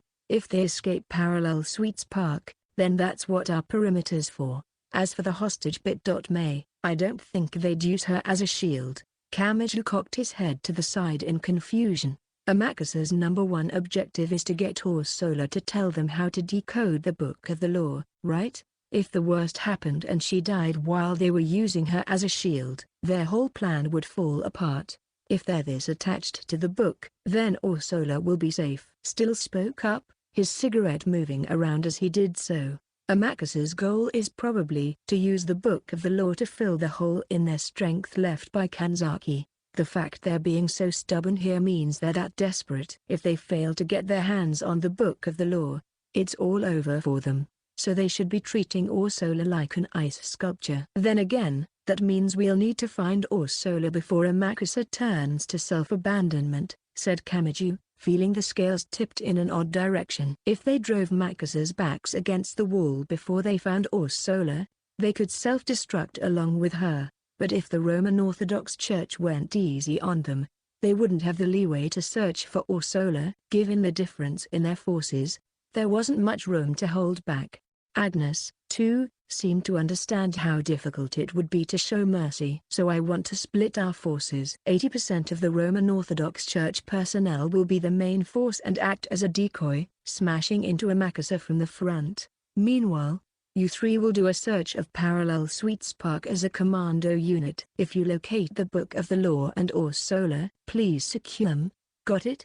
She clapped one of her platform sandals on the ground. If you can't find her before the special movement method expires at 12:05, then we'll have to treat her as not having been here. If that happens, please get yourselves out of Parallel Suites Park. We'll do a thorough investigation of the park ourselves after neutralizing Amakusa. If they didn't find Ursula before the time limit, and she also ended up being inside the park, that in itself would end up being dangerous for her. One had only to look at Parallel Suites Park to realize it wasn't very good for a manhunt. After all, from what Agnes had said, there were 75 stalls sitting in the park. Kamiju gulped audibly, and Index opened her mouth to speak. There's also the eddy itself. If we don't destroy that, they might be able to run away with Ursula. Tuma could easily get rid of it, but we'd need to wait until it opened at midnight in that case. To stop them before that, we could just break the physical items they used to set this up, but Amakusa would have camouflaged everything. Finding all that stuff would be hard. Searching for the book and Ursula, and destroying the point. Looks like our schedule's going to get a little busy, remarked Still, spitting out his cigarette and crushing it underfoot. Agnes, having determined that they were ready, raised a hand. All the nuns behind her, 70 strong, hoisted their weapons in the same way, sending the ring of cold steel through the night. Their weapons weren't all the same. There were obvious ones like swords or spears in the crowd, then there were those that Kamiju supposed could be used, like silver staffs and giant crosses, and then there were some crazy things. A giant cogwheel as tall as him and a pine torch. He couldn't even take a stab at what they were for. Agnes herself had been given a silver staff by one of the sisters. This can't be forgiven, she said odiously into the darkness, resting her staff against her shoulder. When Crossism first spread, it was with the goal of saving everyone, and they're using that power for this? They wield their violence for something so stupid, and they're forcing us to use even more stupid violence against them. Why can't they realize such a simple chain of events? The answer to that was simple. All you had to do was take a step back and think about it. But Kamiju felt like it was a very difficult problem for the people concerned. Of course. He agreed with her opinion as much as the next guy. Well, maybe this isn't the right way of putting it. But it's not only Amakusa. This is why I don't like sorcerers. It's people like this, especially those modern Western sorceress societies that popped up at the start of the 20th century. They all use crosses techniques that are underhanded or split hairs with the ideology. I mean, they even typically use the names of the archangels for their magic circles, like the likeness of God, Michael, and the power of God, Gabriel.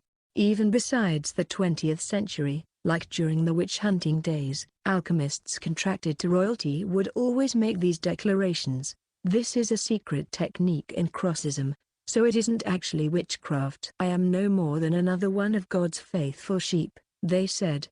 Agnes stomped her feet. They made a clip-clop noise. They meticulously combed through the Bible from start to finish, scrutinizing every single word from the mouth of God. They plummet for contradictions and holes while sipping their sweet honey. Their black magic goes against the will of God.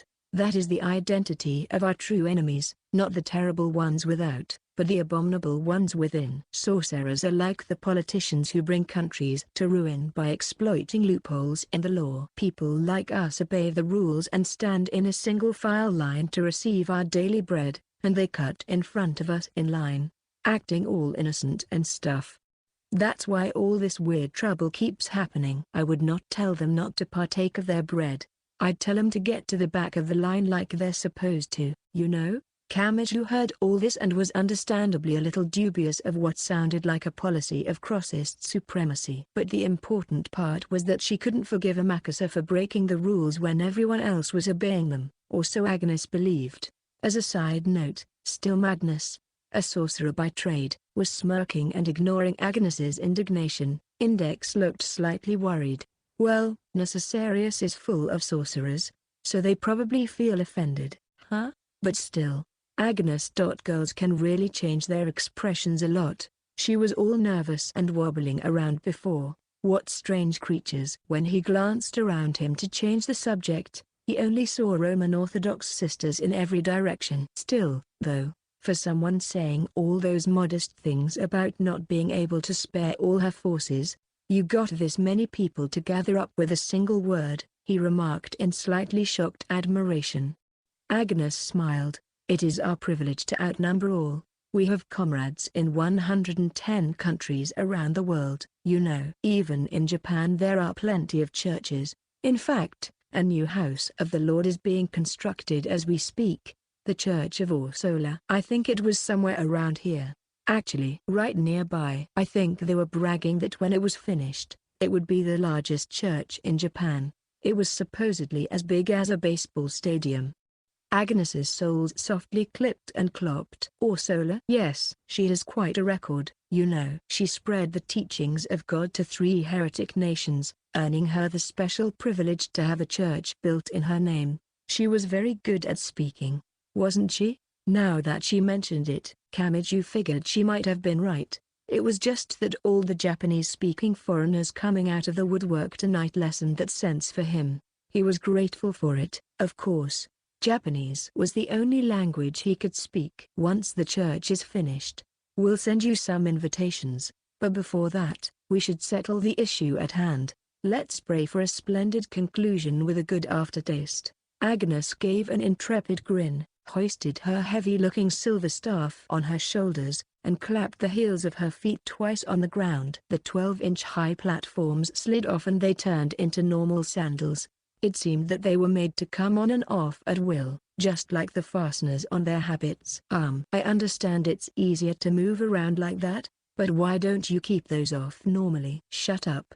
It's called fashion. I'm very particular about it. 6:11:27 p.m. Kamiju, Index, and still arrived at the chain-link fence near Parallel Suites Park's employee entrance. Though they had yet to set foot on the battlefield, Kamiju could feel electricity tingling his skin. Someone could have been watching them from the vast expanse of darkness beyond this fence, and they wouldn't know. Their enemies probably had to limit their hiding places to a single part of the park, but the whole thing was already looking like a giant enemy breadbasket. And she's in the middle of it. How hard must it have been for Orsola to be left behind, alone? He considered what he'd feel like if dozens of villains with swords and spears were surrounding him. Like shit, he thought bitterly. If I knew this was gonna happen, I would have just forced Orsola into Academy City in the first place. Hey, still. What?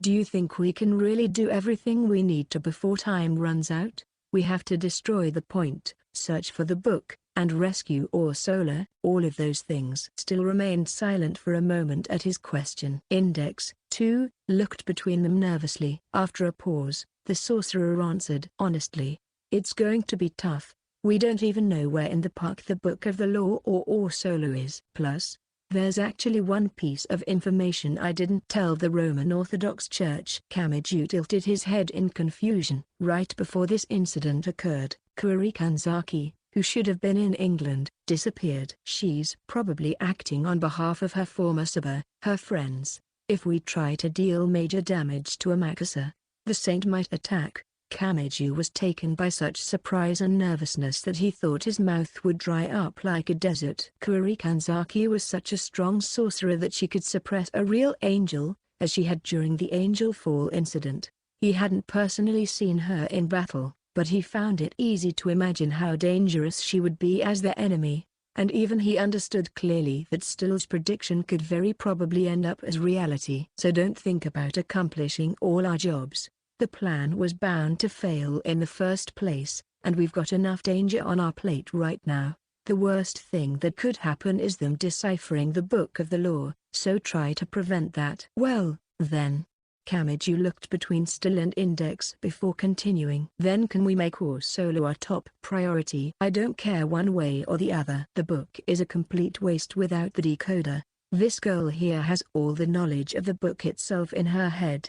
So we're not interested in the original copy, either. And the Roman Orthodox Church is the one that owns it, so even if it's lost, it's no skin off the English Puritans' back. I think it's a good idea, too. And if we told you no, you'd just go charging in there anyway. We're already short on people, so we all need to stay together. Both Index and Still, the English Puritan sorcerer, answered without much worry. They probably had their own issues as professionals, but they still accepted the opinion of an entirely ignorant amateur. All right, thanks. They both made rather bewildered faces. Index exaggerated her facial expressions from the start, so that was normal, but still, depending on your point of view, almost looked comical.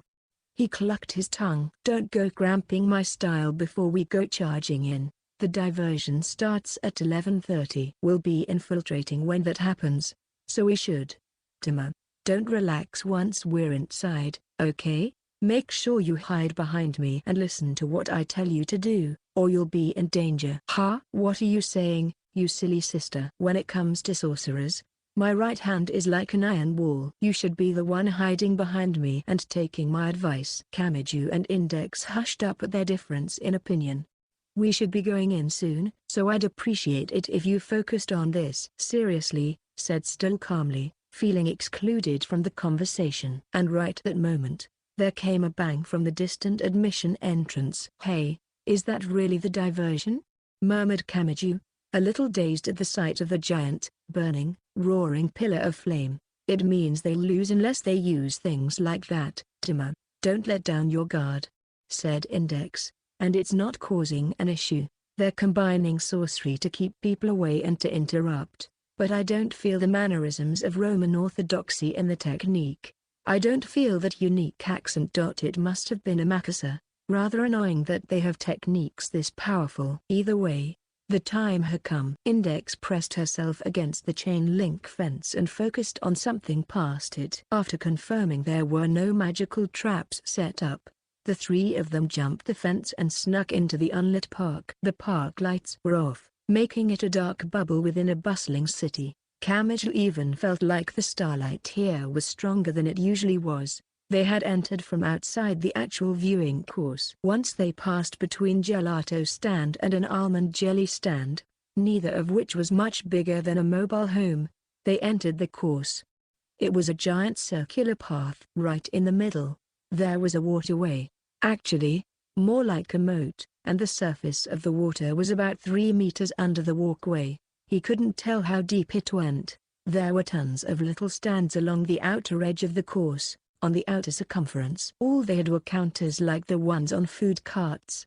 They weren't made so that people could eat inside them. The space on the inside part of the waterway had been made into a plaza. There were many tables and chairs there, so that must have been where people took their treats. According to Agnes, there was more than one ring.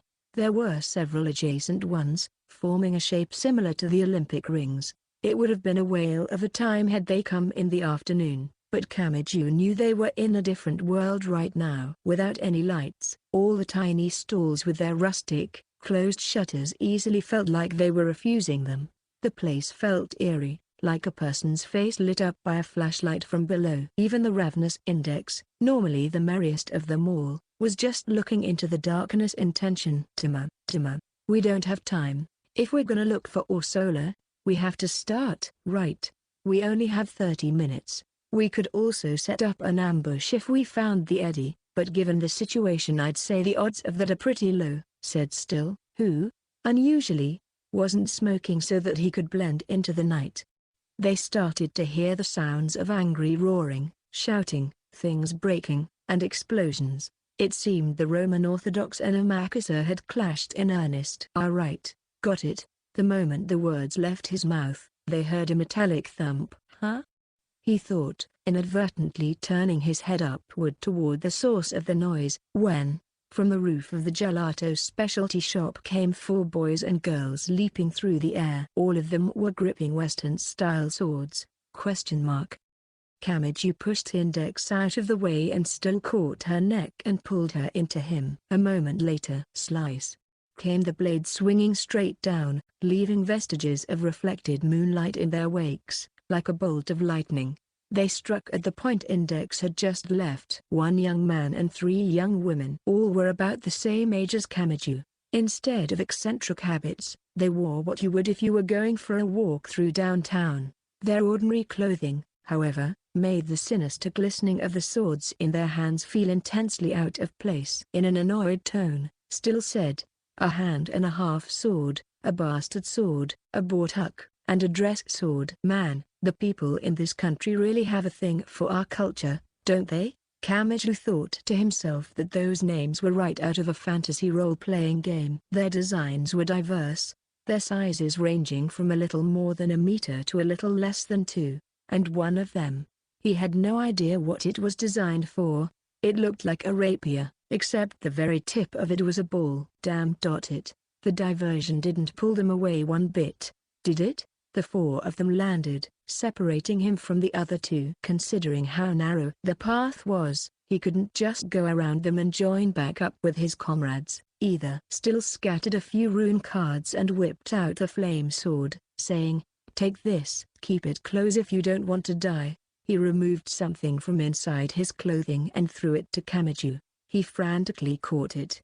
It was a silver cross on a necklace. "This is, what do I do with it?" As he brought his face up to ask, though, one of the Amakusa girls silently sent the tip of a slender, double-edged sword about the length of a deck brush, apparently called a dress sword, roaring toward him. Panicking, Kamiju jumped backward to dodge it, but then the girl charged, and he couldn't deal with it. The only reason he was able to dodge the next horizontal stroke was because he tripped over his own feet and fell onto his back. "Watch out, Tima." A moment after hearing Index's shout, he saw the girl bringing the dress sword down like a guillotine. He didn't break his fall. Instead, he continued his backward roll and managed to evade it. She didn't look like she'd used any magic at all. The Imagine Breaker in his right hand wouldn't help him at all in a situation like this. As soon as he tried to do anything with it, she'd cleave it right off. "Index!" shouted Kamiju. But there were 4 weapon-wielding assassins in the way, so he couldn't leap in carelessly. Still was standing in front of Index with his flame sword in order to protect her. But 2 of the assassins went charging at them, intent on piercing both the shielding Still and Index's delicate body with their swords. Then there was a dull boom. Kamiju thought his heart was going to stop when he saw what was happening, but upon observing calmly, he saw that not a single drop of blood had been spilled. In fact, the 2 assassins who had rammed into Still had gone straight through him. A mirage, the false image swayed, struck a sarcastic smile, and disappeared into the void. For some reason, the smile wasn't directed at the Amakusa assassins. It kind of seemed like his eyes were locked right on Kamiju's. He no longer saw either of them anywhere. The 4 assassins all turned their gazes to Kamiju. "Hey, Wait. Aren't you supposed to agree on a signal or a meeting place when we have to run? Are they making me the decoy again? Something like this happened before, too. Back during the whole alchemist thing. Dazed and confused and now on his own, Kamiju turned his back to the enemy and began to run as fast as he could. His sudden decision seemed to catch them off guard. He looked behind him as he ran to see that 3 of the assassins had spread out. Maybe they were searching for the disappeared index and the last one. Only the girl who had pointed her sword at him before was pursuing him. And she was fast. She was catching up to him, fast as a bird, despite holding such a heavy sword. Shit. I won't get away from her by running straight. In panic, he strayed from the circular viewing course and dove into a cramped space not 70 centimeters wide between 2 shops. It wasn't even an alleyway. It was just a gap. He tried to run through the narrow gap, but he tripped over something and fell spectacularly to the ground. Apparently they had planned to renovate the shops, because there were signboards on the wall and a box of construction materials on the ground. That's what Kamiju had tripped over. Gah! Don't leave your crap lying out like this. Even if he continued to run away, he'd find the girl's sword sticking through his back. He gave a quick glance at the contents of the scattered toolbox, looking for something that could serve as a weapon. But he quickly realized it was futile. He didn't think he'd be able to beat a real sword by swinging around a hammer. His assailant was quite capable of slicing into anything he found to throw at her. Slicing them? In that case, then, the girl holding the dress sword slid around the corner on her shoe soles and entered the gap as if she were a car drifting around it. He grabbed a toothpaste-like bottle from the various tools littering the ground and immediately threw it behind him at her. The girl, without realizing what was coming, swung her sword to cut it down and dove into the gap! He rose right away and crossed his arms in front of his head to protect it. Her sword didn't stop. Her strike came roaring down perfectly vertically, cutting the wind itself, and closed in to slice both him and his upraised arms in 2. Thump! There was a dull noise, but the sword that struck his arms didn't even make it past one layer of skin. Inside the toothpaste-like tube had been grease used for construction. The sticky substance had completely dulled the sword's sharpness like blood or animal fat stuck to a katana. If her weapon had been as heavy as a Japanese katana, then even with a dulled blade, it probably would have broken his arm. But he couldn't expect a dress sword, a rapier, extravagantly adorned with precious stones, to do that. The girl panicked and tried to ready her dress sword again. Too slow, but before she could, he waved both hands to get the sword off of him and tackled the girl right in the stomach, bringing his arms around her. His entire body weight was enough to send her falling to the ground on her back. Kamiju was too much of a softie, though, not to put his hands around her head to prevent it from slamming into the ground. As they collided, the girl went off as the air left her lungs, and she hadn't moved since then. She had essentially been hit with a judo throw without being able to take the fall, so there was really no helping it. God damn it, that hurt. After just checking to make sure the girl wasn't hurt, Kamiju sank to the ground. When he looked up, he saw a night sky, enclosed on 4 sides by building walls. It was a sight he was used to seeing in alleys. Back alley brawls in Academy City didn't obey general Japanese common sense. They were far different from the normal, the average, the standard references. There were people who flung around strange powers that could be as dangerous as a handgun depending on how they used them. And there were also plenty of delinquents with special weapons meant to fight against such espers. Kamiju had still been able to move his body without being overtaken by fear when he saw the blade because it was just something else he'd gotten used to. He stayed there for a few moments to catch his breath, but finally grabbed the dress sword the girl was carrying. It was slender but felt oddly heavy. Maybe it had something to do with its center of gravity. He thought for a moment about whether or not he would be able to use it, but he gave up on that. He didn't even know how to hold a sword properly, so he didn't think he'd be able to deal an effective blow with one. And even if he did strike well with this real sword, just thinking about what it would do to the opponent made his spine freeze. It may have lost a lot of its sharpness, but he didn't want to go swinging it around. Still, if he left the sword here, he'd have a problem when the Amakusa girl woke up. He decided to leave the area, dragging the sword behind him. Damn, were Index and still all right? What about Ursula? Should I meet up with them first or go search for her by myself? This was all definitely because they hadn't decided on how to contact one another or on a meeting point to get to later. But he had never even thought they might end up taking separate paths, so what was he supposed to do? As he mulled over what course to take, he left the gap between shops, sword dragging behind him, and returned to the circular viewing course. When just then, someone suddenly rammed into him from the side. It was the perfect sneak attack, launched from the shadow cast by the wall of a shop. He lost his balance, then immediately threw his sword to the side. He at least wanted to avoid impaling himself the instant he fell over. Things had completely switched around from just a minute ago as he was tackled to the ground. He was able to take the fall, though, so he didn't suffer as heavy damage as the girl had. He clenched his fists to defend against being straddled and attacked further. What? But he opened them back up. If this were an enemy, something was odd. A black hood, a black habit, and not a single inch of skin exposed from finger to toe. Despite this heat, the sister's arms were behind her back, with her right hand and left elbow, and vice versa, stuck together, all wrapped up with white sticky tape. Her mouth had been sealed with the same tape, too. He looked closer to see that it was like cloth, and there were tons of strange symbols written all over it that looked kind of like slightly misshapen Japanese characters. And, well, anyone could have looked to see it was Ursula Aquinas. Slump. You could feel his whole body draining of strength at the overwhelming relief. MGH, MGHH, MGH, MHHFF, MGGH, MFFH, MGH, MMMMGH, MMMMGH, MGH, FFFF, Ursula, her mouth covered by the strange-looking amulet thing, was looking at him, desperately trying to convey something to him. Huh? You came all the way to Japan, so you want to go see real-life sumo wrestlers, you say?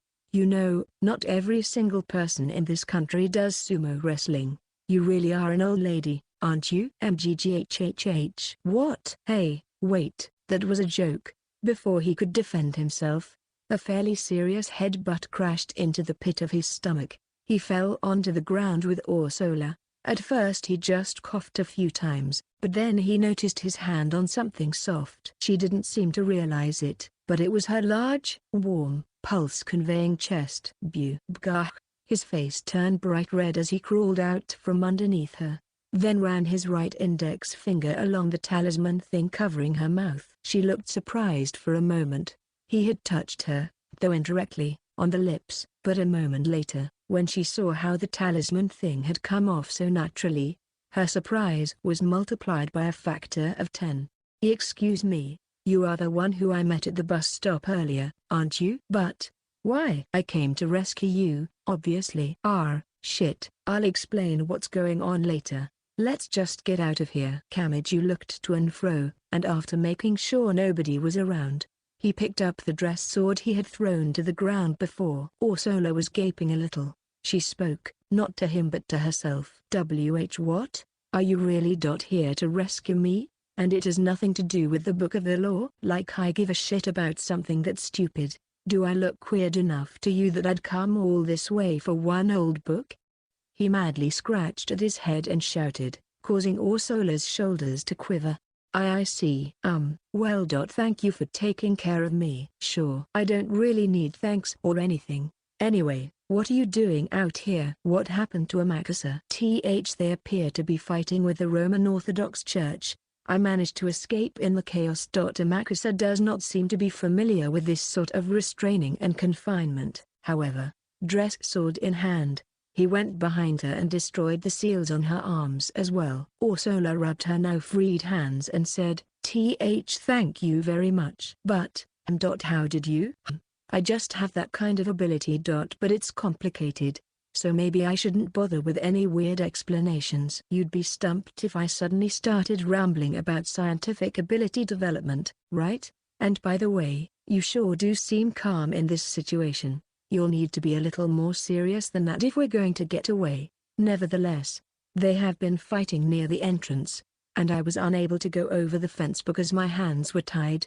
What should I have done? I had no choice, so I was searching for another .x. Before Ursula could finish, he grabbed her arm and dove into the narrow space between the two shops again. She nearly screamed when she saw the Omakase girl lying there, but quiet. He hissed a warning and covered her mouth with his right hand. They ran through the space and pressed themselves against the back wall of one of the shops. The pitter-patter of multiple sets of footsteps echoed from the front of the circular viewing course, then went away. It felt to him like they had realized Ursula had escaped and were looking for her rather than trying to follow him or Index, and still, them gripping strange swords and axes and hurling orders every which way struck him as extremely ominous. When he heard their footsteps grow distant, Kamiju slid down the wall onto the ground. Ursula did the same, sitting elegantly next to him. 7. The place where Kamiju and Ursula took a seat seemed to be in a blind spot for Omakase. There was a handful of low-hanging trees in the area behind the shop, and if they kept themselves low, they wouldn't be seen from afar. But on the other hand, now that they'd found themselves a little hiding place, they were now unable to make a move. They heard the footsteps of the young men and women of Omakase running around the viewing course just nearby intermittently, so if they were to leave they would be spotted right away. He was worried about Index, and still, now that he'd secured Ursula's safety, if they were stuck in the park unable to escape, they would be in needless danger. But there was no way for him to contact them, and it would be reckless to leave this place and look around the park for them. That special movement method thing can only be used from 12 o'clock to 12:05, so if we just stay put, it would ruin Omakase's plan. But he went to check the clock on his cell phone, but the liquid crystal display backlight would stand out in this darkness, so he decided against it. It'd be real nice if I could use this to contact them, though, he thought. Index's cheapo phone was in their cat's mouth, and there was no way for him to know Still's number. When he stretched his legs, still sitting, they met the hilt of the dress sword he'd put on the ground. The sound and feeling brought Kamiju's attention from the inside back to the outside, and that made him finally notice how heavy his breathing was. He wiped his forehead and his hand came back with a lot more sweat than normal. Perhaps it was because of the tension, but just moving his body a little had made him break out into a sweat like he'd just run a marathon. "Oh?" noticed Ursula, who took the lace handkerchief out of her sleeve. Kamiju tried to back away from her on the ground. He had a bad feeling about this. No, don't worry. It's not a problem, and look, it will get your handkerchief dirty, and this happened at the bus stop too, didn't it? And MGH? Before he could finish, he found the flower-scented handkerchief pressed against his face despite his argument. If you do not wipe it properly, you could come down with a summer cold. Now, then, come to think of it, I get the feeling I did this sort of thing at the bus stop, too.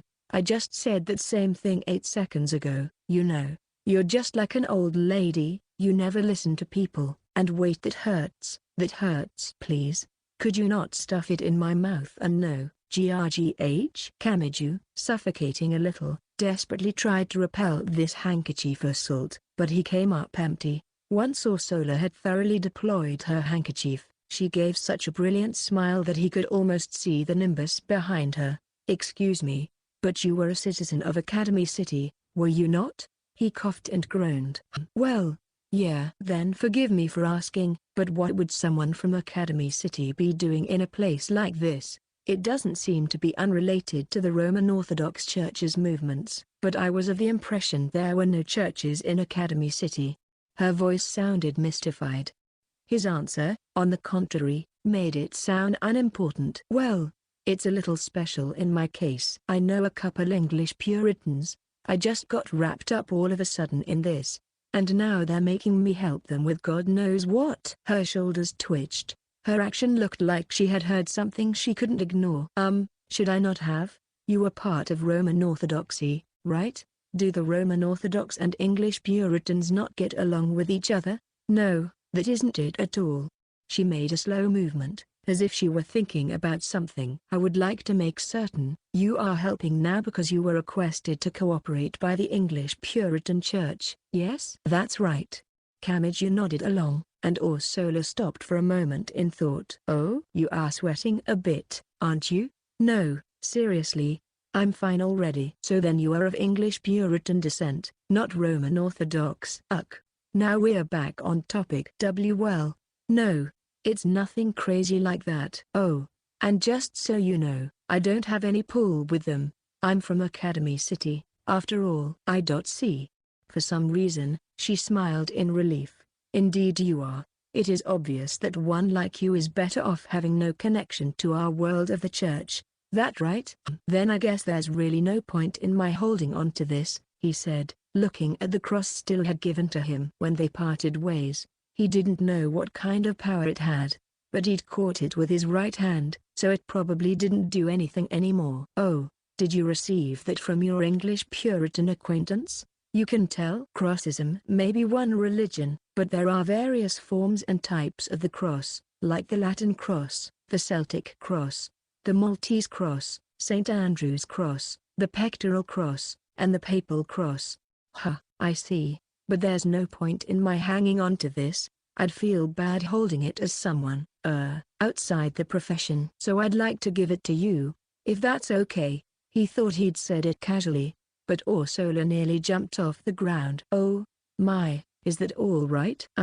Yeah, sure. I don't know why Still gave it to me at all, but it probably doesn't have much meaning. I mean, he knows I can't use magic. He likes being sarcastic, so he could have just given it to me as a prank. Also, I don't think this cross has any value anymore. I don't have a clue about sorcery, but my right hand already touched it. After all, said Kamiju, handing the cross necklace over to Ursula. But then for some reason, she grabbed his hand like she was giving him a handshake. Then, she covered it with her other hand. I have just one request to make of you. What? The blundering Kamiju's voice nearly cracked at the sensation. Her hands were softer than he'd imagined. Would you be willing to put this around my neck yourself, huh? Well, sure, I don't care. At his answer, Ursula closed her eyes and raised her chin to make it easier to put the necklace on her. It almost seemed kind of like she was looking for a kiss, and he dropped his gaze in a fluster. But that only brought into view her chest, which was ample already, now emphasized even further by her upturned chin. Bgah? He nearly exploded. Is there something the matter? No. Nothing's wrong. Seriously? Nothing? Ursula seemed confused. Her eyes still closed. Flustered, he undid the thin necklace clasp, and then he brought it around Ursula's throat, which was covered by white cloth. After doing that, he realized he should have just gone behind her. When he did it from the front like this, it looked like he was trying to embrace her. It immediately set him on edge. His fingers touched the back of her neck. After his hands rattled a few times in nervousness, he finally managed to link the necklace chain back together. Looking satisfied, she ran her fingers over the cross at her chest a few times. He watched them nonchalantly, and then realized his eyes were being sucked in by the swelling of her chest and quickly looked away. Even paying the least bit of attention to it would bring him to ruin. Unable to endure silence, he groped around for any topic at all to talk about. By the way, you knew how to read the Book of the Law, didn't you? The way to read it? Well, it's more like the way to decode its encryption, but... During the first part of her sentence she looked carefree, but then her body tensed up. No, that's not it. I don't want you to tell me. I just kind of wanted to know why you were investigating that book in the first place. It's pretty dangerous, isn't it? Ursula stared at him for a little while but finally loosened up. It would not be wrong to say that I desired power from it, she said, shaking her head. Do you know about the original copies of grimoires? Or how they cannot be destroyed by any means? Yeah, I only heard it from someone, though. What was it? The characters, phrases, and sentences in a grimoire are like magic circles or something? Yes, a grimoire is like a blueprint. It means that grimoires that show how to control lightning will end up also having safety measures that create lightning. With ones as strong as the original copies, even if a person has no mana, it amplifies the minute energies flowing from the earth, becoming a self-defense magic circle that continues to work almost permanently. She briefly looked like she was thinking about something. With current technology, it is impossible to get rid of grimoires that have reached this state. The most that can be done is to seal it so that nobody may ever read it. However, she continued, that is with current technology. If the original text is a kind of magic circle, then by appending characters and phrases to certain places to break the magic circle, like using a lever to switch rails on a train track, one should be able to use the magic circle against itself, in other words, to force the original text to destroy itself. And at the end, she said clearly, the power of grimoires doesn't bring anyone happiness. The only thing they create is conflict. That's why I was investigating its inner workings, in order to destroy these kinds of grimoires. Kamiju looked at Ursula again. She had worked out a method to decode the book of the law, so he had thought her mind was swimming with eagerness to obtain the book's power, but it was actually the exact opposite. She wanted to rob the book of its dangerous powers. That's the only reason she researched grimoires. He felt very slightly relieved at that, and then there was a dull bang in front of the shop, near the viewing course, he thought. But before he could stand up in a hurry, something came into sight. Whoosh, something was dancing in the night sky. It looked like a person. It was a priest, with red hair and black clothing. Still, before Kamiju could say anything, still Magnus fell quickly toward the ground. He crashed straight into the ground on his back, ruining the low shrubbery that had been concealing them. There were cuts all over his clothing, made by a bladed object, and blood was dripping from his skin. There was a loud noise in front of the shop, and he got blown all the way here. Did he come over all that? As Kamiju imagined the unimaginable, still, on the ground, said, damn it. Kamiju, what are you doing? Run away, now. No sooner had he thought, than the two side walls of the shop he had his back to began to swell outward like a living being. In front of Kamiju, who couldn't understand what was happening, almost as if a killer whale were piercing the ocean surface and jumping. The shop walls smashed into 1,000 pieces and someone jumped out. Behind the person, the building collapsed. Its supports gone. Pieces of the building as thick as a human arm came clattering down right next to him, but he didn't move a muscle. In fact, he was smiling. The man had a slender build, and yet he was wearing a t-shirt and jeans that didn't fit him. They were so big a sumo wrestler could have worn them. He looked like he was in his mid-20s. There were red crosses on his t-shirt's white fabric, centered on his right arm. His hair looked like it had been intentionally spiked up with gel or something. But the most striking feature was its color. It was overwhelmingly black. His hair, which was probably black already and then dyed black, had an odd, beetle-like cluster. The laces on his basketball shoes were abnormally long, more than a meter. With laces that length, Kamiju didn't think you would trip over them even if you mistakenly stepped on them because of how much leeway you had. There was a necklace around his neck that looked like a leather strap, and 4 or 5 10-centimeter-long battery-powered fans hung from it. His fashion sense was strange, and Kamiju couldn't quite tell what he was going for. But of course, the most inexplicable thing about him was what he was holding in his right hand, a flamberge, a two-handed French sword from the 17th century more than 180 centimeters in length. The undulations on the surface of the blade were its main characteristic. The curves were made to make wounds larger. Originally they were metal, or, if they were being used ceremonially, made of beaten gold. But this blade was pure white. It was like a plastic model one step away from completion. Maybe he had shaved a dinosaur bone down to use for it, or maybe it was a unique cluster of carbon, or maybe an aerospace material. Kamiju was a simple high school student, so he couldn't make the guess just by looking at it a little. At the very least, though, it didn't look like metal. The large sword didn't fit with modern society no matter how you looked at it, but this man was holding it lightly with one hand. Hey, what are you doing, Mr. Puritan priest? Come on, where'd your pride as an English gentleman go? Show it to me, show it to Seiji Tatemiya. Man, you wouldn't even be able to protect one girl like this. Still swore bitterly under his breath and took out shrine cards. He wasn't looking at the danger in front of him. This man with the sword, he was looking beyond that, at a single sister in white, standing ready on the viewing course on the other side of the destroyed shop. Her fate was his top priority. Did you fight this whole time while protecting her?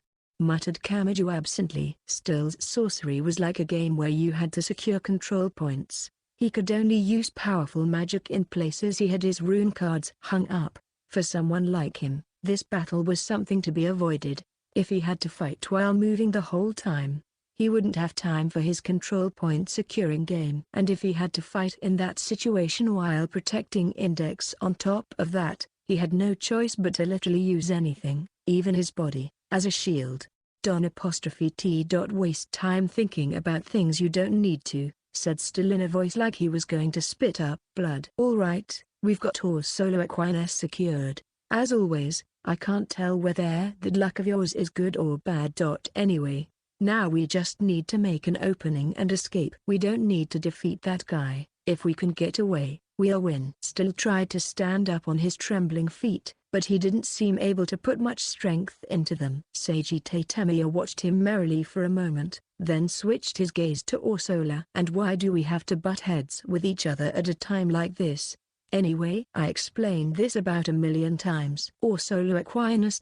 We have no intention of harming you. The one explaining spoke in a flimsy tone that didn't seem to have much in the way of persuasive power. It even sounded like he was implying disappointment at his own subordinates for having let Ursula escape. Ursula looked at the destroyed shop, the wounded Still, and then Tatemius Flamberg, then said, I am certainly aware that your words are filled with hope. However, I cannot have faith in peace gained through the use of weapons. That's a shame. I mean, it's not like it will do you any good to go back to the Roman Orthodox. Tatemius swung the sword in his right hand around a bit, as if checking his shoulders. Kamiju silently moved in front of Ursula to cover her. He didn't have a weapon. He couldn't win against this opponent by swinging around something he was unfamiliar with. It would probably be better not to go with any weapon rather than a sword that was really heavy and he couldn't use. Tatemiya first looked at Kamiju's face, then at the dress sword at his feet. No martial arts stance, and no soul arm, and no magical symbols hidden in your clothes, either. Completely unarmed, in the purest sense of the word. Ha, I didn't intend to cross swords with an amateur. But well, we can't all have what we want. Did you steal that sword from Uragami? He was emitting a chilling, invisible pressure that seemed to be twisting and warping the outline of his body. Kamiju didn't recall any name like that. But if you mean your lackey, she's sleeping over there. I made sure she didn't hit the back of her head, though. So she's alive. What? And that makes it all right. You making fun of us or something? Tatemiya's tone now sounded anything but light-hearted. Kamiju felt like it gave him a glimpse of the man's humanity. His opponent wasn't just a monster. He was a person who would get angry over the safety of a friend. Then if you're still able to fight for someone else, could you please put that sword down? I don't want to fight someone like you if I don't have to. Oh, sure. I'd be all for it, but we've got our own problems. You see, our main enemy might be the Roman Orthodox. But if you English Puritans are connected to this, then we can't let you off the hook, either. Plus, we can't give Ursula to anyone like that. Tatemiya swung his big, nearly 6-foot sword lightly up in the air like a cheerleader baton before continuing. That means you're already a target, too. Course, if you drop to your knees right now and surrender, you won't have to see any blood you don't want to. He was smiling, but his voice sounded apologetic. He probably predicted how Kamiju would answer before he even made the proposition. Kamiju was scared, for sure. He knew what professional sorcerers were like. The ones who gave the most trouble were those who didn't overestimate magic. People with absolute power, like Coriolis's alchemy, would only prepare one trump card. On the other hand, those without an excessive faith in trump cards, like Motoharu Tsuchimikado, would instead set up their hand with enough cards, countless cards, to make up for it. Seiji clearly belonged to the second group. He could probably send Kamiju's head flying with one sweep of that Flamberg, even without using magic. One look at his ability to take down Still without suffering a single wound, protecting Index through the sorcerer may have been, spoke volumes of the man's depth. Kamiju shuddered. This wasn't someone he could beat squarely. It was like telling a relatively quick-footed child to race an Olympic track and field athlete. Would it be better to obey and surrender? He couldn't match the man's skill. nor had he set anything up beforehand to get around that. Still, what would happen to Still? The priest, still bent over, was glaring at Tatemir, his breathing ragged. Still had his own goals, and he was here because he believed they would do Index good. For him, failure just wasn't an option. Neither the hopeless reality nor any words Kamiju could give would be enough to hold Still Magnus down, and if Kamiju couldn't stop him, then it was pretty evident what was waiting for him. What would happen to Index? Even now, the girl looked like she'd spring between Kamiju and Tatemir given the slightest opportunity. If Still and Tatemir clashed, if they exchanged blows even once, they wouldn't be able to play the surrender card anymore. If it came to that, she'd probably do anything to let Kamiju, a sorcery amateur, escape, no matter how little strength they had, no matter how clear the gap in their power was, no matter how much Kamiju hoped against it. And finally, what would happen to Ursula? The Roman Orthodox sister was uneasily glancing back and forth between Kamiju and Tatemir. Seiji Tatemir desired the knowledge, the technique, the power that the Book of the Law possessed. So long as that was true, then Ursula wouldn't be killed here. In fact, they would probably even make sure any stray bullets didn't strike her. But if Ursula were taken away from here, she'd be brought to Amakusa's base. If she were to refuse to instruct them on the way to decode the Book of the Law, then it was pretty clear what would be in store for her. Tatemir and Amakusa weren't looking for Ursula Aquinas herself, but rather the way to decipher the Book of the Law. He didn't want to think about what would become of her after they got the information they needed. The way to read it, well, it's more like the way to decode its encryption, but... And she never even wanted the book's power. It would not be wrong to say that I desired power from it. And she was trying her hardest not to cause this to happen. One should be able to use the magic circle against itself, in other words, to force the original text to destroy itself. These people smiling before him were scorning all her tireless efforts, ignoring her feelings, and trying to use her as a tool for their own greed. The power of grimoires doesn't bring anyone happiness. The only thing they create is conflict. That's why I was investigating its inner workings, in order to destroy these kinds of grimoires. Kamiju pushed the dress sword aside with his foot and took a step forward. Whether it be unsightly or comical, Kamiju was the only one here who could clench his fist and stand up to them. Did he have a reason to loosen those 5 tightened fingers? "Don't look down on me," said Kamiju lowly, putting even more force into his tightly gripped right fist. Seiji Tatemir, who had been watching him, gave a sigh that sounded sincerely regretful. "Those are some eyes you've got there. Glaring at me like that's gonna make me feel sorry for you." No, I'm seriously sorry about this. I know what I got to do, but that straightforward response, it's starting to make me not want to kill ya." Tatemir shook his undulating flamberg lightly. "But if you say so, then who am I to refuse? It's your funeral." Right as those words left his mouth, Kamiju heard the loud bang of an explosion. The sound of Tatemir's feet hitting the ground alone had explosive energy. Before Kamiju's body could even freeze in tension, his opponent took his first step forward. One more step until his blade would reach. When he saw the light glinting off the sword blade, conveying the man's brute force, Kamiju's mind was stunned, like a frog in a snake's gaze. He reflexively thought to cover his face with his hands, but that wouldn't be nearly enough to protect him. Don't fear. Just move." Kamiju commanded his quivering body in desperation and finally took his first step of the run, not backward but forward. Tatemir saw Kamiju charge at him from a little bit to the right and actually gave a dubious expression. He probably couldn't figure out why an amateur was jumping straight into his attack range. Exhaling, Tatemir brought his sword straight down over him like a bolt of lightning. There was a roaring crack as it split the quiet night air. A single, decisive attack meant to split Kamiju, speeding at him like a bullet, in two! This time, it wasn't just a little bit. He devoted his entire body and jumped at a 90-degree angle to the right. The giant blade cleaved through the droplets of sweat dancing in the air. Jumping in a way that completely ignored all of his momentum put a huge load on his ankles. Kamiju failed to land, lost his balance, and crashed into the back wall of a store beside them. Then, Tatemir, rotating his entire body, whipped his blade to the side in a straight horizontal sweep, but it seemed like he noticed it after he started the swing. That Kamiju, his back against the wall, was smiling fearlessly. "I can do this." Kamiju crouched down as far as he possibly could.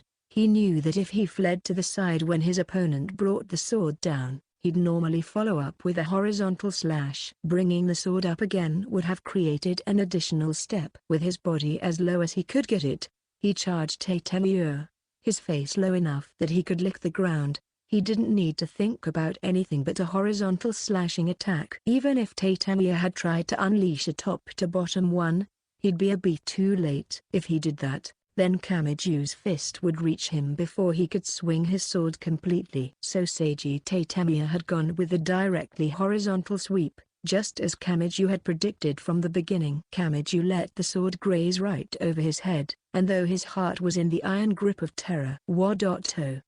he shouted, clenched his fist, and lunged right into Tatemir. Even Orsola, his ally, gulped at his drive. Right after Tatemir swung his powerful, two-handed stroke, he couldn't do anything about Kamiju's fist, and then Seiji Tatemir vanished. Tatemir had been right in front of him, but now he was about 1 meter back, and his sword, which had completed a horizontal strike, was somehow already prepared over his head. It was like he had turned back time and redone it. No, as if he had used an illusion or something to lure Kamiju out. A chill came over him, and he rolled to the side. When, raw, the vertical attack split the ground in two like a piece of paper being torn apart. Because of all the friction, the hollowed-out earth glowed orange like magma. No one could look at this and think it obeyed any physical laws. Magic?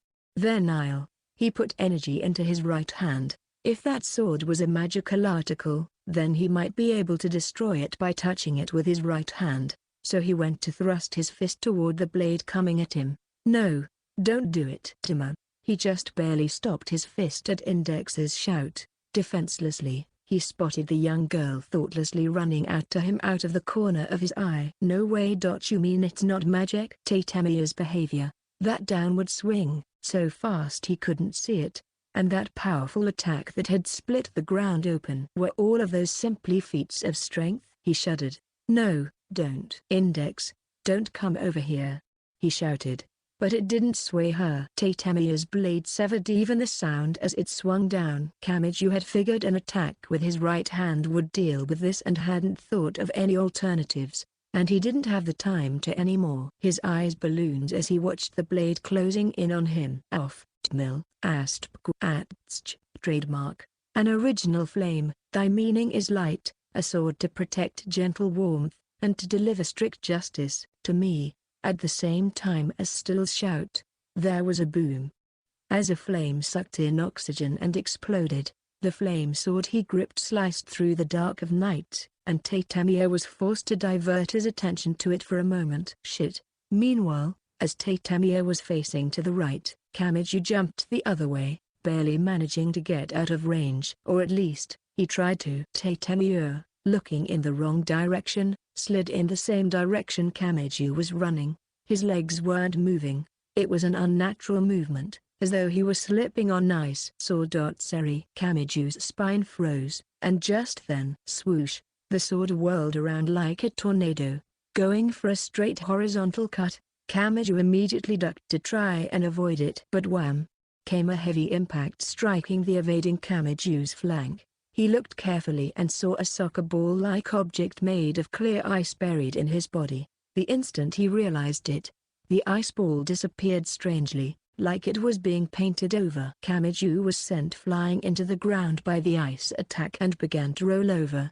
Let's go back to when Kamiju had just clashed with Tatemir. The instant the young man looked like he would be killed, Index couldn't help but start running. So that S. Makasa. Index shivered as she ran, and though she shivered, she found herself in admiration. The techniques Makasa used were, in and of themselves, quite commonplace. At the very least, they weren't flashy or unique and didn't possess vast attack power, like Still's Innocentius or Aurealis's Ars Magna. However, They used that fact against itself. Kurikanzaki's wire technique, 7 glints, stood out the most here. Amakusa's basic strategy could be summed up with one word: deceit. If you thought it was a magic attack, it would just be a simple trick, and if you thought it was a trick, then real magic meant to kill would come at you. Index ran. Kamiju and Tatemiya felt strangely far away. Obviously you would take entirely different defensive measures based on whether something was magic or not. If you misread it, you'd end up taking quite a bit of damage. Index had a way of preventing sorcery with her spell interception technique. Sorcery started from a person's thoughts. So by acting and speaking in such a way to disrupt the mind of someone casting a spell, you could cause it to go out of control. For example, whispering nonsensical words into the ear of a person trying to say tongue twisters to induce mistakes. However, spell interception didn't work on Amakusa-style techniques. Generally speaking, their spells, charms, and magic circles were unique, hidden within casual, everyday actions and words. They picked out subtle religious rituals and built techniques out of them. And this Tatemiya person had performed actions with magical meaning in a split second and was activating magic 10 or 20 techniques at a time in the middle of combat. With Index's voice and skill, she couldn't slip spell interception into a single motion that took only a split second to complete. By the time she thought to do something, Tatemiya's single motion was already finished. If she wanted to obstruct his sorcery, she would need to keep up with his swordplay movements, which he'd built into his technique's activation conditions. But Index obviously didn't have any way of using such masterful martial arts abilities. As a result of all this, Index jumping in wouldn't be able to force Seiji Tatemiya to retreat. Index, being a magical professional herself, realized the difference in their strength, and not in terms of simple quantity, but also the fact that his kind of power was overwhelmingly mismatched with her. Kamiju took the magical ice bullet attack and fell to the ground. Seiji Tatemiya whipped his flamberg up into the air as though he were about to hit a nail with a hammer. Index didn't have any way of stopping that attack. Her spell interception wouldn't do much against Amakusa-style techniques, either. But Index didn't stop running. She didn't think any longer of what would happen afterward. Still, Magnus thought his heart would stop when he saw the defenseless Index jump out. She had no fighting power. If she stood up to Tatemiya, she would be sliced in two within seconds. He had one flame sword in each hand. He didn't have enough time to place all the rune cards to activate Innocentius again. If he jumped out now, Still would get to Tatemiya before Index. He might be able to distract him by attacking with the flame swords and blowing them up the moment they clashed with the opponent's sword, but Kamiju stood between Still and Tatemiya.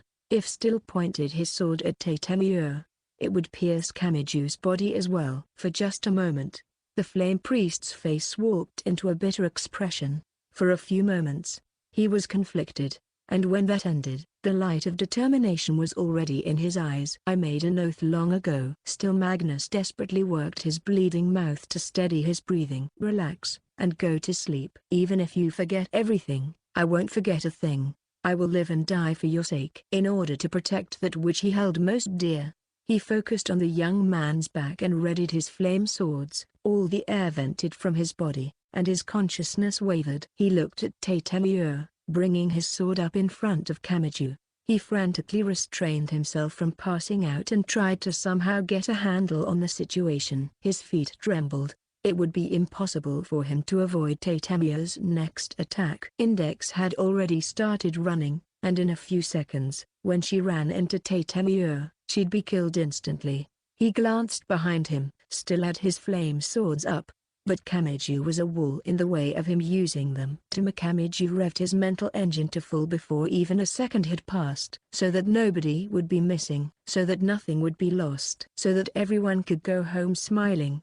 Do it. He clenched his fist. Attack us both. Still. He rallied every last bit of strength in his body and charged for Seiji Tatemiya without hesitation. Those few words confused Seiji Tatemiya. The English Puritan sister was approaching him from behind, but he could easily slice her in two. The young man had jumped for him, his fist clenched, in order to stop that. but there was still more than enough time for him to cut the boy down and then deal with the sister. But behind that young man, the English Puritan priest had burst into a sprint, his flame swords at his hips. However one looked at it, if that priest kept charging, he would end up having to go through the young man with his swords. But there was no hesitation in the priest's eyes. They were sharp as a knife blade, and there was a savage smile on his lips, as if calculating how to defeat his enemy with the only thing on his mind. Tatemir tried to ready his flamberg to defend against the flame swords, but when he did, the young man brought his right arm behind him and went to deliver a rock-hard punch. Scrap. He wouldn't have enough time to deal with his punch and then defend against the flame sword's attack afterward. Plus, those flame swords weren't for slashing, they were for exploding. If he screwed up on how he responded to them, he'd be in mortal danger.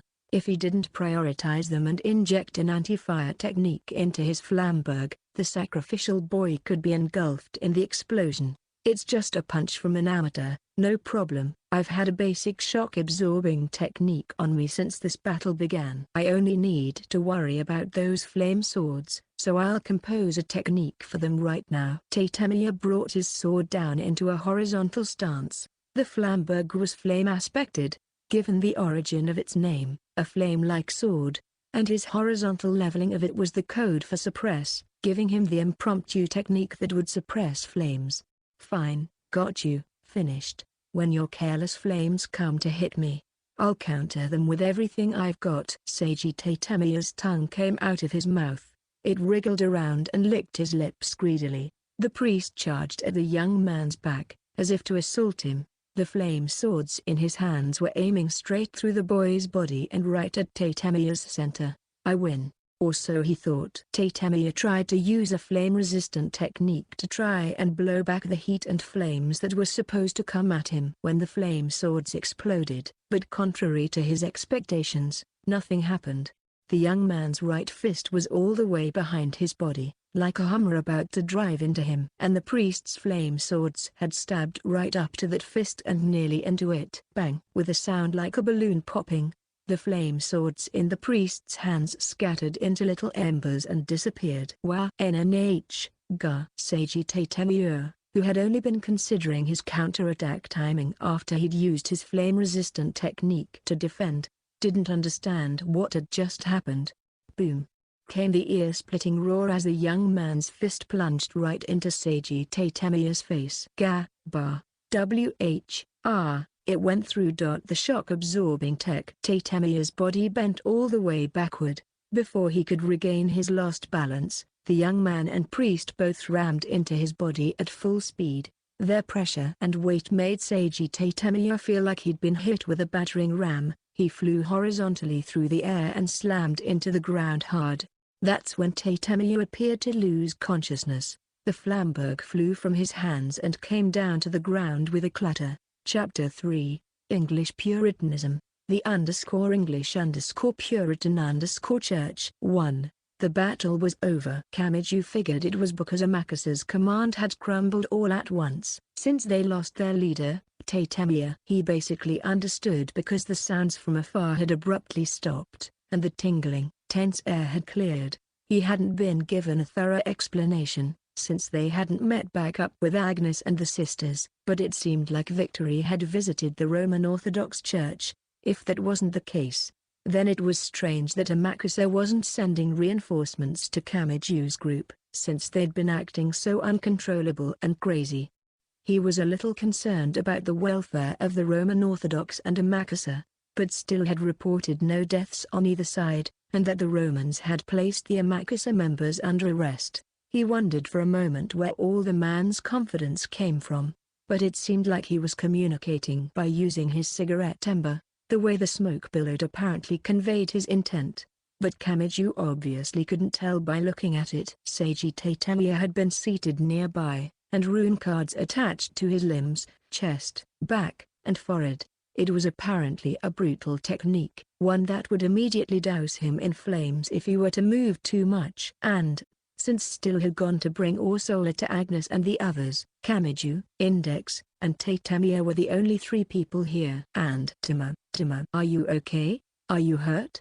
Does it hurt anywhere? At the moment, a white-faced Index was trying to take off his clothes. Hey, would you quit that, Index? I'm fine, nowhere hurts really. Wah, are you an idiot or something? Watch where you're touching. Then make absolutely sure of it yourself. Like if there's anywhere that hurts or that's hot or something.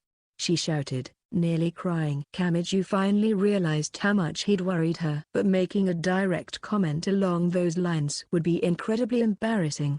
So he listened to Index without saying anything and checked himself. Okay, my side hurts a little, but that's about it. It's not like I can't move or anything. Really? It's really no big deal? Yeah, and I mean, I think I'm pretty accustomed to this. Back alley fights with espers everywhere are pretty dangerous in their own right. And I fought magicians a whole bunch of times over summer break, remember? I see. That's good. Index made a face he found difficult to judge whether it was smiling or crying. He grew vehemently embarrassed and couldn't help but look away. But, so then I can bite your head all I want, Tima. What? He couldn't ignore that, and the moment he heard it, the wild animal girl Index launched a vicious assault on his head with her teeth. Bibiwa. Wait a second, Index. 1 second you're worried about my health, and the next this? What'll you do if you make another woo? I'm biting you because I'm worried about you. What in God's name were you thinking, Tima? You're crazy. Not only did that guy have a huge sword, he was also a sorcerer. And you went up against him with just a fist. Maybe you should have used that weapon on the ground. And the enemy actually said that if an amateur surrendered, he wouldn't take your life. What were you thinking, getting all determined? You're hopeless. Wait. You might kill me if you keep doing this. Miss Index. Ow, I got it.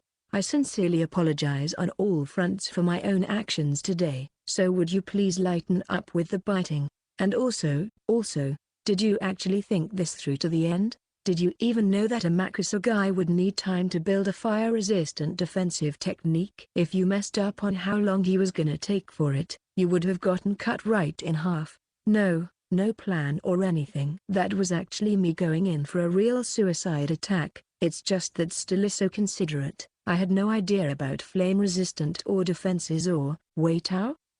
I'm sorry, Miss Index, please. Kamiju thoroughly delivered the kind of scream he would have never voiced in serious situations. Finally, Index seemed to feel better. HMPH. You're stupid and reckless, she murmured to herself as she put her small chin upon Kamiju's hair.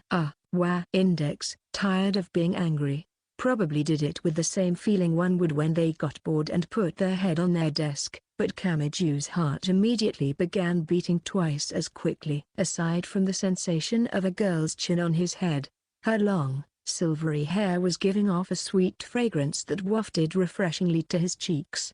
And above all, since he and Index were facing each other, her chest was super close, not even 2 centimeters from the tip of his nose. Normally he wasn't aware of it, but this close, he was made to notice just a slight bit of a bulge. Why are all her attacks changing speed like this? Oh, I get it. Now she's gonna realize I'm looking at her chest and end up biting me again, right? Kamiju edged into a defensive stance, but contrary to his expectations, Index simply pulled herself away. She stared up at the night sky for a few moments, listening carefully. It's so quiet. You wouldn't think that many people were fighting. Yeah. He nodded along with her, but right now, this silence was welcome. At the very least, he didn't need to worry about swinging around swords and lances, or people yelling angrily, or the sounds of things breaking. Hey. And then, all of a sudden, Seiji Tatemio, seated nearby, spoke up to Kamiju. There was an odd tinge of impatience in his voice. Before Kamiju looked over there, Index spread out her arms and went in front of him as a shield. Tatemio glared at them and said, "Shit. Sorry, but could you take these off for me, man?" Well, I mean, I know I'm asking the impossible, but I can't just leave her alone like this, huh? Kamiju frowned. Who does he mean by her? He thought. But it hit him a moment later. Or Solo Aquinas. What are you saying, idiot? Why would we let the most dangerous person here out of our... You're the idiot here. Come on, just hear me out, alright? Do you actually plan on handing her over to the Roman Orthodox Church, man? You probably have no idea what kind of treatment she'll be getting after this, huh? Kamiju didn't know what to say. No, Tima. Index actually sounded calmer than him. This person uses his words as a weapon. So don't listen to him. How would our enemy benefit from telling us the truth? Anyway, she's going to be killed, said Sagita Temur, cutting her off. Listen, I'll just tell you the ending first. Don't hand her over to the Roman Orthodox. They actually want to kill her, and you're Ursula's ally, so you want us to untie you and let you escape? You've got to be joking. That's way too convenient. You're the ones who kidnapped her in the first place, and you stole the Book of the Law, too. She knows how to decipher what's inside it, so you kidnapped her, gave all these people weapons, and fought, and now you're saying we're the bad guys? That's the dumbest fucking thing I've ever heard. Kamiju was so mad that he yelled loud enough to hurt his throat. Temur, however, didn't care. We didn't steal the Book of the Law. What? Kamiju's mind blanked for a moment. I mean, just think about it. What would we need it for? Roman Orthodoxy is the world's largest crossist denomination. It's got more than 2 billion followers in all. Would we want the thing so badly we'd pick a fight with that? It's just the Book of the Law. Don't give him a serious reply, Tima. Index tensed up and said flatly, I heard Emekasa lost its priestess, and now it's gotten a lot weaker. So you tried to make up for that missing strength by getting your hands on the unknown grand magics in the Book of the Law. Am I wrong? I just said, why would we need power in the first place? Sagita Temur smiled. The expression, with a bead of sweat sliding down his face, looked like he could have been impatient because he was running out of time. Kamiju was perplexed because if you didn't have it, you'd lose to other factions. Yeah, if they even attacked us. Man. But you just have to remember this. Amakusa's been oppressed for an extremely long time. Do you think we don't have any countermeasures for it? Nobody has ever found our base, and there are still plenty of eddy points for our specialty. The pilgrimage in miniature, set up by Tadata Akinu, that no one knows about. Kamiju suddenly felt like he'd been caught off guard by the man's words. That was right. They only knew 23 of the points used for the special movement method. How would anyone attack our base when no one but us even knows where it is? He has a point, he thought. Nobody knew where Amakusa's headquarters was, so if they fled there, Ursula wouldn't be able to be rescued again. Because of that, the point of this battle had been to settle things before they activated the special movement method. No one would be able to attack their stronghold, so they never needed to prepare to defend it in the first place. Then, did Amakusa have some other objective than defense? Could they have been going after the Book of the Law to expand their military might? Or were they? Let me ask you something, man. What kind of grimoire is the Book of the Law, exactly? Seiji had been talking to him, but since he was a total amateur when it came to magic, he meekly looked at Index. She began explaining, her expression reluctant. The Book of the Law is a grimoire written in an extremely complex code, and actually, its grammar is strange enough that it wouldn't be an overstatement to say that it was written in a completely different language all its own. It's said that the only one to ever decipher it properly was Edward Alexander, the one who wrote it, also known as Crowley. He stated that the most important part of the book was there is no law beyond do what thou wilt, but nobody knows what that means. She continued smoothly. The Book of the Law's contents contain instruction from an enigmatic being called Awas, who could be said to be his guardian angel or one who must not be forgiven. One theory states it lets you freely use techniques that angels can use. It has enormous power. They say that as soon as you open the book, it announces the end of the age of crossism and the beginning of a new era. That's the thing.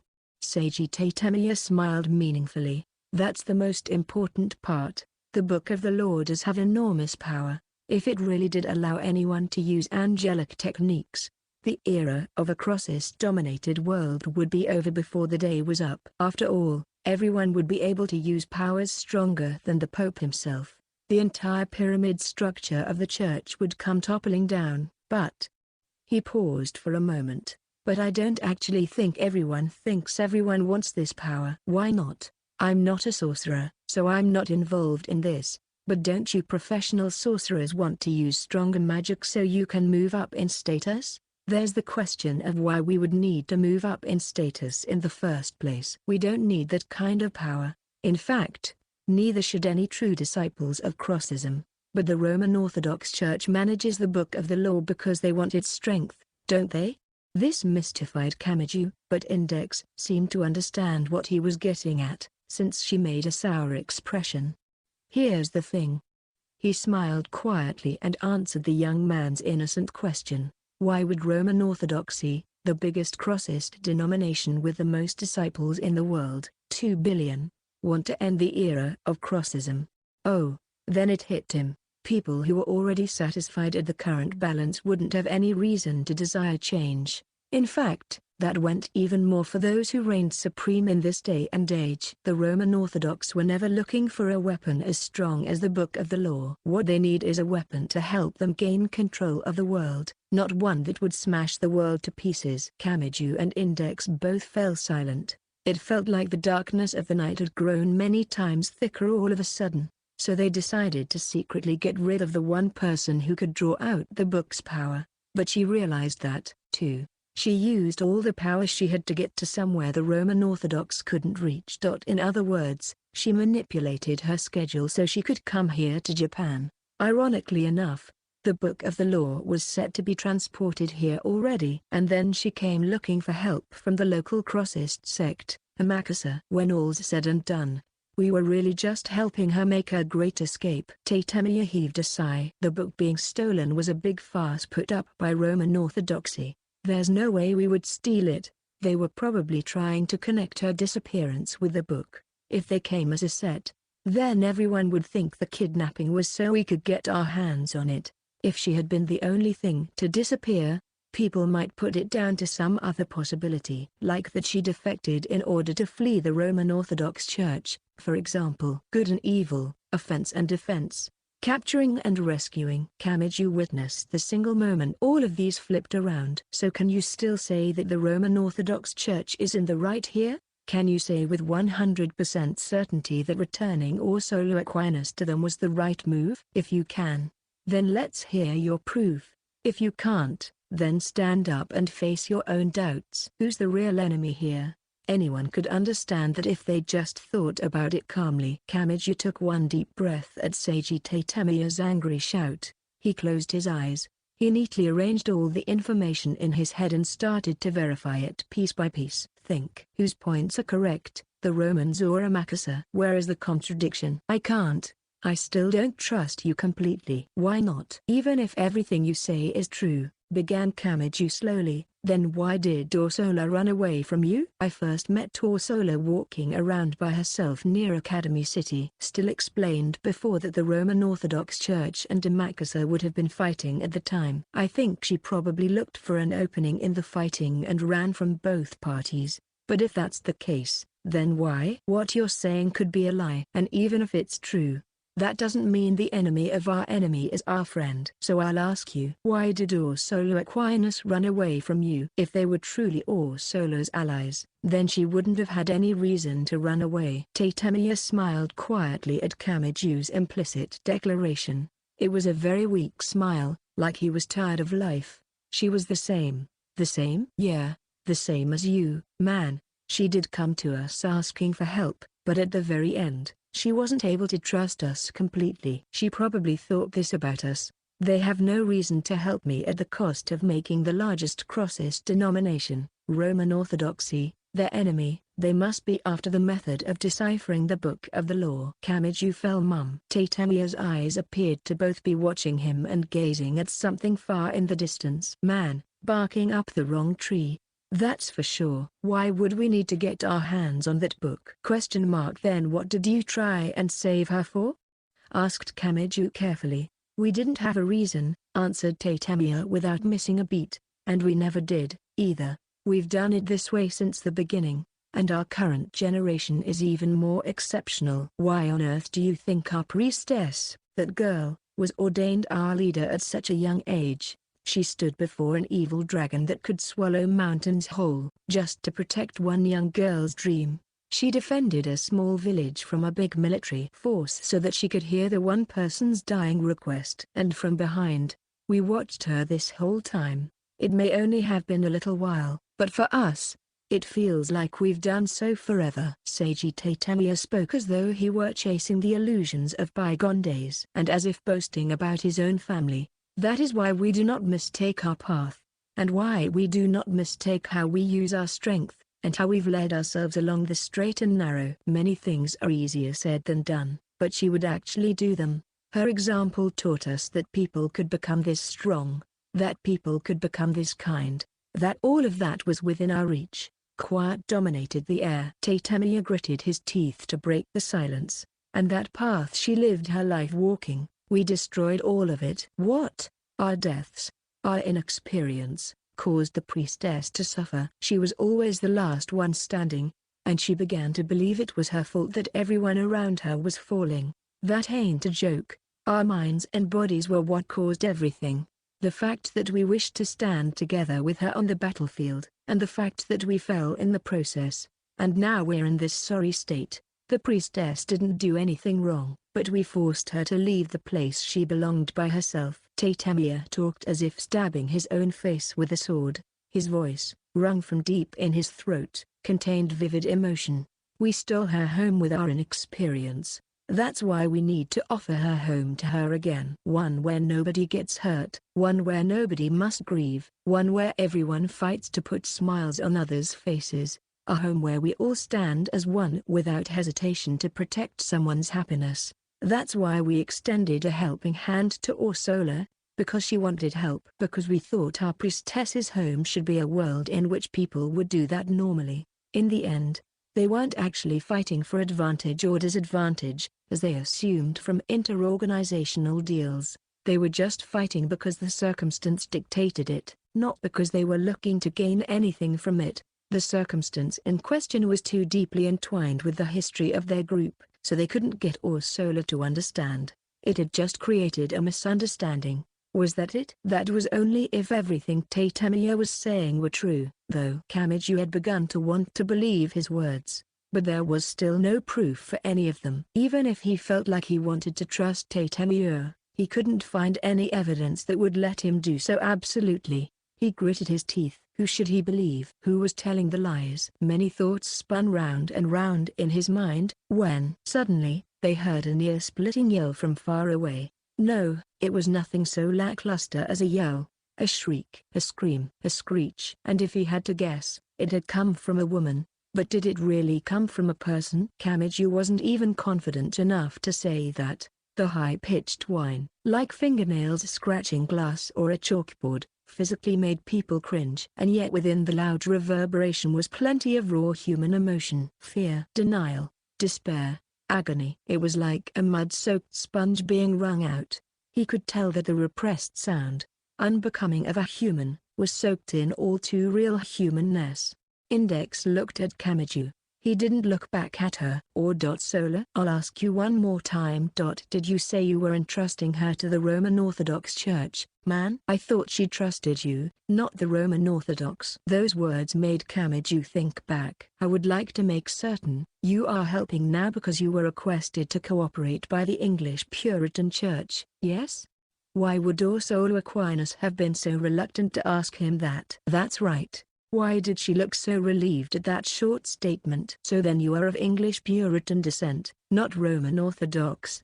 And she asked again, to make absolutely sure. It's nothing crazy like that. Oh, and just so you know, I don't have any pull with them. I'm from Academy City, after all. And those words, which he hadn't thought about very hard, made her so relieved. I.C. Those two words, how much meaning had been packed into them. She probably had faith until the very end. Faith that Kamiju was someone she could trust herself to as long as she needed. Shit. Kamiju clenched his teeth in anger. He quickly turned in the direction he'd heard the shriek. In hindsight, he should have just gotten her into Academy City even if they risked danger. That was it. That was all he had to do to make her safe. Give me a goddamn break. Why the hell did it turn out like this? Don't panic. It's not like that scream was her dying. The Roman Orthodox Church has their own stuff going on. They wouldn't be able to kill Ursula Aquinas right here and now. Actually, I'm completely certain of that. What? I mean that if you hurry, You can still save her, but if you misstep here, who knows what will happen. Given the situation, I'm not gonna ask you anymore whether or not you trust us. Man, we have our own circumstances, but securing Ursula's safety is the most important thing. So I don't care if you and I remain enemies or not. His shout implied that they were in a race against time. But just promise me this, that you'll get back Ursula Aquinas from the Roman Orthodox and take her somewhere neither they nor we can get to her. His eyes were serious enough to make Kamiju falter. And then suddenly, click.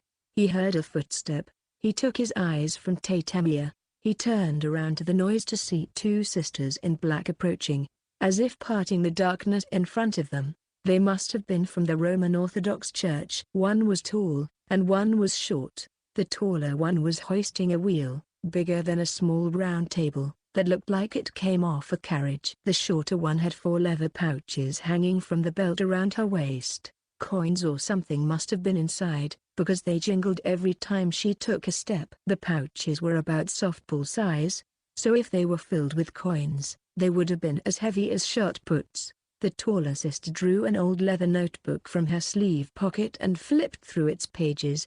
Then, after nodding about something, she came over to Kamiju. Perhaps there was a photograph in there. You are the outsiders assisting us, yes? We have come to take custody of the imprisoned heretic leader. The enemy of God. Is that him? As she spoke, the younger sister moved towards Seiji Tatemiya, seated with rune cards stuck on him, in anticipation of the answer. The 4 coin pouches at her hips jingled. Hey, wait a second, called Kamiju, but the short sister didn't seem to hear. For a moment, she reached a hand toward Tatemiya but then hesitated, realizing something. She went around him, carefully observing the rune cards attached to him. Instead, the taller sister stared at Kamiju's face. What is it? Before you guys pull out of here, can you let me see Ursula one more time? Unfortunately, I must decline. Though we have secured Sister Ursula's safety, we cannot call this situation safe just yet, since we don't know the true state of the enemy forces. In cases such as these, our rules state we must give first priority to the safety of our own personnel. Once we have safely seen her back to Rome, we will send you an invitation.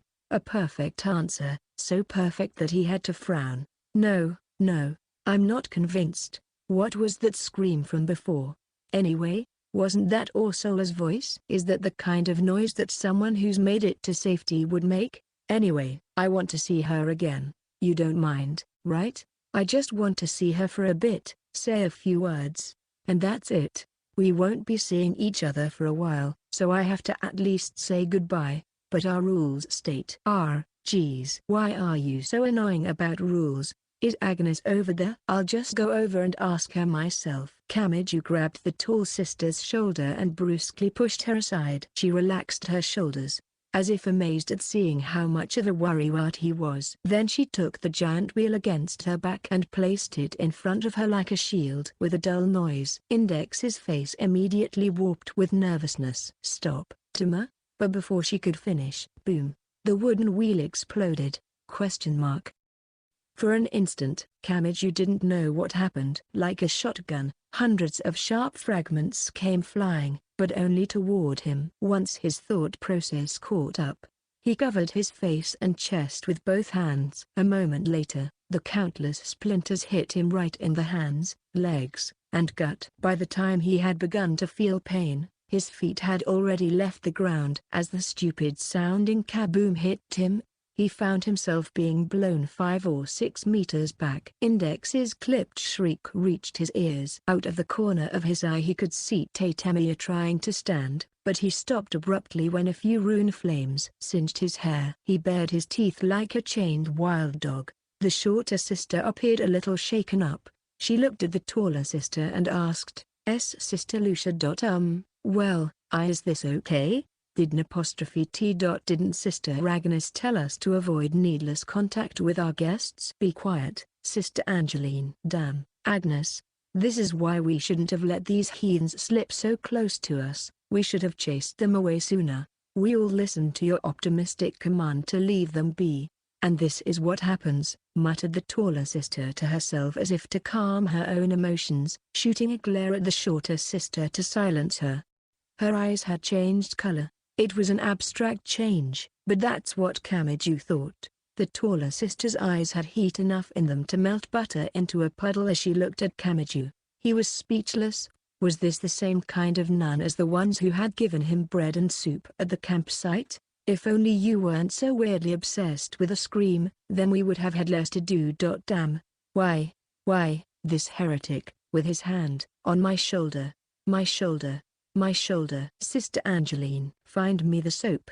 "No, the detergent." "This is terrible. I am in the worst of moods. They spoke to me." "Would you say a few words to them?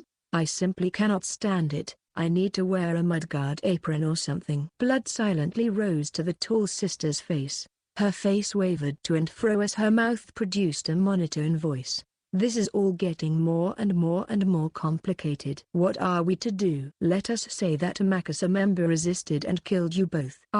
Yes, that seems like the easiest option." "After that, we must only seal a Makasa's lips, and there will be no problems." The line sounded like an ad-lib correction for a stage play whose scenario had gone awry. It sounded like a threatening voice, but Kamiju couldn't find it in him to answer. Quite a few wooden shards had struck him, but they weren't actual blades in the first place, so his wounds were shallow. But right after that, the slender shards piercing his skin suddenly began twisting up and down by themselves. Gh.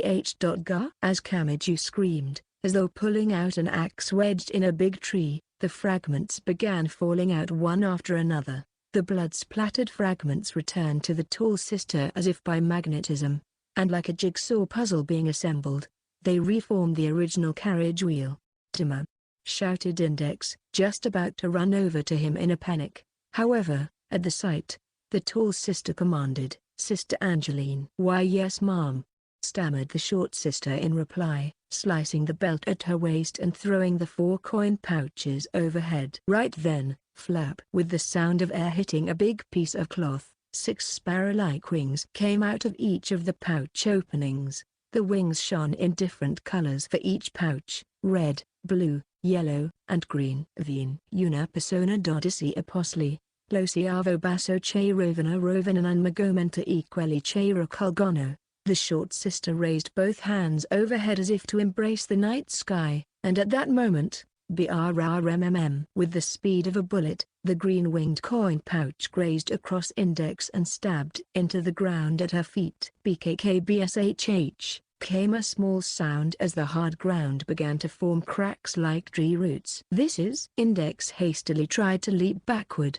but her body came right back down. She looked to see the drawstring on the coin pouch stuck in the ground was undone. It had wrapped around her ankles and was holding her down. Right when Index cast her gaze down to her feet, the other 3 pouches fluttered high in the air, aiming right for that new blind spot. Kamiju paled. "Oh, crap. If she hits her with that..." The coin pouches probably weighed more than shot puts. With her feet stuck to the ground, Index wouldn't be able to avoid them, and it would be too much to defend with her hands. "Shit, Index!" he shouted, getting ready to run over there. Fortunately, the coin pouch binding her legs seemed to work on magical principles. It would be easy to punch it with his right hand and undo it, but then, worry about yourself, child, so that you may avoid as much pain as you can. Before he realized it, the taller sister hoisting the giant wheel had jumped above him. Kamiju, unstable and trying to stand up, locked onto the wheel's center point like the muzzle on a gun. He shuddered and he felt his throat dry up. Punching the wheel and having it be blasted to smithereens clearly presented poor odds for him. "Child, are you familiar with the legend of the wheel?" The tall sister smiled vacantly. "Countless saints have been martyred since long ago. Those foolish people, high in the government, thought to end their lives by execution, but in their history of torture and execution, the wheel appears many times." Kamiju didn't feel like engaging in small talk, but the wheel before his eyes was preventing him from moving, and meanwhile, the 3 coin pouches, dozens of meters in the air, turned and dove straight down to Index. They were giant wheels, with innumerable nails and blades stabbing into them, made to rip saints apart. but there are many reports of the wheels exploding on their own when they touched saints. Yes, Saint George, who exterminated dragons, and even Saint Catherine of the Alexandria. Fragments from the exploding wheels were said to have killed more than 4,000 people who were there to watch the execution. The teachings of the legend of the wheel are as follows. Her calm tone fried his nerves even more.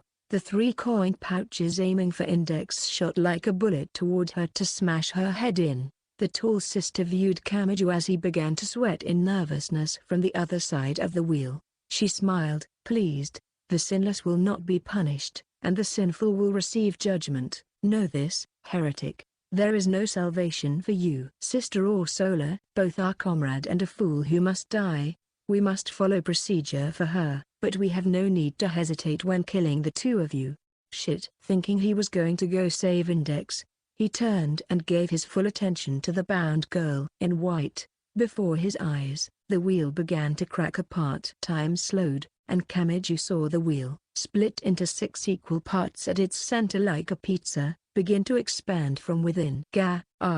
He clenched his right hand and howled, but he was too late. He wouldn't make it. Before he thrust out his fist, the giant wheel wielded by the tall sister made an ear-splitting noise, and with a gur slam it bounced sideways. Obviously, it wasn't the tall sister's intention, nor was it due to Kamiju's fist. The coin pouch with 6 red wings, which had been going after Index's head, had struck the execution wheel from the side with amazing speed. The impact wrenched the wheel from the tall sister's hands. It bounced on the ground a few times and flew into the darkness. The coin pouch that hit it burst open from the impact, sending unidentifiable coins of all sizes into the air. The tall sister, suddenly without a weapon, hastily jumped away to put distance between her and Kamiju, then turned a glare on the shorter sister.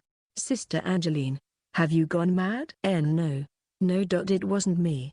Her savagely angry shout made the shorter of them blanch and explain herself, when just then, Stop, Abo. Collect the remaining 3 to 1 point, and become 1. Index's clear voice interrupted them. That instant, crash, came the roar of metal being pulverized. The green pouch's drawstring came off from Index's ankles. The blue and yellow pouches going for her head instead shot off toward the short sister's face with incredible speed. The 3 pouches collided with one another 2 centimeters from her nose and stopped dead. The extreme force pounded the 100-some coins into a single metal lump, and it made a dull sound as it fell to the short sister's feet. Plop! The shorter sister fell over on her rear with, strangely enough, a smile. The Apostle Matthew, who felled 2 fire-breathing dragons using only a cross and prayer by passing talisman through his emblem. The money pouch. One can create a weapon that tracks a target when thrown. Index criticized, very quietly, how sloppy. The incantation is long, and its encryption is all over the place. You're so preoccupied with stabilizing your own technique and not paying attention to anything else. It's easy to muscle on into it. Kamiju didn't understand what had just happened. Index couldn't use magic, could she? Or was it some other kind of trick? Something to let her interrupt the short sister's sorcery and hijack it. Self-destruction, friendly fire, a tactic to use the penalty of magical failure against itself. The taller sister cast her gaze around, then clucked her tongue and readied herself again. Even without a weapon, her will to fight hadn't waned one bit. With gentle movements, she made the sign of the cross, but then they heard what sounded like a high-pitched flute tone from far away. Free came the bird-like scream. The taller sister looked hatefully into the black sky. The command to retreat. Sister Angeline. But we haven't yet dealt with, we are retreating. We can put the Amakasa leftovers down to the English already having let them escape. Ruining the pace of things will badly affect our unit as a whole and could cause harm to befall the group escorting Ursula. That is the larger problem at hand. The tall sister turned on her heel and disappeared into the darkness, and the short sister followed her in a fluster. You get it now, right? Said Sagittate Tamiya sourly, looking up at the night sky. That's how Roman Orthodoxy the largest crossist denomination in the world, operates behind the scenes too. I see. So that's why she looked so stupefied the moment she saw Agnus Sanctis. They probably cut us off from the main Roman Orthodox force because they've been looking down on us from the start. 2. HMPH. Their chain of command would be left in disarray with English Puritans there. That's rich, said Still at leisure as they left Parallel Suites Park. He must have heard Ursula's scream, too, but he didn't seem to have asked Agnes about it when he left her. If he hadn't known the situation and asked her, it could have turned into a diplomatic issue between the two church organizations. Camiju understood that, but he wasn't satisfied with it. After the little fight, he had run to where Agnes had been, only to find that she and all the others had already withdrawn, and no assassins came up to pursue Tatemir, either. With so many of his friends captured, maybe they had judged Amakusa as having already been destroyed. The fact that they'd had so many people, yet still withdrew cleanly enough to leave no trace of their existence, sent shivers down Camiju's spine. The fact that they hadn't given the English Puritans any sort of debriefing, or even a goodbye, must have meant they really didn't trust them at all. Securing Ursula was their primary objective. Maybe they figured that they'd only deal with Tatemir and the others if they had the time. Or perhaps they would summon their entire force from all over the city and press for a decisive victory. With all of that, Camiju, Index, Still, and Tatemir were busy exchanging information. Camiju, having been stricken all over his body with those wheel fragments, was wrapped up in bandages in many places. Even if everything that man says is true, they're not going to kill Ursula Aquinas right away. They have their own circumstances to consider. So, to Camiju, don't you dare go running off somewhere right this moment. If you stand out, things will get pretty complex. Camiju made a dissatisfied face at the warning. What do you mean, circumstances to consider? Roman Orthodoxy is Crossism's largest denomination. Tima. Most don't know anything about the occult, but it still has more than 2 billion followers. The Pope still leads 141 cardinals, and it's still expansive enough that it has churches in 113 countries. It's all well and good that it's big, but if it gets too big, they might start to have problems. Camiju still didn't understand. This time, Tatemir spoke up. Well, in other words, basically. If they have that much influence, they're obviously gonna have a lot of different factions. First off, the Pope and the Cardinals govern 142 parishes, and depending on the country and region, it's 207. Then if you add in clashes between old and young and between male and female, it's 252. Still blew out a puff of smoke. Vexed with so many factions, people say Roman Orthodoxy has more enemies within it than outside it. People join up with others over minute problems with their own brethren and poke and prod at them. With all that, the current situation has a very delicate aspect to it. The Book of the Law is definitely a threat to Roman Orthodoxy, but Ursula Aquinas herself is entirely innocent. If they kill her unreasonably, their brethren around the world would turn against Agnes. Is that right? But we didn't do anything wrong, either, and they still came at us without a second thought. Camiju lightly stroked the bandage on his arm with a fingertip. It was already oppressively hot outside. The bandages on him were only making it worse. That's because they can use the excuse that we're heretics or pagans. Any idea how much atrocity has been justified by simply saying how it's okay to punish those who disobey God's teachings? That's what the sisters who attacked us before are probably thinking. But I think that's exactly why they can't inadvertently lay a hand on Ursula. Since thou shalt not kill those who believe in the teachings of God. Camiju glanced away and thought about it, gazing at the trees on the roadside illuminated by the streetlights. Even if Roman Orthodoxy had a rule that stated they couldn't kill other members of the faith, then why did Amakusa act to prevent Ursula from being assassinated? He asked the question, and still answered, not treating it as very important. It's easy. They're exceptions. Exceptions? That's right. Thou shalt not kill those who believe in the teachings of God. If you subscribe to this rule, then that means it's okay to drive those who don't from the church and kill them. His giant sword on full display, Tatemir continued for still. Not that it mattered. But Kamiju began to worry how he'd explain himself if the police saw him. Criminals, witches, traitors. They cut off all connections with those who break the rules, and at the same time, they label them enemies of God. The way they do it is simple: just test them. Let's see. For example, say there's a metal pole that's so hot it's burning red.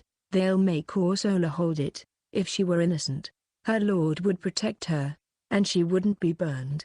But if she was burned, then she would be judged one not worth protecting. It's absurd, isn't it? In English Puritanism, testing the Lord is treated as a sin. But that's... Kamiju was dumbfounded. But of course she'd get burned. It would be weirder if she didn't. You're right. They could find fault with her even if she wasn't burned. They could say she's being protected by the devil. Whichever the result, the one being tested is sure to be labeled. That's savage, he thought. It was absolutely wrong to decide Ursula's fate with such messed up methods. But on the other hand, this inquisition, or trial by ordeal, should I say, anyway, until they're finished preparing to exile her. They can't take her life without due caution. If they follow proper procedure, they will go back to Rome first, and then it would take 2 or 3 days to get it ready. Still, anything they do will probably be overlooked as long as they don't kill her. The Roman Orthodox couldn't care less about what she was thinking or the feelings with which she was trying to stand up to the grimoire's original copy. Because it was a nuisance. Because it was inconvenient. Because it was a pain. Because it wouldn't go well. Because it would make trouble. That was all it took for them to go after Ursula's life. Even though they should have been the same. Even though Ursula and the Roman Orthodox must have had the same opinions deep down. Even though both of them saw the book of the law as dangerous and were acting because they wanted to do something about it. Even though she was looking for a breakthrough, a way to dispose of the original copies of grimoires, which were said to be indestructible by human hands, despite the fact that they could decipher them. Even though she just wanted to be useful. Even though she thought the book was dangerous and wanted to do something about it. Do you know about the original copies of grimoires? Or how they cannot be destroyed by any means? Was that really such a bad thing? With current technology, it is impossible to get rid of grimoires that have reached this state. The most that can be done is to seal it so that nobody may ever read it. Had Ursula Aquinas done something so wrong, that is, with current technology, that she needed to go through someone else's procedure, be labeled a heretic, remain silent instead of asking for someone's help, and be executed? One should be able to use the magic circle against itself, in other words, to force the original text to destroy itself. No. The power of grimoires doesn't bring anyone happiness. The only thing they create is conflict. That's why I was investigating its inner workings, in order to destroy these kinds of grimoires. No, like hell I'll accept that. Kamiju clenched his teeth so hard they might break. Even if they had that kind of reason, no matter what circumstances they have, that shit isn't okay. Seriously, what the hell? What do they think human life is? Taking away everything important to a person, bit by bit. What the hell do they think human life is? Kamiju had amnesia. So there were very few things he thought were very important. He only had a month's worth of memories from summer vacation in the first place. Compared to high school students with normal lives, he had but a fraction of things important to him. And most of what he had were messy memories born from lying about his amnesia. But Kamiju still felt as though even he, with such a scant number of things he could call precious, if someone were to come and steal them away as simply as crossing something out in a document with red ink, he would be angry beyond description. Maybe those in the Roman Orthodox Church really were fighting to protect something precious to them. But they shouldn't be doing it like a flock of crows pecking at somebody, stripping away everything someone held dear, one by one, robbing them. That was something that should never be done. Why didn't they look for another way? Why did the cheap, foolish method of killing her satisfy them? Kamiju clenched his fists so tightly he thought they might bleed. The lights on the street, dotting the dark residential area at night, coldly illuminated them. Where are they right now? Do you know anything? I've got a good idea, but what do you plan on doing once I tell you? Answered still in an aloof way, and it made Kamiju want to grab his collar. How the hell can this guy stay so calm? He thought. His face looked like he was going to devour still, but the priest didn't seem disturbed at all. The cigarette in the corner of his mouth wiggled. In fact, Index, whom he couldn't see, seemed to be the one who was scared. "I understand how you feel." Still quietly exhaled smoke, "but how about we calm down a bit first? There are close to 250 of the ladies just in this one town, remember? Remind me, was your fist convenient enough to wipe them all out? Exclamation mark.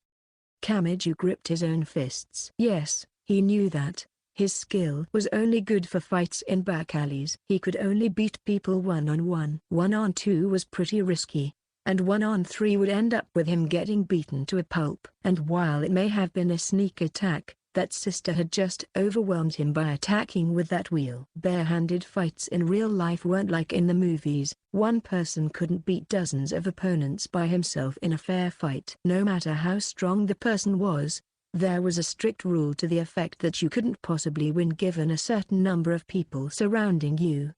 And that was if you weren't the kind of real combat professional you saw in manga and dramas. The sorcerer, who should have been one of those combat professionals, blew out a little smoke, grinning comfortably. If Amakusa's story is all true, then we don't have anything to do at this point in the first place. Unfortunately, this story is already over. What was that? Just think about it, alright? Ursula Aquinas broke the Roman Orthodox rules, and now they're after her life. Agnus Sanctis followed her to punish her for breaking the rules. That's really all this incident was, wasn't it? The Book of the Law's original copy is apparently safe at home in the Vatican Library. Given their position, they can't allow it to be used for evil. Amakusa's saying they don't plan on using it for evil, either. In the end, nothing has happened that would change what we English Puritans have to do. I'm not happy we didn't get to say goodbye now that everything's over with, but it's nothing getting so red-faced over will do anything about, is it? This time for sure. This time, Kamiju grabbed still Magnus's collar without a second thought. Index covered her mouth and let out yelp as Tatamiya looked at him and gave a whistle, but still, the rune sorcerer wasn't disturbed in the slightest. In the deserted night streets, his words echoed, alone, and disappeared. The flickering streetlights intermittently cast their shine on the priest. This is no more than the Roman Orthodox Church judging an internal incident by its own rules. As long as it doesn't affect anyone else, if we English Puritans foolishly complained about it, then it would be seen as a political intervention. It could even do great harm to relations between the English and the Romans. Unfortunately, it's time to give up on this, to Kamiju. Or do you want to save her even if you start a war? That's whether it's English Puritanism or Roman Orthodoxy. Don't go thinking everyone who's part of them are combat personnel like we are. In fact, most of them are people just like you. They go to school, spend time with friends, eat hamburgers on the way home. That's their whole world to them. They don't know about the sorcerers lurking in the shadows, nor do they notice all the deals made among various groups to keep a magical war from occurring. They are truly virtuous, powerless lambs. Then, the sorcerer, with Kamiju still holding on to his collar, asked coolly. It was indeed as though he were a demon urging him to an agreement. Now this is the problem. Can you wrap them up in this? Do you want to get people, ignorant of the truth, who are part of these religions involved in this, rob them, kill them, take everything they have, just so you can protect Ursula Aquinas? The strength in the hands Kamiju was grabbing Still's collar with faded. Index tried to say something, but she didn't know what, so she just took a long breath. This was the difference between amateurs and professionals. This was the difference between individuals and organizations. Still spat out his cigarette tiredly, crushed it with his foot, and turned to look at Tatamiya. I don't have the right to stop you from doing anything, though. You can fight all you want for Ursula, since she asked, or your subordinates, or whatever you want, but if you're going, then you're doing it alone. If you try to get English Puritanism involved in this, they will turn this entire island nation into scorched earth. To uproot and massacre Amakusa, threatened Still, but Tatamiya's expression didn't change. Man, I know that much. Oh, come on, kid, don't get so down. The English Puritan Church might not have any reason to fight, but we've got a big one. I'm just gonna pay a visit to their little hideout, rescue my allies, and maybe give Ursula a lift while I'm at it. What? We're used to throwing a few talented people at stupidly huge groups. Our sect evolved by opposing the Tokugawa shogunate. After all, Kamiju brought his head up at what he said. Index, next to him, looked at Tatemiya's face. You're going to call the rest of your friends from Amakusa's main base? But you'll have to wait another day to use the special movement method, and if you wait that long, the Romans might go back home. Yeah, can't take the safe option in this situation, said Tatemiya, swinging his white sword a bit. Still said in an uninterested voice, are you saying you're going alone? There's no other choice, so I need to. Fortunately though, those idiots may have gotten taken away, but they haven't been executed. If they wanted to kill us, they wouldn't have bothered capturing us, they would have just cut us down on the spot. It'd be more realistic for them to deliver a sentence to us with Ursula, saying that she conspired with Amakusa to steal the Book of the Law. So if I break him out and incite things the right way, we might actually have a chance of barely winning. Tatemiya concealed his tension with a jovial expression. The best time to go at them is when they're on the move. He waved his giant sword around. Amakusa's been pursued for a long time. We're pretty familiar with how scary and fragile groups can be. A large group of people is at its weakest when it's on the move. After all, the Romans captured more than 300 Amakusa members. You know, they can't move around properly with only the nuns they have. If hundreds of sisters dressed in black went on parade through the city together, they could end up on TV as a demonstration or a riot or something. So they're gonna have some kind of camouflage for when they move, just in case. Like splitting into smaller groups and going by car. It's an established tactic. When they're camouflaging themselves, they can't use the full extent of their power, making it the best, and only, time to launch a surprise attack. From what Tatemiya was saying, the Roman Orthodox Church wouldn't use magic to move like Amakusa did. And it was too late at night for them to charter a boat or plane.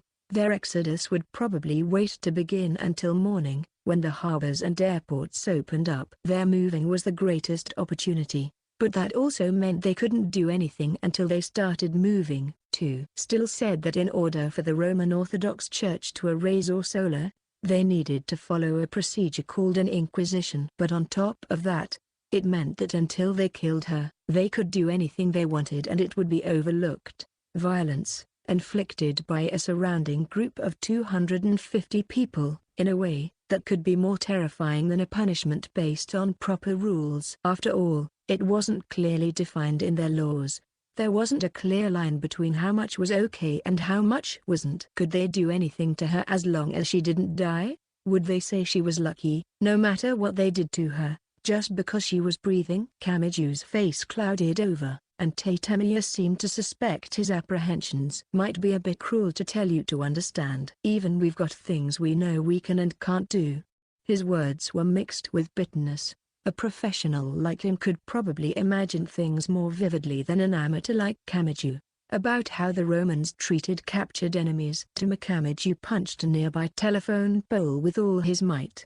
Despite being able to visualize the worst possible situation, he couldn't take any action whatsoever, and he felt ashamed to no end for it. Still disinterestedly looked at Kamiju, who was unable to make any sort of reply, and said, "Looks like that settles it. We should split up and hide as well. Guess I'll give the higher-ups a ring and ask what to do next. Our problems with the Romans and Amakusa have been cleared up, but I'll need to do something about Kanzaki now." To Kamiju, you take Index back to Academy City right now. Having gotten their hands on the most important person, Ursula, the Romans wouldn't consider attacking you two outsiders, since it would mean picking a fight with the scientific side of things. He lit a new cigarette. Well, if the English Puritan Church at least had a proper reason to rescue Ursula Aquinas, it would be a different story, but this is all we can do. He blew out smoke, sounding thoroughly uninterested. Right. Also, to Kamiju, there was something I wanted to ask. What? He turned around, exhausted. Still continued, giving a cynical smile. That cross I gave you before, you don't seem to have it on you. Where'd you put it? Kamiju thought for a moment, then remembered. Sorry, I gave it to Ursula. She seemed really happy I put it around her neck. Though, was it really that valuable? No, it was an entirely normal iron cross. They're probably souvenirs produced en masse by some factory. They're all over England. It's the cross of St. George, which is also part of our nation's flag. Still grinned for some reason, seeming a bit pleased.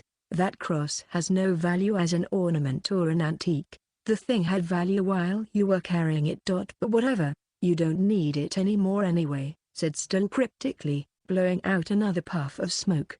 Without knowing what he meant by that, Kamiju withdrew to the dark road, and thus the curtains fell on a disappointing ending to a disappointing incident. 3. Sagita Temiya was gone. Still seemed to want to guard Index until she safely got into Academy City. She was next to Kamiju, who was trudging down the night road, but seemed to be at a loss for words. This may have been the capital of Japan, but when you got away from the center, it was veiled in the dark of night. Checking the time revealed it was past 1 in the morning, and most of the city lights were out. A few apartment complexes had lights in their windows here and there like missing teeth, and sometimes a taxi with someone drunk in it would pass by. The streetlights kept on flickering unreliably, illuminating the mini-moths gathering to them. Their unexpected day revolving around fighting was already over. In just a few hours, he would be going back to his normal life, centered around school. Kamiju would shake the lack of sleep from his head, go to school, take some boring classes, talk about dumb stuff to such a Mikado and Blue Hair on the way home, and be on the receiving end of Mikoto's biri for not completing his summer homework after all. What should I have done? He said suddenly. Index looked up at him, but he was still looking down, dejected. He wanted to save Ursula Aquinas, but he couldn't think of any way to do that. I get that an amateur can't think of a way to beat a professional, but I still think maybe there was something even an amateur could have done. Like when I first met Ursula, if I had just taken her to Academy City like she asked, what would have happened then? And if we didn't help the Roman Orthodox Church, maybe she could have gotten away with a Makusa and their special movement method. No, I get it. Those things only seem hopeful because I'm not looking at their end results. Even if Ursula got into Academy City, the Romans would have given chase and followed her in. Even if we didn't help them, they would have used their human wave tactics, searched every nook and cranny, and found where a Makusa was gathering. I get all that. But still, he thought back to when he first met Ursula. That uneasy voice asking him to tell her how to get into Academy City. Her smile when they were hiding out in the theme park, her words, spoken strangely readily, as though she thought she'd finally found someone she could trust. And last of all, that shriek of despair they had heard from somewhere. But really, what should we have done? He knew that just thinking like this was the act of an amateur who didn't fully grasp the dangers. This incident had nothing to do with him. A simple high school student had chanced a glimpse at how harsh the world of professional sorcery was, and now he was going back to his own world. No one would blame him for it. Anyone who knew firsthand how terrifying the real world of sorcery was would probably breathe a sigh of relief upon seeing his safe return. Still must have thought he'd finished explaining everything he needed to, so he didn't say even a word despite hearing Kamiju's complaints. On the other hand, Index looked up into Kamiju's face. This is a problem for sorcerers, so you don't need to get yourself involved. I can't say much, since I can't do anything anyway. But Sagita Temiya said he'd do it, so I think we just have to trust him. Right. Index looked about to cry at Kamiju's unfocused response. That's right, There's no rule saying you have to settle every problem sorcerers have. I think if anyone, you should blame me, the anti-sorcery expert, for not being able to do anything. But the problems that can be solved will be solved even if you're not there. I think you've gotten involved with a lot of sorcerers, for an outsider, but there are a whole lot of sorcerers in the world you don't know, and they all have their own problems, and they figure them out without needing to borrow your strength. This time is the same, it's just that this is the first time you've seen an incident you weren't involved in ending. Is that right? Kamiju answered mechanically, but he was surprised on the inside. She should be able to imagine what fate awaited Orsola, too, but she had firmly told him not to get involved with this incident anymore. Or maybe it was backward. If she made a contradictory statement, then maybe Kamiju wouldn't praise her anymore. Yeah, things have been weird until now. No one can solve every problem they see by themselves. Tama, you can ask people for help. You can trust other people with the endings. Just because you see a house on fire and there's a little kid still inside, there's no reason you have to jump in. Calling for help in that situation isn't shameful at all, Index said. Tama, I think you should rely on other people more. We're from Necessarius, that's what it was made for. No one will blame you just because you couldn't solve a problem yourself that even an organization like ours is having trouble with. It just so happened that he didn't have a place in this, in the end. Maybe that's all it was. Just because his part was over didn't mean the incident suddenly ended there. Maybe Seiji Tatamiya would just take up the mantle of protagonist from here and settle things. She was right, just because a random attacker incident happened right in front of him. There was no rule saying that witnesses needed to resolve it. Nobody would blame the witnesses for the police arresting the criminal. I wonder if Tatamiya can do it. I think he has a chance at winning. He's a real sorcerer. After all, Amakasa has a particularly harsh history of oppression. These sorts of odds we're facing are their specialty. They wouldn't take on an enemy they couldn't beat. I see, nodded Kamiju. He thought to himself. This was enough. He thought to himself, if they'd resolved this incident without him forcing himself to fight, then there was no need for an amateur to butt in. That was a normal idea. A clueless amateur doing as he pleased and throwing things into confusion could trigger everything going in an even worse direction, so not getting involved instead seemed like a good plan in its own right. There was no rule saying he had to resolve every incident. In fact, if he took a step back, there were plenty more incidents resolved without Kamiju's help. He didn't need to worry about having gotten a glimpse of one of them. Even without his involvement, someone would take it upon themselves to close the curtains on it. He looked up into the night sky and slowly stretched both of his hands into the air. Suddenly growing aware of all his pent-up exhaustion, he finally started to yearn for the futon in his dorm. Guess we'll go home, said Kamiju aloud, as if to draw a clear line between his normal and abnormal lives. Oh, right. Before we go back, I want to drop by a store. Supermarkets and department stores won't be open this late, so it'll have to be a convenience store. The fridge is empty, so I figured I'd go and buy a bunch of stuff. But whatever. I want to see what places outside Academy City have. Maybe they've got bento they don't sell on the inside. Tama, I think I'm suddenly really tired of domestic life. Well, sorry. I'm just a boring high school kid who thinks it's fun to have a household account book now, that's all. I want to eat luxurious meals without having to worry about your account book once in a while. If you don't like it, fine. But tomorrow's breakfast will be an empty plate with some water. You'll have to make up for the rest with that active imagination of yours. Tama? Shouted Index. Despite it being night. Kamiju looked at the girl devourer as her face paled at such a simple thought and grinned. Then why don't I go hit a convenience store and find some breakfast for tomorrow, huh? If you're going to the store, then maybe we should all go. If I brought you, I wouldn't be able to shop. You'd throw everything within reach into the basket. All right, I won't be long. Still, could you bring Index back to Academy City ahead of me? You brought us out, so you can sneak back in. I'm sure. Actually, if you did that might be a problem in its own right. If you say so. Your suggestion benefits her, so I don't mind. Still wiggled the cigarette in the corner of his mouth up and down. By the way, you know where it is? No. But convenience stores are everywhere. I'll just run around here for a bit. Fine. Still grinned sardonically, disappearing into the dark night escorting Index. Index wanted to stay with Kamiju, but he waved his arms and refused. He waited until he could no longer see them, then turned right around, to return straight along the road he'd come. That asshole, did he know?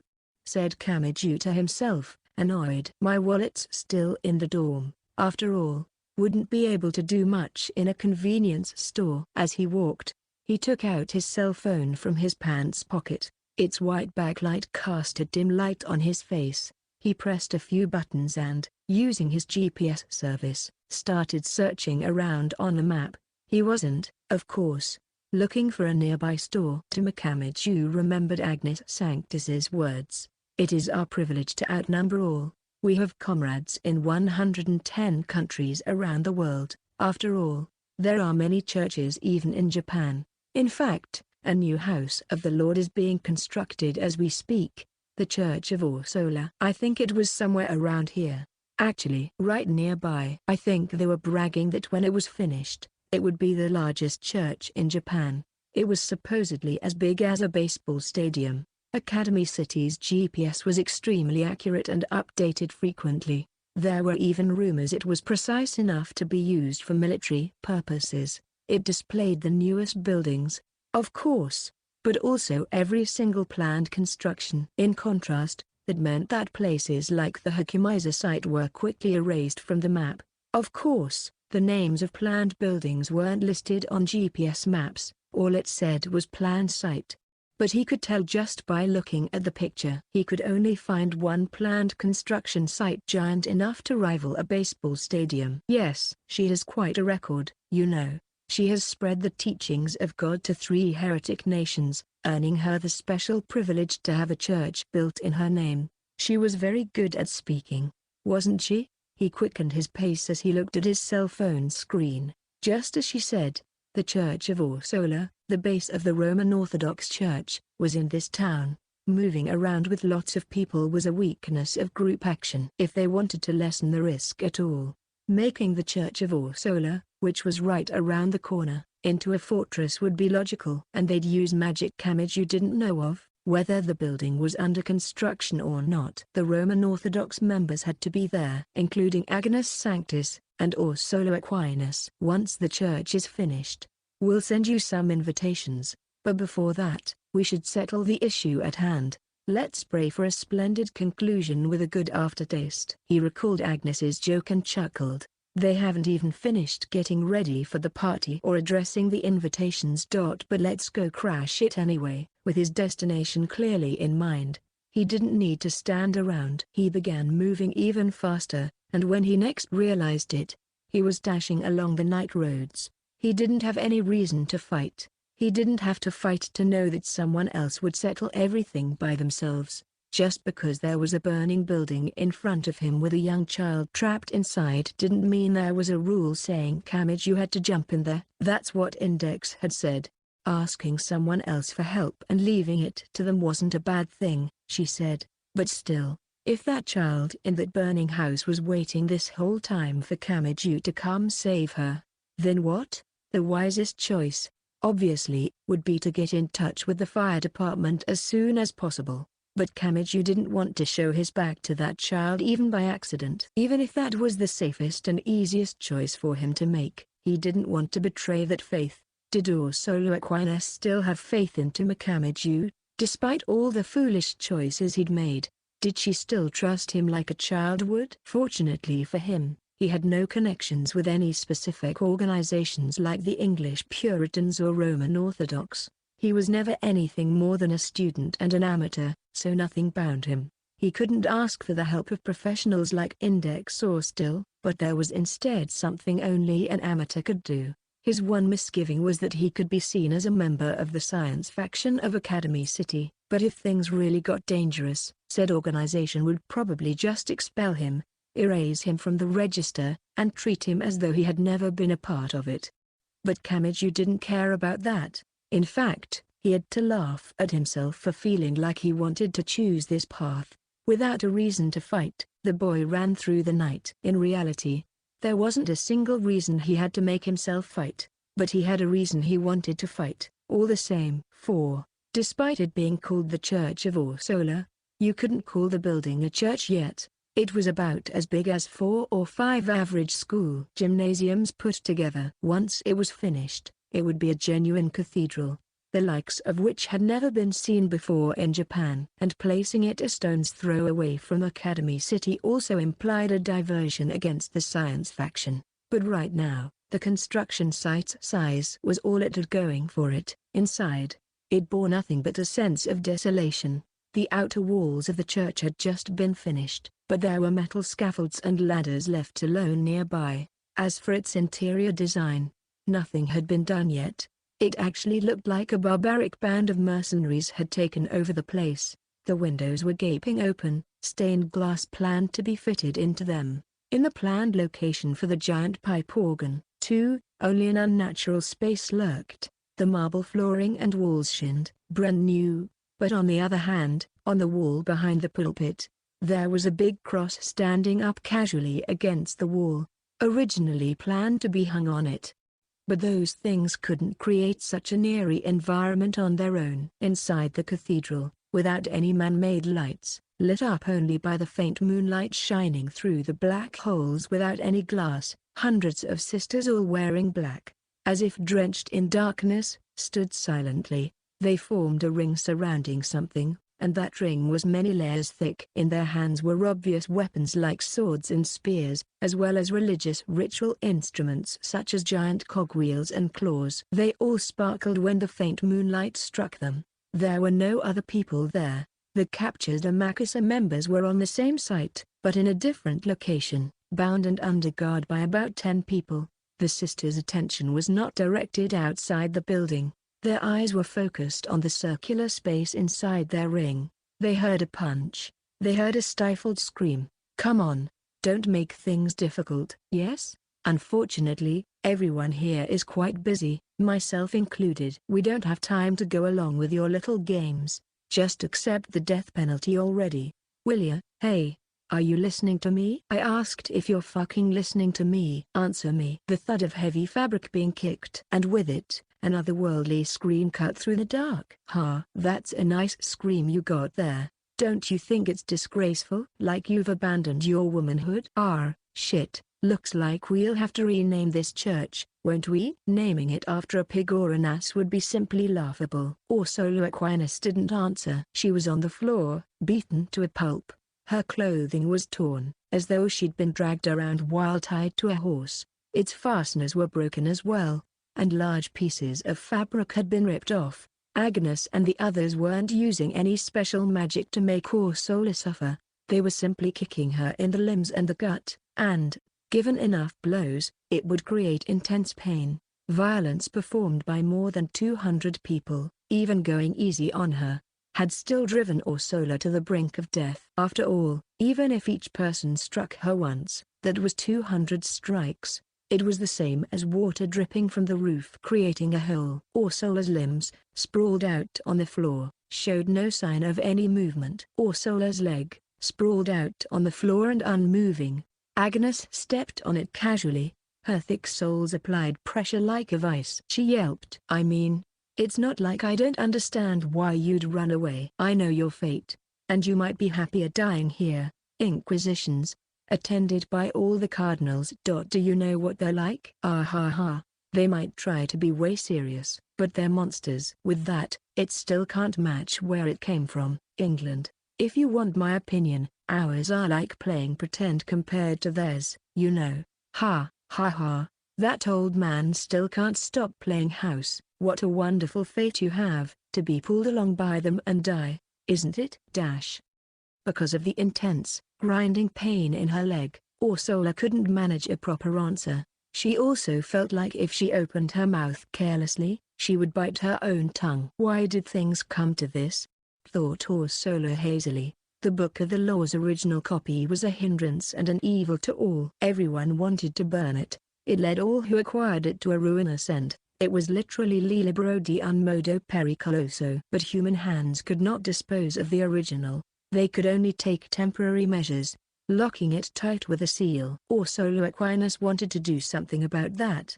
Both she and the Roman Orthodox Church must have had the same feelings regarding wanting to erase the infamous Book of the Law. So then why? What changed to part their paths so definitively? Right up until the very end, she thought she could see salvation. Why did that boy hand me over to Agnes? Still, it looks like you've got a lot less friends to rely on now, eh? To think you'd come here looking for help from a Macassar, of all people. Agnes Sanctis looked down at Ursula. Her expression looked like it was enchanted by a suspicious grimoire as thud, thud. She kicked Ursula's calves. The storm of pain resounded in her bones and threatened to tear her mind apart. Driven to the brink of death, you finally clung to a bunch of Asians you didn't know in some filthy island nation. Ah ha ha ha. You mustn't do that, you know. You can't hope for anything from piglets who don't even read scripture. Under our rules, marrying someone outside of a baptized Roman Orthodox is equivalent to sodomy. You know that. Did you think it would be fine just as long as they were still crossists? A Macassar. The Puritans of England. It's ridiculous they'd even call themselves crossists. They are not human, they are pigs and asses. Look where trusting your precious life to people like them got you. Geez, tricking beasts like them really is too easy. Just tame them a little, and they'll bring rats back to you in their mouths. Tricked. Ursula's awareness, hazy with pain until then, slowly turned back outward. Those people. Did you trick them? The sticky blood falling from her torn lips hindered her speech. But that didn't stop her from asking. They're an apostrophe T.co.cooperating. With you. You trick them? What does it matter? Whichever it was, we got our hands on you, didn't we? Hey, ha ha. Man, it was great comedy gold. They were all like, we'll rescue Ursula Aquinas from the evil Macassar for sure. How moronic, right? They delivered someone they should have been protecting straight into the hands of their enemy. They're hopeless. That's what they are. Is that so? Thought Ursula, her face losing a little bit of its tension. They hadn't intended to sell her out to the Roman Orthodox Church, that wasn't it at all. Their smiles, their words. None of them had been a lie. They earnestly worried about her and came all the way to such a dangerous battlefield just to rescue her. Even though it had ended in failure. Even though their efforts were for naught, and her life was threatened instead. They stayed her allies until the very end. They never once betrayed her, forsook her. They had fought for her until the last moment, those kind, reliable allies. The hell are you smiling for? Am smiling. Am I? Said Ursula in a slow, gentle voice. I seem to have realized it. Realized the true colors of our Roman Orthodox Church. Those people. They act on faith. They believe in others, believe in their feelings, and would follow them anywhere. For others. And yet we. How ugly we are. We. Can only act on doubt. You fool those helping you to execute me. You'll fool the people with a fixed trial. And even fool yourself into thinking it's what God wishes you to do. Although. I'm not in a position to argue with it. Either. If I had but trusted a Macassar. From the start. Things wouldn't have gotten this bad. If I had fled with them by their plan. Then those in a Macassar wouldn't have faced danger, either. In the end. This unsightly form of ours. Is this what the Roman Orthodox Church. Really is? Ursula smiled, with her beaten-up face, and without a hint of humor. I can no longer. Escape from your clutches, and just as you planned. I will be judged a false sinner. And be buried in the dark. But I am fine with that now. For I cannot lie to myself. And what's more. I absolutely cannot. Trick those who lent me their strength without expecting anything in return. Can I? Never again. Do I want to be called the same kind of person as you? The words of a martyr. You expect to be canonized or something? Whap, with the lightness of kicking an empty can. Agnes's soul came down on Ursula's leg. If you want to die that badly, then be my guest. It'll be easier for us if you don't resist. After all, curse those fools for causing this to happen to you as much as you please, and then die. Although Agnes would have known there was no way for her to resist. More than 200 sisters surrounded her, waiting. And there was a strong barrier put up around the church, so she definitely couldn't make a run for it. Her consciousness wavering, even Agnes's words, spoken right next to her ears, only came in bits and pieces. But Ursula still managed to think with her near-disabled mind. What. On earth. Should I curse? What? They never. Had a reason to fight. I asked him, and he said he wasn't a Roman Orthodox. Or an English Puritan. He was just a boy, and yet, without any power or reason, he came running to me. A complete stranger. See? Where else in the world. Could you find a more attractive gift than that? Those people. They gave me such a beautiful gift. So what are you saying? I should curse about them? Yes. She wouldn't curse them. She would never curse them. Even if they hadn't rescued Ursula safely, what they did couldn't be condemned because they had no duty telling them they needed to rescue her. They weren't fighting just because someone told them to. They flung themselves into battle, not bothering to use their rights to save her. Just fighting for her, just standing up for her, was worthy of much gratitude. So Ursula would never curse them. She felt proud to have been blessed with the chance to meet people who would do so much for a total stranger. She wanted to thank God for making her lucky enough to be with them at the end. She was satisfied. That was enough. Ursula Aquinas thought she would never again embrace such happiness with her hands. And yet that happiness hadn't ended. For the next moment, smash, came a sound as the barrier around the church was destroyed. Agnes reflexively took her eyes away from Ursula. Something had happened that forced her to do so. It broke. Could it be? Hey, someone check on the protection of Giles we put on that door and scout for enemies. Shit, what group could this be? No one person could have possibly broken a barrier of that level. What enemy faction could be attacking us? Commands, issued in rapid succession, but before any of them could be carried out, she got the answer she wanted. Ursula Aquinas looked. The oaken double doors at the entrance to the church were thrown open. And there someone stood, like a rough storybook scene where the prince comes to save his princess. The one standing there was just a boy. It was an ordinary young man, and yet he neither fled nor ran. Who was he here for? What was he here for? The 200-strong sisters surrounding Ursula turned their harsh glares on the boy but didn't make a sound. There were already hundreds of people to cause violence against him, and none of them was normal, either. He had to have felt fear. There was no way he didn't. He was no more than an utterly average young man, so he must have been scared. And yet, without hesitation, he took a step into the church veiled in darkness, in order to save Ursula Aquinas. He took the step for her, as if to declare that everything would be all right. 5. Camiju set foot into the huge, unfinished church. It was a terrible place. Hundreds of people were gathered here with no air conditioner on this sultry night. It may have been huge, but it felt like a secret room, wrapped in a strange heat. The thick smell of sweat drifted from the darkness, giving it the impression of a deep, giant nesting hole. Hundreds of sisters dressed in black, blending with the darkness, eddying about.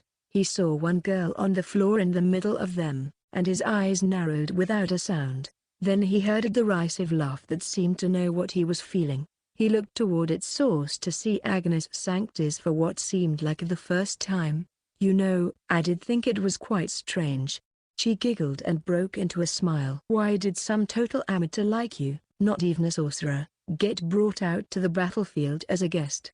I don't know what logic went into that one, but I suppose you must hold some absolute power over barriers. Oh my, what's the matter?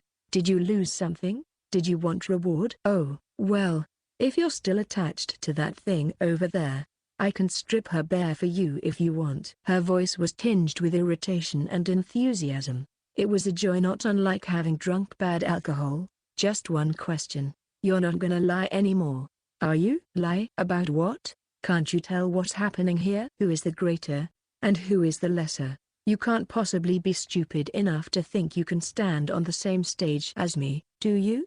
Now, I want to hear your choice from you. What will you do when faced with this many people? Just one versus more than 200 certainly didn't present very good odds. If Camiju fought them all head-on, he stood no chance. Agnes knew that, too. She casually walked right up to him, without any caution, as if to provoke him. She thought that Camiju could never strike her. If he threw even one punch, that punch would mark the beginning of a hopeless battle. Sheesh. You're an idiot, and a big one.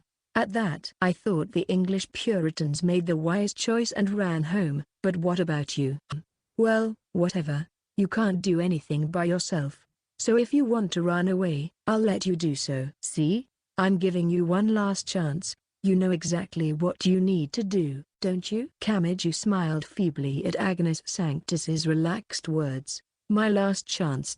I know exactly what I need to do, huh? And then, in a voice that sounded somehow relieved, he replied, You're right. This is my last chance. That's for sure. I completely understand. Wham! Camaju's right fist tore through the air. Agnes immediately crossed her arms to defend her face, but her legs came off the floor, her entire body flung away despite her guard, and she glared at Camaju with eyes like a mad dog. Not even 1 second of hesitation. Without even showing a moment of indecision, the young man showed his preparation to the enemy before him. What the fuck are you doing? Agnes Sanctus yelled angrily, but Camaju replied with an even louder roar. What I need to do? Don't take me so lightly. I'm here to save her. Why the hell else would I be here? Their emotions clashed against each other at close range. Though they were both, in a word, heated, their properties and temperature were entirely different. Her cheek muscles trembled oddly and she began muttering to herself. The sisters in black, who had been standing idly until now, all turned to face Camaju. The hundreds of weapons they held made an eerie, mechanical sound, like soldiers marching forward. Pretty.funny. Agnes's voice and body both trembled. There are 200 of us. How much can you do alone in this situation? Come on. Then, show me. Ha.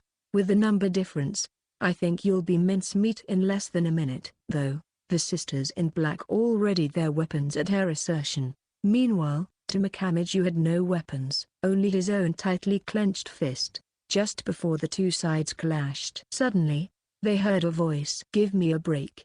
Don't start without me. You managed to slip right through the barrier. You could have at least given me enough time to set up the runes we need. Eh? The very moment Agnes turned around with a dumbfounded look, there was a roar of flames sucking in oxygen, and with it, the orange explosion instantly dissolved the darkness dominating the incomplete church. In the back of the church, exactly opposite where Camaju stood, there was a big hole in one of the windows on the wall behind the pulpit, about 2 stories up, waiting for stained glass to be fitted inside. He'd probably used the scaffolding on the outer wall to get there. Standing in the window frame was an English Puritan priest, with a flame sword in his hand. Still in a daze, Camaju whispered the name of the priest with the cigarette in the corner of his mouth.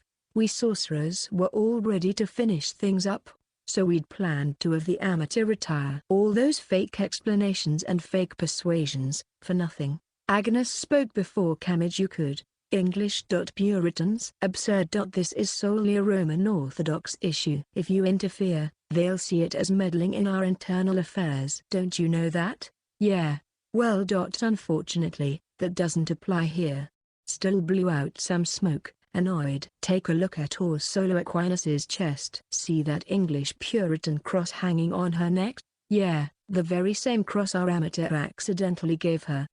He grinned teasingly. Placing that around someone's neck places them under the protection of the English Puritan Church, which means she has been baptized and is now one of us. Our Archbishop prepared that cross personally, and she ordered me to hang it around Ursula's neck myself. It was low on the priority list, so I had left it for later and given it to that man over there. I figured it would be a bit of insurance to make you think the amateur was under English Puritanism's umbrella should you have captured him. But somehow or another, it ended up on Ursula, just as planned.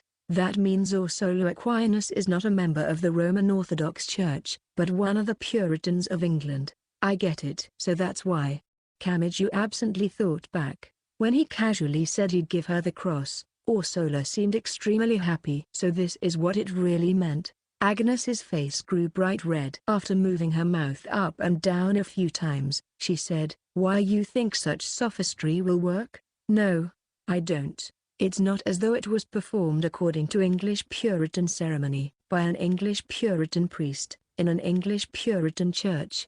Still wiggled his cigarette. But that doesn't mean Ursula isn't in a very delicate position right now, does it? A Roman Orthodox disciple received an English Puritan cross, plus, someone from Academy City, in the science faction, gave it to her. I think we should take some time now to deliberate on what faction she is technically a part of right now. If you put her to trial as just a Roman Orthodox, then the English Puritan Church won't sit idly by.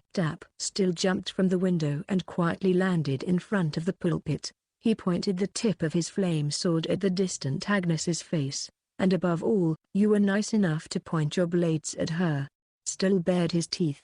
Did you think I was that naive? That I was kind enough to let that slip? Damn, just because there's one more of you now doesn't mean? She began to shout hatefully, but once again, someone else's voice interrupted. Man, hope you're not thinking you'll get away with just two, ?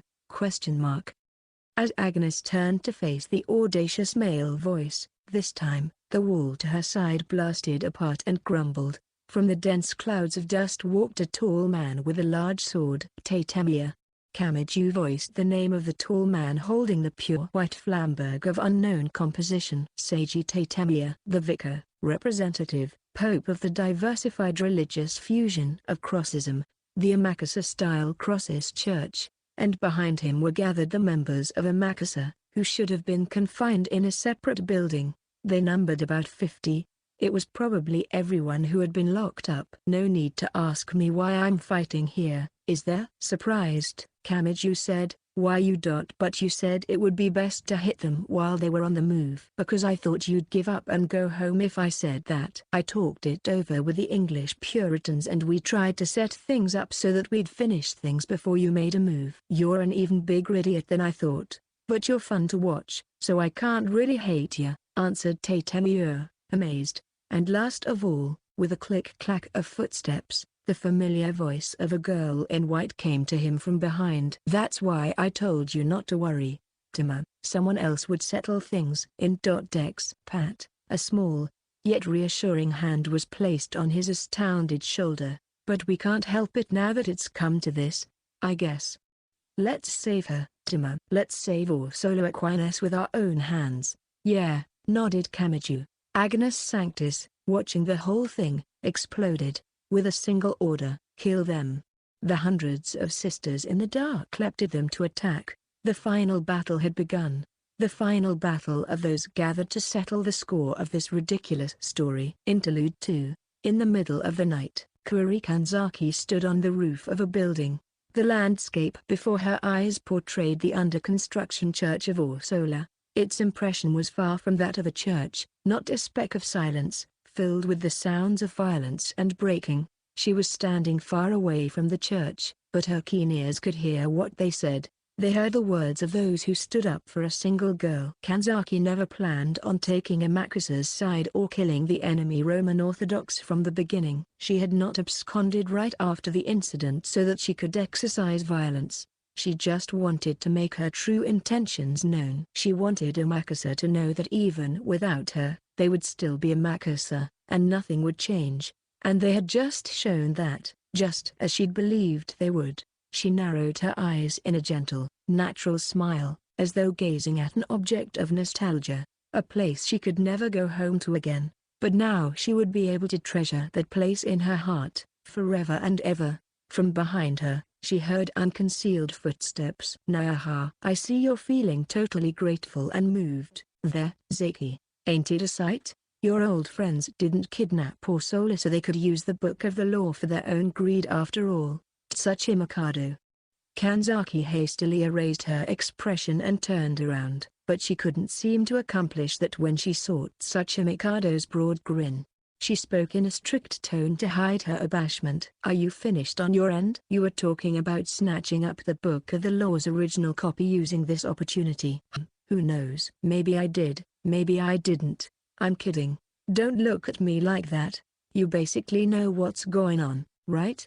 Amakusa didn't steal the book. It was all the Roman Orthodox Church trying to frame him. That means they didn't need to bring the thing into Japan in the first place. Yeah? The one they brought here was a forgery. The real thing is deep, deep in the Vatican Library as we speak. Tsuchi Mikado was reporting on his failure, but his voice was awfully bright. Maybe he didn't have much passion for his work, or perhaps he had lied, and he actually managed to steal the Book of the Law. Kanzaki didn't quite know what to make of it. He walked up next to her. He placed both hands on the metal railing to prevent falling, and as he quietly gazed at where Kanzaki was looking, asked, So, you satisfied? Yes, more so than I thought. Kanzaki looked at the church again. They'll be able to keep Amakusa on the correct path without me. They've become very strong.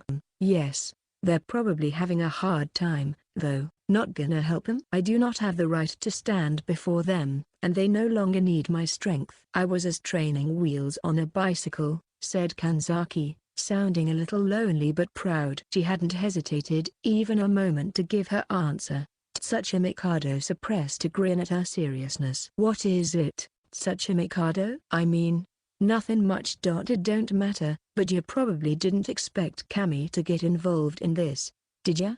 You still haven't thanked him for the Angel Fall business and the index struggle, either. Now you've gotten him mixed up in another one of your problems. You're totally afraid of having to make it up to him, aren't ya? Nah, not at all. Nothing you were imagining is going to happen, Kanzaki replied with a very serious look. But for some reason, Tsuchi Mikado burst out laughing. He laughed so hard and so loudly that it brought tears to his eyes, and he started to worry it would reach the Church of Orsola below. By the way, what could those bandages in your hands be? You weren't gonna sneak up on your unconscious friends and do secret first aid on 'em, were ya? And then after you were done, stroke their heads softly with a hand, smile a little, and quietly retreat? PFFT. Cuckoo. Man, Zeki, you're so simple and cliché. I can't believe you were thinking of something so embarrassing with a straight face, question mark.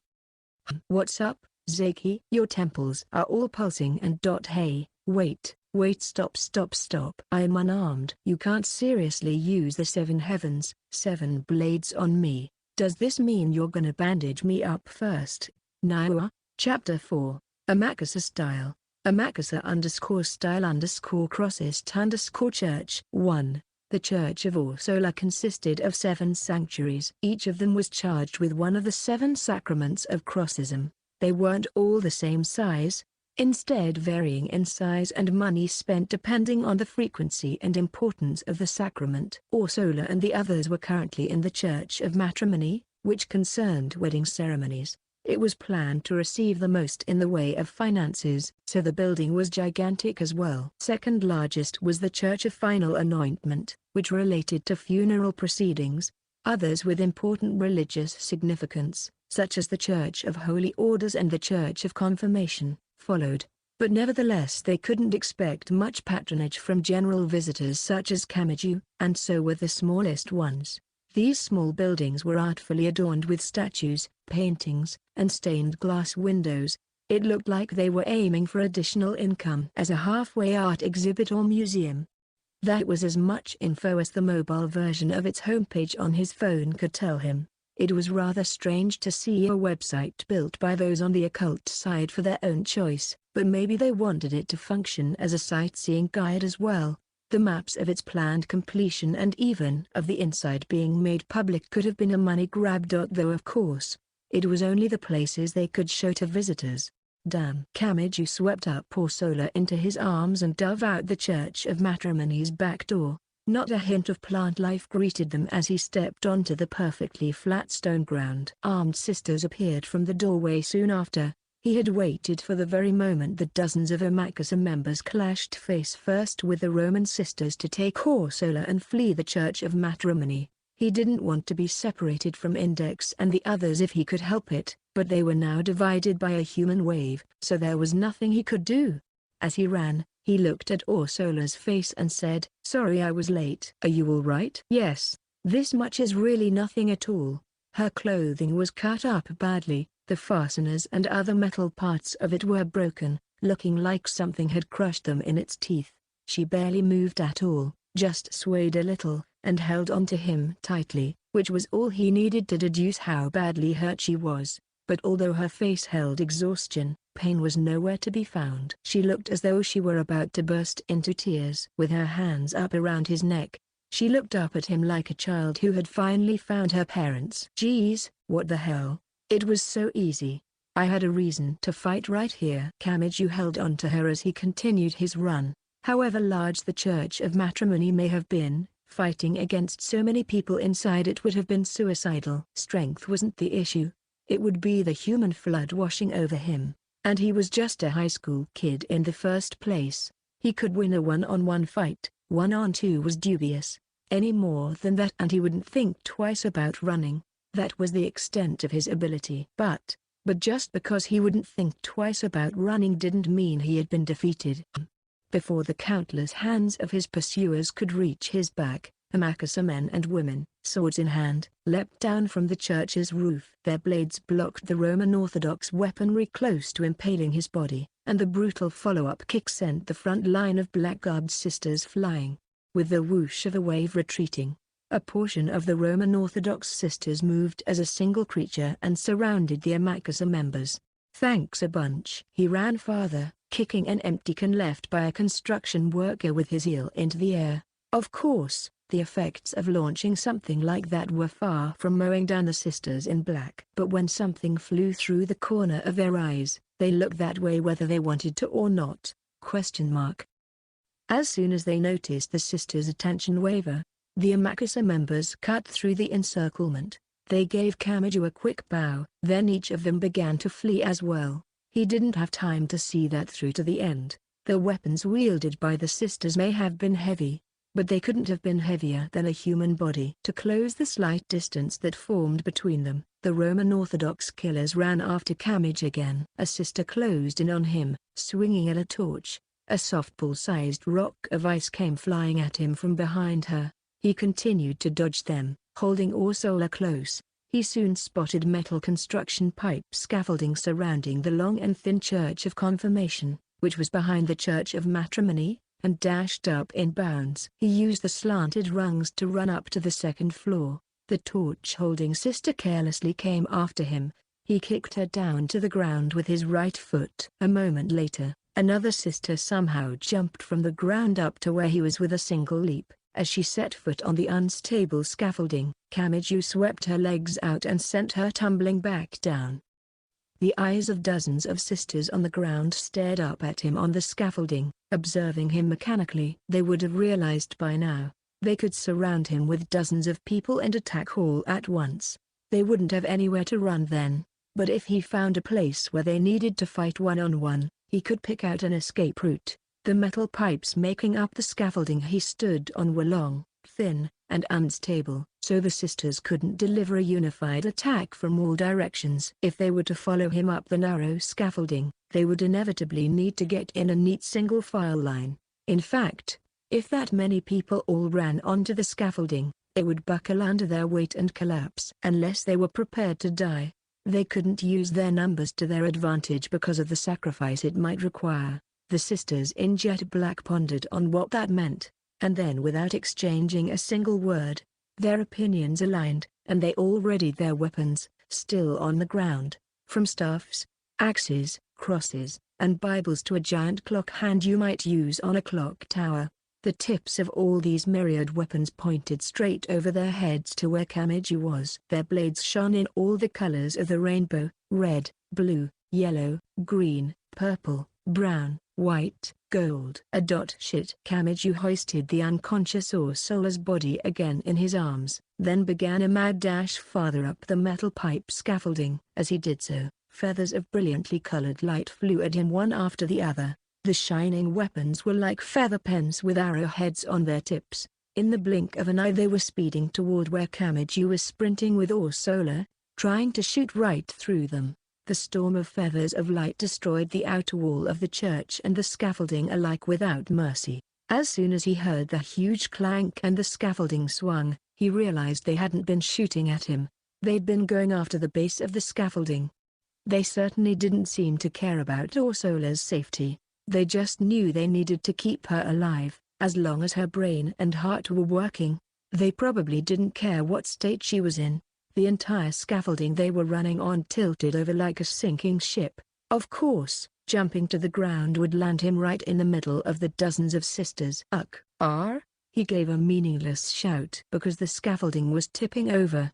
His path was getting steeper and steeper. It was getting closer to vertical with each passing moment. Kamiju ran through it. The two-story scaffolding, at some point, had reached up to the roof of the three-story church. He tightened his arms around Ursula and jumped with all his might. Just when his feet landed on the marble church roof, the coffin of metal pipes and parts clattered to the ground in a heap. His spine chilled at the sight of the scaffolding he was just on having collapsed, then finally stopped in place, still holding Ursula, and took a deep breath.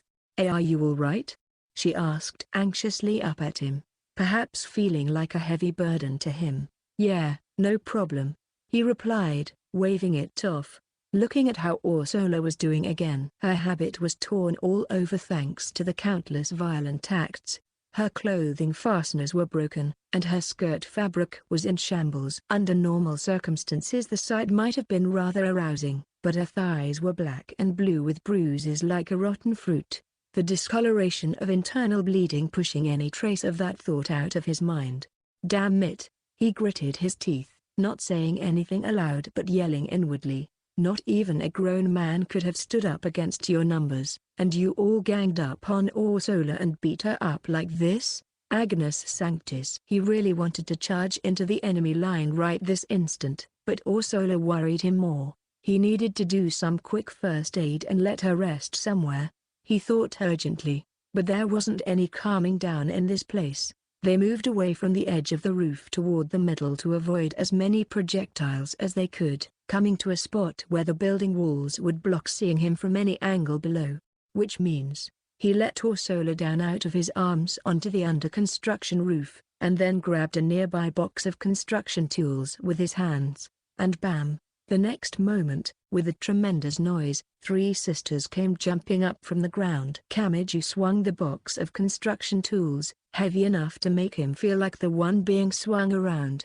It struck one of the three sisters, who lost her balance and fell to the ground. The other two landed on the roof without a sound, one readying her giant hour hand and one her giant minute hand. Each had bandages around the base, maybe to let them grip hit. He heard the rest of them, who didn't have such jumping abilities, running up the stairs inside the building to get to the roof, right below him. He felt like he was at a disadvantage, so he looked around with his eyes only, without moving his neck, for an escape route. And then he saw the girl wearing a white habit, running through the middle of the vast church site that could be viewed in its entirety from the rooftops. Behind her were likewise dozens of sisters clad in jet black, but his bird's eye view told him how hopeless her situation was. There was another group of sisters closing in farther along her escape path. She must not have realized there were enemies in that direction as well. If she kept going, she would have to run straight into them. Index. He shouted unthinkingly, and at that, the two sisters jumped at him from the left and right, giant clock hands at the ready. His voice didn't reach the girl running along the ground. Between the Church of Matrimony and the Church of Baptism, Sagittarius brandished his sword. Because the Church of Baptism was positioned diagonally from the Church of Matrimony, it created a triangular courtyard. Until he was the last one there, he brandished his sword. After the members of Amakasa had bought time at first to let Ursula escape, now Tatemia was buying time for the rest of Amakasa to escape the Church of Matrimony. Dozens of his peers were currently scattered around, fighting. Here and there on the polished stone courtyard without a hint of greenery, there were pedestal-looking things for sculptures to go on top. Once the church was finished, there would probably be an orderly line of angels, famous religious figures, and saints. But right now they just radiated emptiness. It felt like ruins after heretics had attacked and destroyed every piece of religious art here. Sagittarius didn't fight while running, like Tamakamizu did. That was because he was skillfully throwing off the timing of the enemy's attacks. He would never launch into a full assault, nor resign himself to complete defense. He maintained a position right in between. As soon as the sisters came forward to attack, Tatemia would take just one step forward. The sisters would then back off and regroup, and in that moment, Tatemia would take just one step back. With their predictions gone wrong and the wind naturally taken out of the enemy group's sails, their pace would be thrown off for just a moment. Tatemia aimed for that moment and mercilessly brandished his sword. When the sisters would panic and move to defend, his heavy sword would knock an enemy, and her defense, way back. Tatemia wouldn't follow up. After pulling out one attack, he would patiently move back by neither attacking nor defending, but keeping a precarious balance between the two. He purposely erected an invisible wall, a state of deadlock, that shouldn't have been there originally. Though I'm not gonna be able to rely on this tactic for very long, Tatemiya thought, leaping from rooftop to rooftop, catching his comrades brandishing their own swords out of the corner of his eye. He pretended to give a smile of superiority, but on the inside he was nervous. Right now, all he was doing was taking advantage of the fact that the sisters were able to analyze the situation, and that they had some leeway to work with. If they decided to fight to the death, lost their mind's balance, and came at him in a full-blown assault, prepared for friendly fire and mutual kills, Tatemiya's plan would come crumbling down. Whether it was attack or defense, the moment the balance tipped toward either of those sides would be the moment his psychological wall would collapse and he'd be swallowed up in the giant wave. It was like fishing, he thought as he brandished his sword. If he recklessly cast his line into the water, the fish would just tear apart the string and run away. If he wanted to fish well, he needed to go along with the fish's movements to a certain extent, let them play with it, and make them think they had a chance of winning. And then he heard the scampering of footsteps. More of them? Tatemiya was startled, but the footsteps weren't coming after him. The courtyard he was fighting in was between the Church of Matrimony and the diagonally positioned Church of Baptism, so it was a triangular space, and at the top of the triangle, in the slight gap between the two churches, there was the English Puritan sister wearing the white habit. She seemed to have managed to flee from the Roman Orthodox sisters, but she must have run into a group coming from the other direction. Well over twice the number of enemies as Tatemiya was facing were surrounding her, blocking any movement. Shit, don't go making me look bad, damn it. Tatemiya hurriedly tried to back her up, but the dozens of sisters surrounding her all moved like a single creature and formed a human wall. From their point of view, every time an enemy died, the people they split off to do so would move to reinforce the rest. They were fighting against a group of stragglers, which was why they probably wanted to finish this battle as quickly as possible. Tatemiya glared at the sisters, and they glared back. Behind them, Index was being swallowed by a wave of countless people, and she was getting harder and harder to see. Underestimate. At the very moment Tatemiya caught his breath to resort to a bold move and swung his sword back into position, he suddenly heard a man's voice coming to him from overhead. Stop, you can't get close to her right now. Right when Tatemiya looked up, a second-story window of the Church of Baptism exploded outward with flames. A Roman Orthodox sister came flying out of the broken window like a bullet. She barely managed to coil her feet to kill some of the impact from landing, but that was all she could do. She lost consciousness and rolled over onto the ground. In the window, holding a sword of flame, was still Magnus. He spoke, "It depends on the situation, but right now she's strongest when she's alone. If we get close to her, it will sap her strength. You don't want to get caught in something like this, either, do you?" "What?"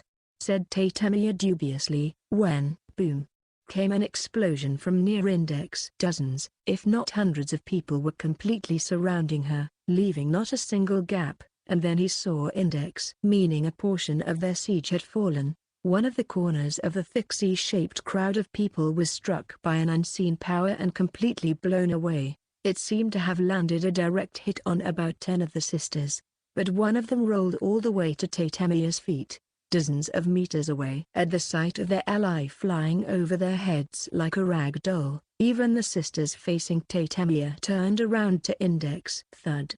Came another invisible burst, sending a handful of sisters flying. What the hell is that? Tatemiya looked at the sister at his feet. Her face was a portrait of despair. Her body curled up, stuck in the fetal position, and though she was unconscious, she trembled violently as if experiencing a night terror. Closer inspection revealed that her leg muscles had snapped apart. Her explosive flight had been performed by her own feet, as though some survival or defense instinct had gone berserk in an attempt to flee from Index's side even at the cost of ignoring her body's physical limits. Still jumped down from the second story and landed right next to Tatemiya with a clap. "You are Crossist as well, so you should understand. Crossist ceremonies each have their own weaknesses, though perhaps I should call them contradictions. These weaknesses, or contradictions, are what caused so many Crossist sects to be created, and all of them have formed even more weaknesses and contradictions. It's basically what sets Crossism apart from the rest. What does that have to do with this? Tatemiya waved the tip of his giant sword a bit, measuring his distance to the sisters. Floating in that area is the wisdom of all the world, all the knowledge of the 103,000 grimoires. She's using it to denounce the contradictions in Crossism and its teachings. The voice of Magic Spain, Fear. For those working under the Crossist operating system, the contradictions in their faith are like security holes. Fear, which pierces precisely through them, is truly their bane. It causes the hearer's personality to fall apart like a jigsaw puzzle. However, it would have no effect on those unrelated to Crossism, and grimoire authors like Aurelius would construct unique barriers so that the original copy wouldn't corrupt their minds. Of course, there were extremely few people in the world who could write an original copy and not be physically destroyed by it. Grimoires don't exist solely to be read. She can draw out the full power of grimoires even without magic using things like spell interception or fear. There is probably no better candidate to be a library of grimoires than her. Before the dazed sisters could reform their ranks, Still and Tatemiya stormed in. Still's flame sword exploded, and the sisters pressed flat to the ground by the waves were skillfully knocked unconscious one by Tatemiya. Meanwhile, a little further away, Index's casual whisperings were blasting tons of the sisters surrounding her all over the place. Tatemiya was half impressed and half amazed. With a hidden ball trick like that, why didn't she use it right from the start? And if she'd used it against us, she could have mowed us all down. It's a delicate attack, and there are frustrating limitations. Religious brainwashing is easier to pull off on a group all at once than on an individual basis. You understand that, right? Fear uses what they call group mentality and science to break through the barriers of their minds and use them as footholds. Still caused his flame sword to burst, repelling the sisters edging toward him. One of them who tried to time her attack came away with a scalding burn on her cheek and quickly jumped away. The problem with activating fear is that it requires a certain level of purity in their group mentality. It's easy to cast on a homogeneous group where everyone has the same thoughts, but it brings with it a difficulty to cast on muddled groups with different ideas. And during combat on an individual basis, it has no effect at all. In our battle with you, Tamakamizu and I were in the way, so the purity of the group fell. Thus she couldn't effectively use it against you. It has exceptions, and that's why I'm here as a bodyguard. In other words, if you jump in there now, the conditions required for fear will be ruined. Still said, disinterested, putting an abrupt stop to their pointless talk. SHH. A new set of footsteps. They turned their gazes skyward to see dozens of sisters standing on the roofs of each of the two buildings surrounding the courtyard. 3. Inside the darkness-enclosed Church of Matrimony, Agnes stood with her back against a marble pillar. Around 10 sisters were waiting nearby as bodyguards, but every time they heard an explosion or a clash, they shivered and looked back and forth busily. Agnes simply stood with her arms folded and eyes resting. You wouldn't be able to tell who was guarding whom if you saw. Quit making so much noise already. You all look like idiots, especially you, Sister Angeline. But Lady Agnes. Her clear sarcasm was met by an overreaction by one of the sisters. She looked as though she had seen the Messiah as her ship was sinking. She probably wanted to ward off some of her tension by talking to someone. It's been more than 10 minutes since the battle started. Even if you count Orsola, there's still such a difference in our numbers. This isn't normal. See? That explosion, which side did that come from? Maybe they're on the offensive now. We should go as well. We could use everyone we can. There wouldn't be a point, so don't bother, said Agnes, sounding very bored. Then what should we do? They took Orsola away, so if they run away again. They cannot run away, interrupted Agnes. Then, as if so sure about it that she was too lazy to give an explanation, she said, there's no way they can escape. That's just how this shitty world of ours is made. The balance scrambled suddenly. Index brought it on. It happened while she was attacking with Fear, which she'd reassembled to only catch the Roman Orthodox sisters, and wreaking havoc on the crossest believers' minds by using the 103,000 grimoires. Suddenly, one of the sisters, if she recalled correctly, she was Sister Lucia, who had attacked Kamiju at the theme park with a wheel, shouted, "Dia prioritadissimo ad un attacco il nemico di Dio e ucciso comunque." The sisters all stopped abruptly. Their expressions disappeared without a sound.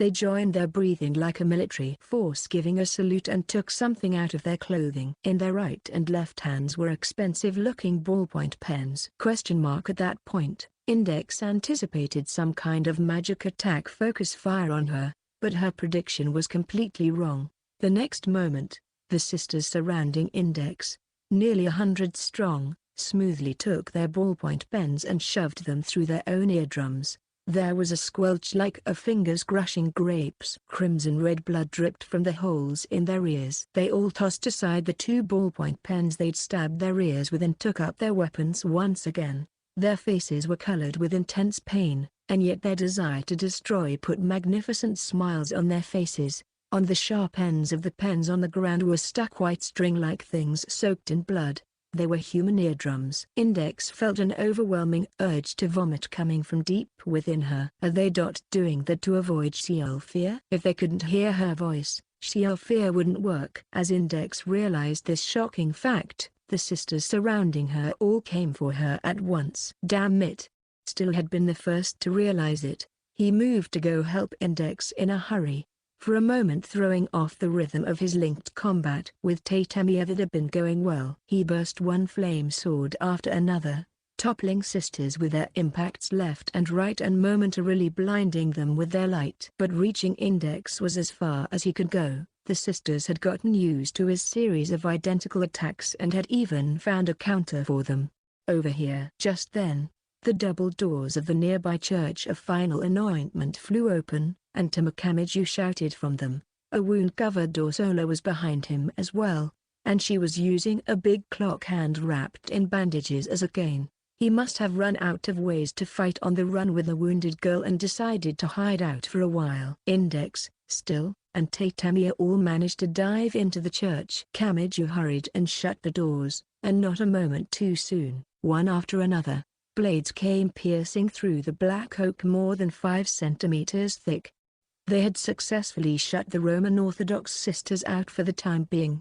However, who knew how many minutes the doors would last? It was like the 3 little piggies nestled in their house of straw. Kamiju sank weakly to the cold marble floor. Looks like everyone's safe for now. Hey, can you walk, Orsola? You are quite a worrywart. I haven't sustained such bad wounds. Orsola's hands and feet were entirely covered by her habit, so it was difficult to tell by looking, but she appeared to have taken quite a bit of pain. Nevertheless, she gave a smile. Though weak, Kamiju felt a pang in his chest, but there wasn't anything he could do about it, so instead, he tried to force a change in the topic. So what do we do now? No one present answered his question. They'd been keeping up the precarious balance of the battle, but it had come toppling down all at once, and everyone here knew it. The members of Amakasa fighting outside were also barely maintaining equilibrium through individual surprise attacks and great escapes.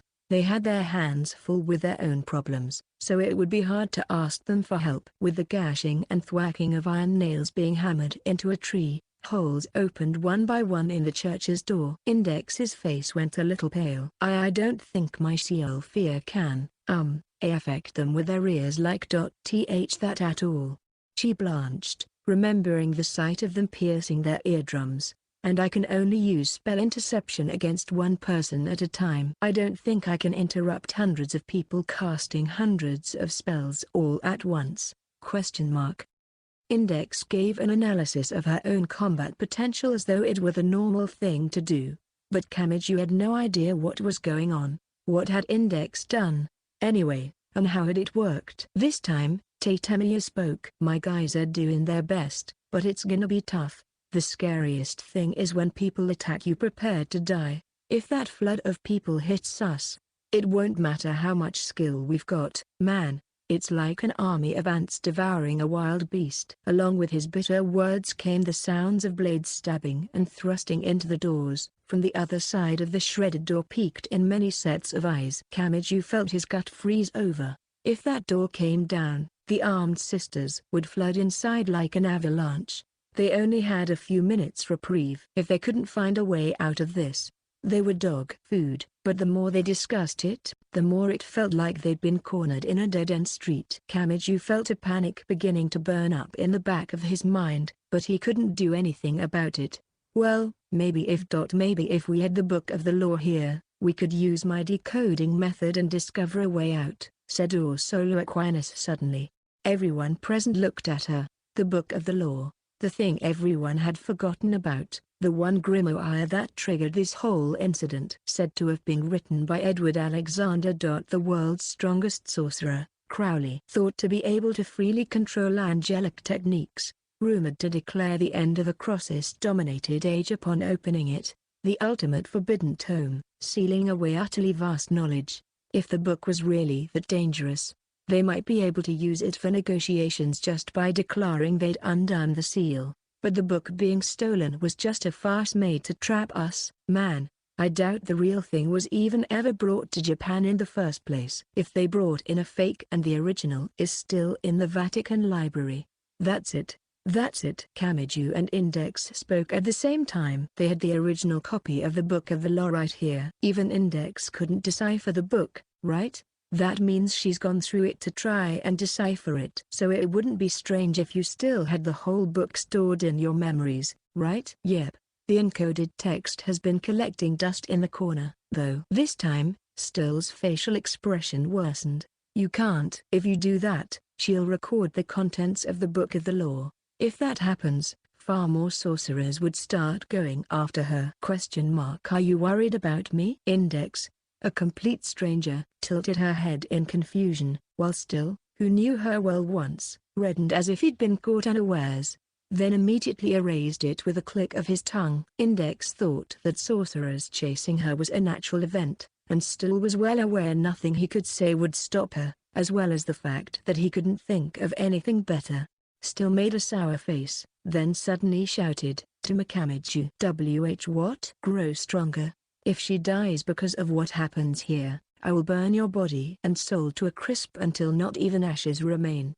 He swore under his breath and turned away. Index was still looking confused, looking like she couldn't tell why he felt the need to get mad over this. Tatemia looked at Kamiju and Still in turn with a complicated expression. Kamiju wished he wouldn't look at him like that. Index, her head still crooked in bafflement, asked, so what is the decoding method for the Book of the Law like? Yes. I'll give you an explanation now. At her question, Ursula smoothly and steadfastly began their conversation again. A bead of sweat broke out on Kamiju's forehead. He had thought it a pipe dream this whole time, but now that it was becoming real right before his eyes, he sensed the risks he hadn't given much thought to come rushing to mind one after the other. Kamiju alone, ironically enough, truly understood from personal experience how dangerous these angelic techniques, which were no more than rumors and speculations for sorcerers, could really be. The purge that one of the archangels, the power of God, had tried to unleash would have burned half the planet to a crisp with billions of bullets of light. If they could use those here, it would completely change the situation. But, was it really all right for anyone to possess such immense power? Ursula read Kamiju's expression. We are not saying we will use the Book of the Law's power. We simply need to display our intent and ability to decipher and use it. I would much rather not use such a power, she explained seriously. That's right. Her reason for originally studying the book was about the seal on the knowledge within. Ursula wouldn't have wanted things to turn out this way. And even if they broke out of here for the moment, sorcerers around the world who desired the book's knowledge might begin going after her.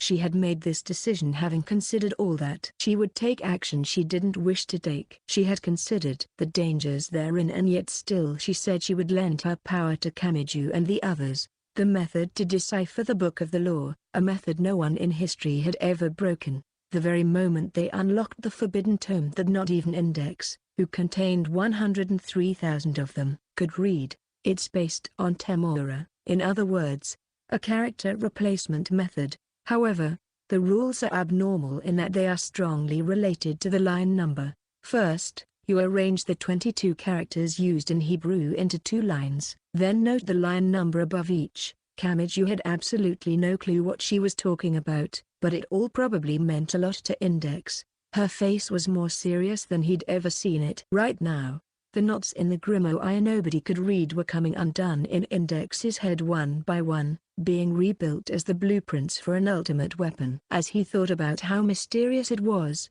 he got a chill. Had they done something they would never be able to take back? In other words, the character conversion pattern changes based on which line number of the character's page it's written on. So while it may look quite intricate, you understand the rules for sentences on the same line number don't change even depending on the page number, right? In addition, you would take the phrases, interrupted Index suddenly, converted by using the line number character conversion pattern, then match it up with the page number and change their orders. Then, finally, you'd come out with a single sentence. The title would be The End of Two Ages, and its contents outline physical angelic techniques in Enochian. It was as though Index had anticipated what she knew, and Ursula blinked her eyes in surprise. That's enough, I understand it now. Ursula, whose explanation was cut off in the middle, she should have been the only one who knew of this, paused in puzzlement. Excuse me, but what is it that you understand? Right, grunted Index. This isn't the correct method. It's a dummy answer set up to trap people. Wah, started Ursula, her entire body freezing for a moment. Index, though, looked her in the face with a truly pained expression. I'm sorry. I got this far, too. Actually, there are tons of other dummies, too. That's what's scary about the Book of the Law. She exhaled. There are more than 100 ways to decode it, and each of them gives you different sentences. They're all dummies. It isn't that nobody can read this grimoire, it's that everyone can actually read it, but everyone gets lured into a false decoding method. But, she squeaked, it's set up so that even incorrect decoding methods give you readable sentences. So even if you come up with an incorrect one, you'll think that it's the right one. It stinks, but maybe there was no way you could have realized it. There is a sentence in English written on the front cover of the book. Do you remember it? Index's face looked like she was struggling to convey the harsh truth.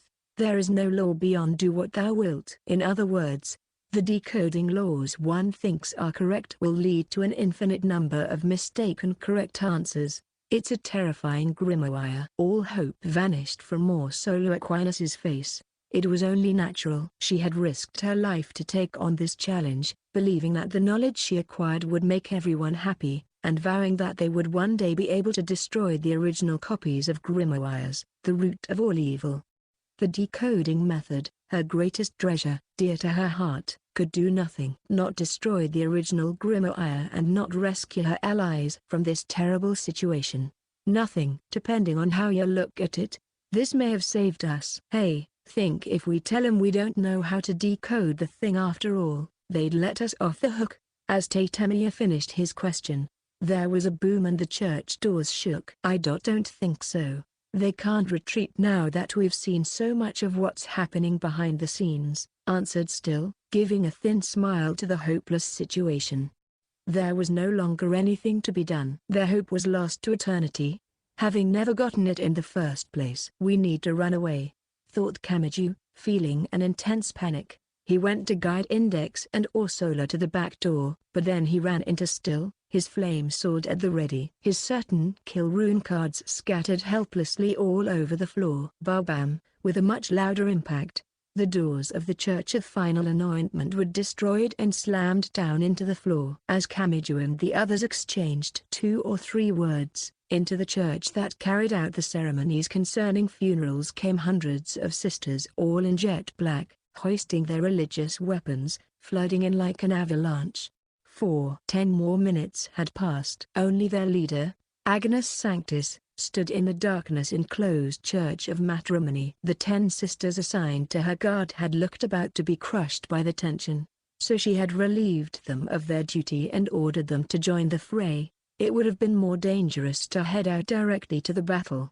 But the girls all went to the battlefield with bright expressions. They would still have been bound by a considerable, unseen fear. There's no need for them to be in a hurry. Why are they so tense? Remembering the faces of her cowardly subordinates made her sigh. She could still hear explosions and clashing from outside the building, but her face harbored no unease. With experience, one could understand the situation by sound alone. The fact that unlike earlier, the enemy's unity was now in shambles and they were completely on the defensive.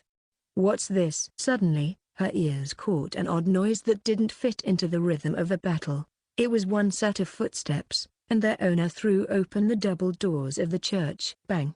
Came the loud sound. There stood Tamakamichu, but Agnes Sanctus's face didn't show a hint of change. In fact, she almost seemed to be smiling. Unlike how he'd done the same thing before, his face was blasted with exhaustion and his body covered with wounds. No matter how I think about it, though, with that many people against you, you shouldn't have been able to move freely around here, remarked Agnes, resting her back casually against a marble pillar. Kamiju smiled, his breath ragged. Well, we made a little plan. A plan? Oh. She closed one eye. I get it, I see. Is that so? After all that acting cool when you came in here last time, you ended up using your allies as decoys, didn't you? It's true, our forces are spread evenly to attack all of you, so nobody should have been able to get here. He remained silent at the meaningful end to her sentence. Agnes smiled gleefully. She had hit the bullseye. Cuckoo. Or Solo Aquinas said something. That you act on faith rather than deceit, or something like that. Ha ha, what a laugh. In the end, you're only alive because you deceived your own allies and used them as decoys. No. He answered her scornful voice with a direct opposite, a friendly smile. I have faith in them. Unlike you, there are things only they can do. I can't do them, so I got them to give me something else to do. That's all. He tightened his right fist. Though I wish they could have a little more faith in me. I told them they didn't need to worry, and I could handle my own problems by myself. So you told them you could stop the whole attack if you defeated me, their commander? Wow, I'm surprised you can still manage to remain so optimistic. Even though everyone thinks a flock of sheep without a shepherd will go batshit insane. She lifted her back from the cold marble pillar. She kicked her toes against her silver staff lying on the floor, then caught the flying weapon with one hand. Well, that's fine. I was just thinking I had some time to kill. Sloth is a sin. After all, I will destroy one of your illusions, one of your hopes. It will make a great diversion. Tamakamichu checked around him.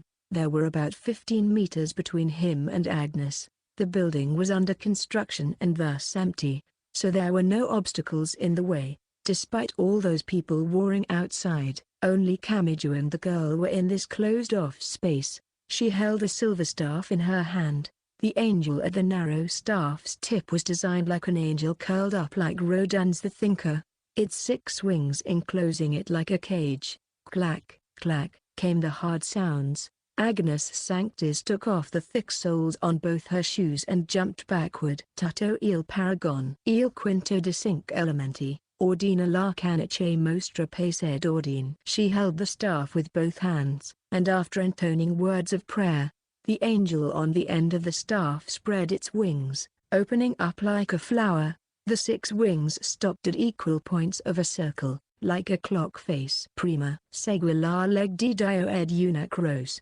Ducos diverse sonoquus. She lightly swung her staff as she spoke. Clack came the sound of its tip tapping against the marble pillar beside her. Kamiju frowned to himself at the strike that had been made outside the range. When, whack! A moment later, Kamiju's vision had toppled 90 degrees to the side.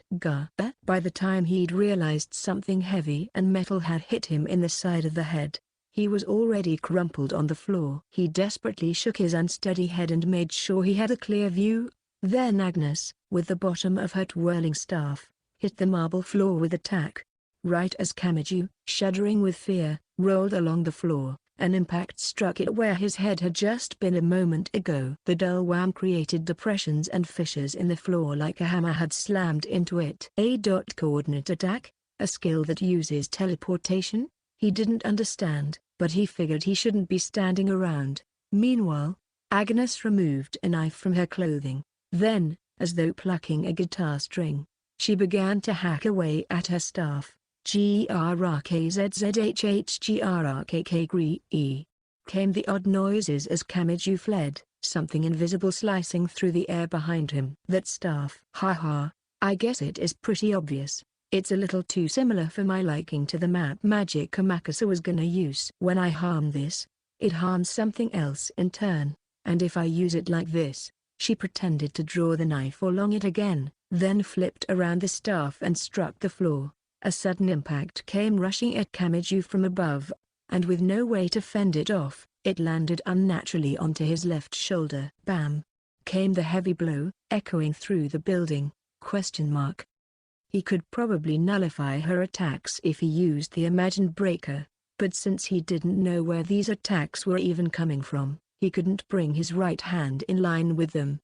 When he stopped, Agnes whirled the angel staff again and slammed it hard into the nearby marble pillar. Oh shit. He hastily jumped to the side. The only good thing about this was that her attacks lagged behind her command, albeit for less than a second, giving him some leeway, so he should have just needed to keep moving to dodge the attacks. But kerslam, the attack shouldn't have hit, but it sank into Kamiju's left arm and side all at once.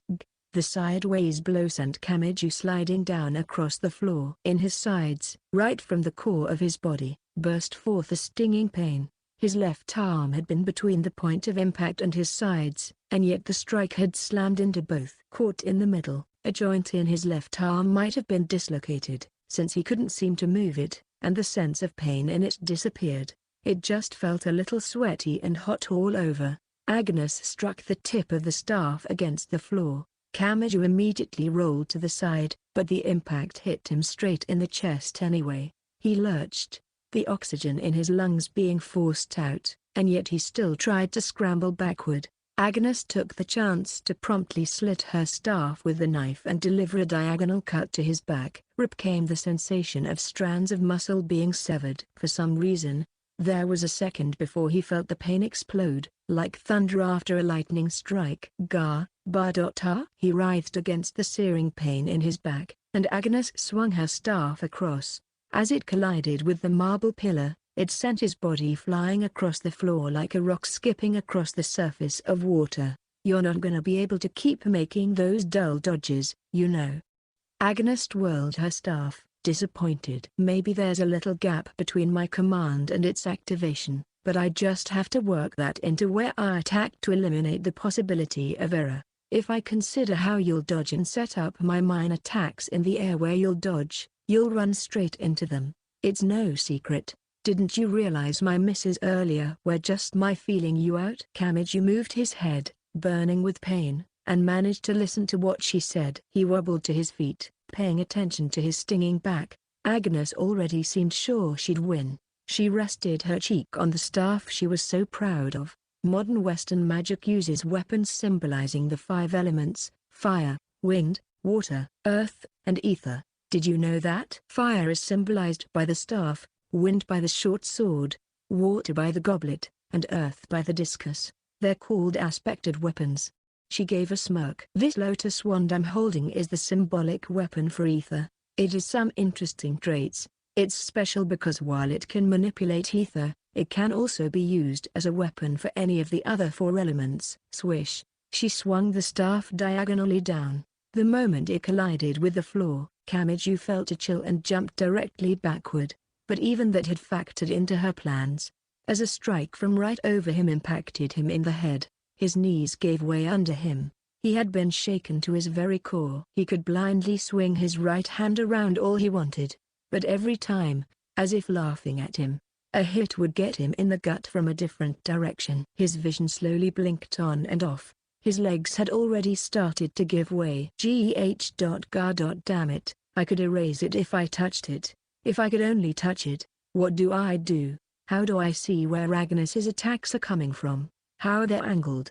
I can get the timing at least. But Kamiju's face becoming one of desperation, Agnes curled up her lips in enjoyment. The 5 elements grant everything in creation its form.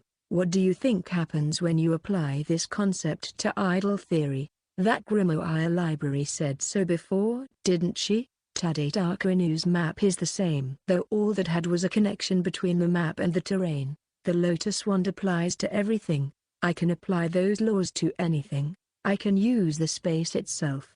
For example, Agnes smacked the pillar with her staff like a stake. Kamiju was slow to react, and a dull impact got him in the gut, sending him rolling backward. He tried to sit back up and finally realized that blood was dripping from his mouth. He spat it out. Damn. For someone who hates the book of the law and all this magic stuff, you sure do use it plenty.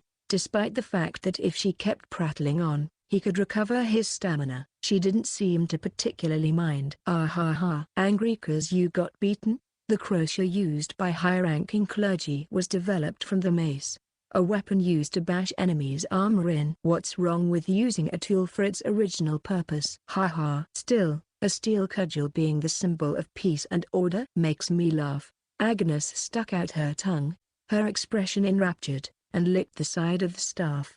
The odd sensation spreading through his body made him hastily leap back. She giggled at his reaction. Besides, she continued casually, modern Western sorcery, whose fundamentals were developed in the 20th century, has all sorts of underhanded crosses tricks built in. Remember? As an alchemist might put it, I'm only using the unspoken depths of crossism is all. She brought the staff down. Kamiju immediately tried to dodge it, but his feet were lagging behind his conscious thought. There was a thud as the heavy impact knocked him in the back of the head. I don't really care what you say. I'm not a sorcerer. It's the same thing. You don't pray to God yet still receive his blessing. Such a thing mustn't be allowed. Of course not. We act for our own benefit. Why should our taxes get spent on people like you who never work? England and Amakusu are equally heretic scum. Any teachings other than those of the Roman Orthodox Church are no teachings at all. Those things don't even count as work. Anyway, you're a huge pain. Now stop complaining and accept a death on the assembly line. Here it comes. Kamiju gritted his teeth. Agnes's attacks weren't as flashy as Still's flame swords or Tatemiya's slashes, but nonetheless, he couldn't keep getting hit by them over and over again. His feet were shaking, letting him know that his limit was near. He knew the attack's timing. If Agnes's attacks were magical, then he could erase them with a touch of his right hand. So now, if he could just figure out the angle and direction they would come from. If he could accurately align his right hand with her attacks. Here it comes. Agnes's face cleared and she swung the angel staff around like a conductor. Once again, his feet couldn't avoid the attack she'd placed in anticipation. One step ahead, he was blown back without any time to bring his right hand up, and he rolled onto the floor but used the momentum to spring back to his feet. Bam! He channeled strength into his feet and dashed forward with all his might so that he could gain even one step. There were about 7 meters between them. Kamiju's feet could carry him within range in 2 or 3 steps.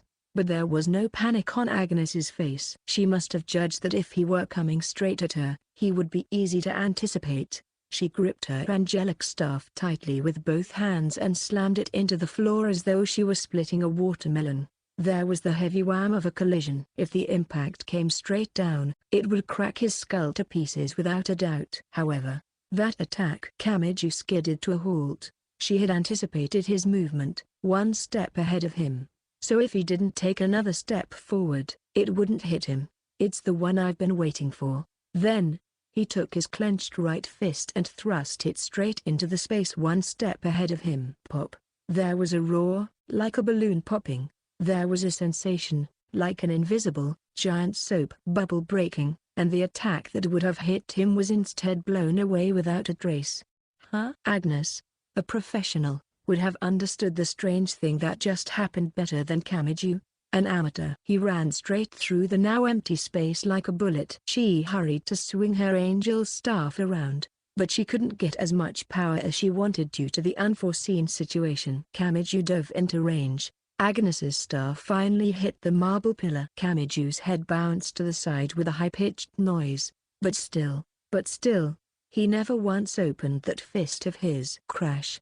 Went a sharp impact. Agnes Sanctus's back slammed into the marble pillar behind her. Her consciousness wavered. Her mind was blanking out, slowly calling forth pieces of memories that she thought she'd sealed away. Am I? Agnes desperately tried to hold them back, but the urge to vomit billowed up from her stomach like magma gushing forth, preventing her from doing so.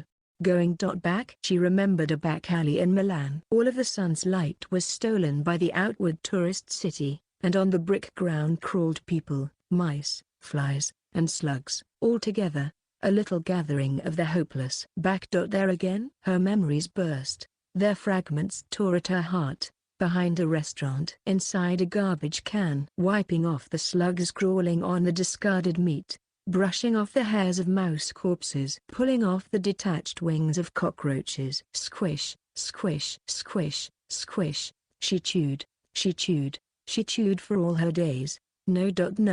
Her whitening vision was recovered by her own words. The weapon she'd been holding began to fall away from her exhausted, powerless fingertips. It was the knife she'd used to damage the angel's staff, the symbol of her battle. The weapon to defeat enemies, fell from her hands and clattered to the floor. However, even without the knife, she would never, ever let go of this staff. No, like hell.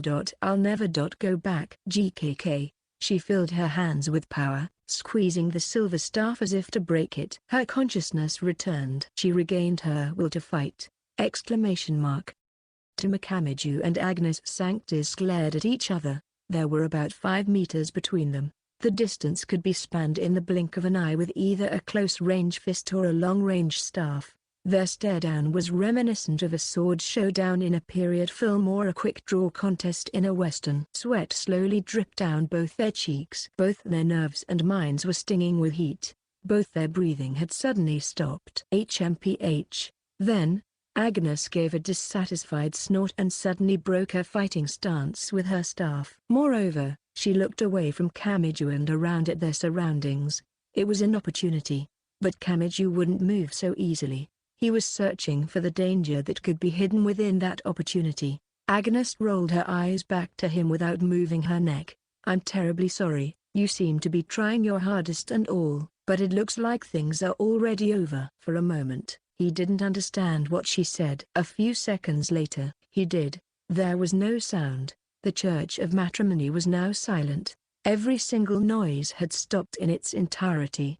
It was like he was standing alone in the middle of a closed movie theater by himself. The silence was deafening, piercing into his chest. And it wasn't only because he and Agnes had stopped moving. Outside, the Roman Orthodox sisters, a whopping 250 women strong, and the mixed force of English Puritans and a Macassar, barely numbering more than 50. There were supposed to be more than 300 combined outside this Church of Matrimony, and yet the sounds and echoes surrounding them had altogether disappeared.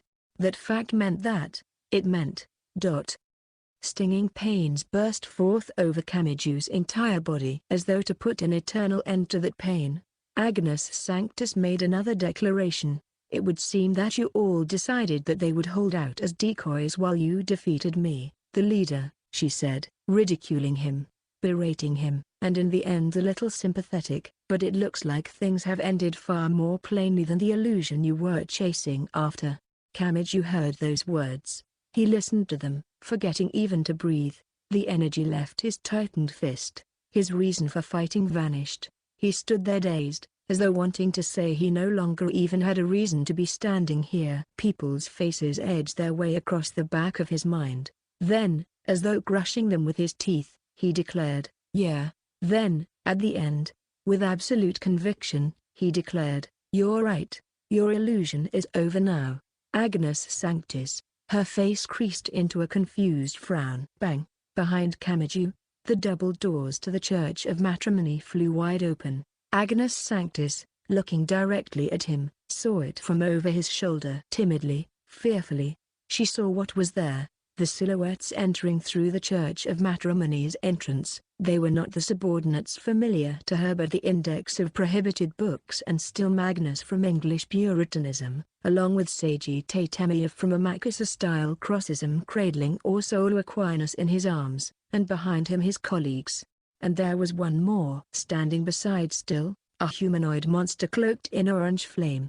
Agnes did not know the identity of the monster. If one who did saw it, they would have called it by this name, the Witch Hunter King. Innocentius, a behemoth of fires blazing more than 3,000 degrees Celsius. It was the last thing one would ever see, housed in a cycle of explosion and rebirth. It melted and reduced to ash all attacks and obstacles to destroy its enemy. It was an attack spell of a battle lover who held true to his belief that the best defense was a good offense. However, even if one who knew of the technique had seen it, they still would have doubted their eyes. It was no longer the ordinary Innocentius. Its flames were denser and its presence more intimidating. The waves of heat flooding from its body warped the air surrounding it, giving an illusion of countless transparent wings growing from the giant's back. "Cards used, 4,300, said the red-haired priest lightly, as though singing. "Not so many, in terms of numbers. But still, a Makasa isn't anything to shake a stick at." They made an even larger diagram using the rune card's positions.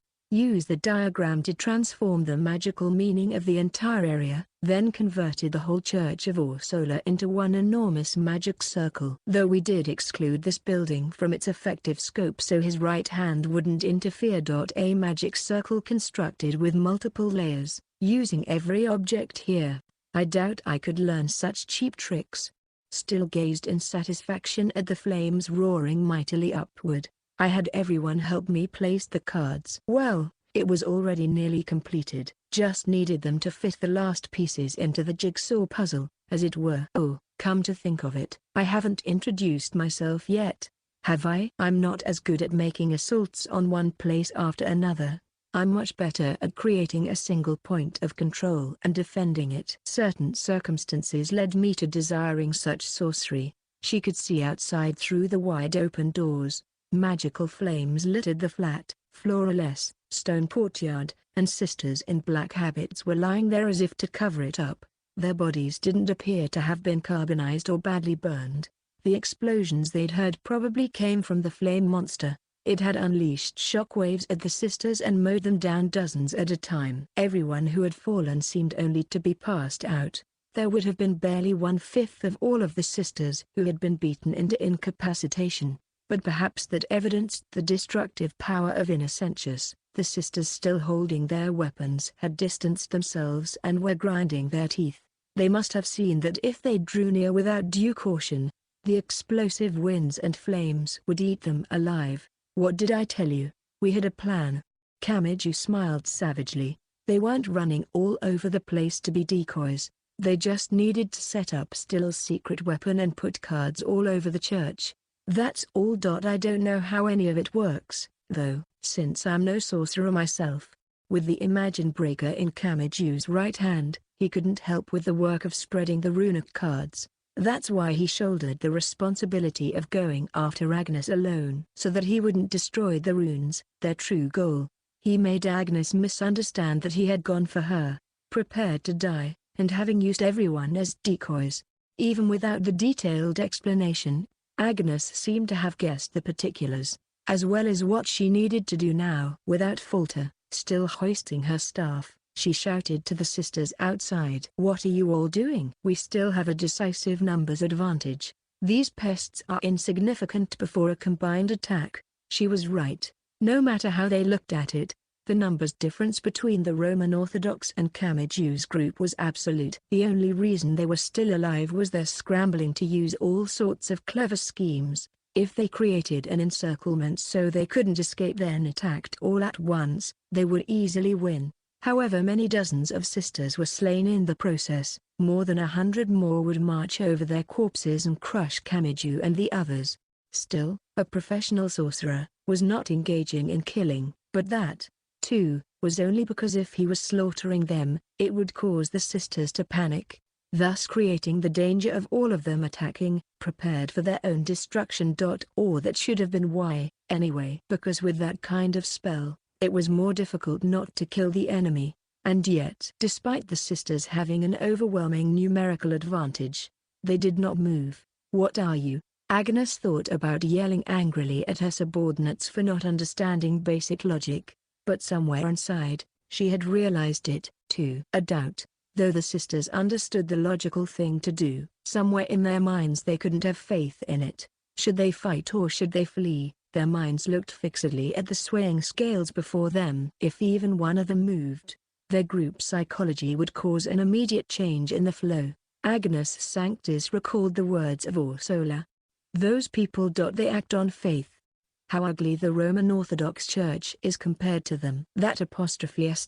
Pretty funny. She looked down, tightening her jaw so firmly her molars might break. If the scales were settled in a precarious equilibrium, then she just needed to force them to tip. She would only crush the one before her, Kamiju, and show her superiority to them. Even if she used the sisters to defeat Kamiju, it would not display an overwhelming dominance. But this was the same for Kamiju as well. If he clung to his friends to take down Agnes, he would be displaying his panic, his tension, his fear, and his inferiority. If he did that, the sisters' minds would be freed from restraint and they would be upon them like an avalanche. In other words, it was one-on-one to Kamiju in one corner, and Agnes Sanctis in the other. More than 300 people in all surrounded them, but they were exceedingly alone. 5 meters were between them. He was, of course, within the angelic staff's range, but it would easily be within his fist's territory with a tiny bit of effort.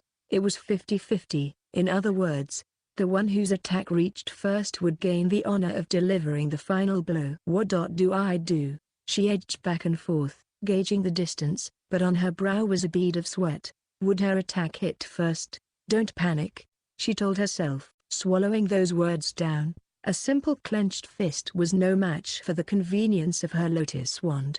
If she read his next attack and made one full swing, she demolished this civilian in one fell swoop. What do I do? What should what? But was it all right for her to leave everything up to the safe way, the full swing? What if he dodged it? And worst of all, what if she misread him and put it in the wrong place? No, she should use many smaller, faster attacks as insurance, then make her swing once he had stopped. But what if those smaller attacks were insufficient to stop him?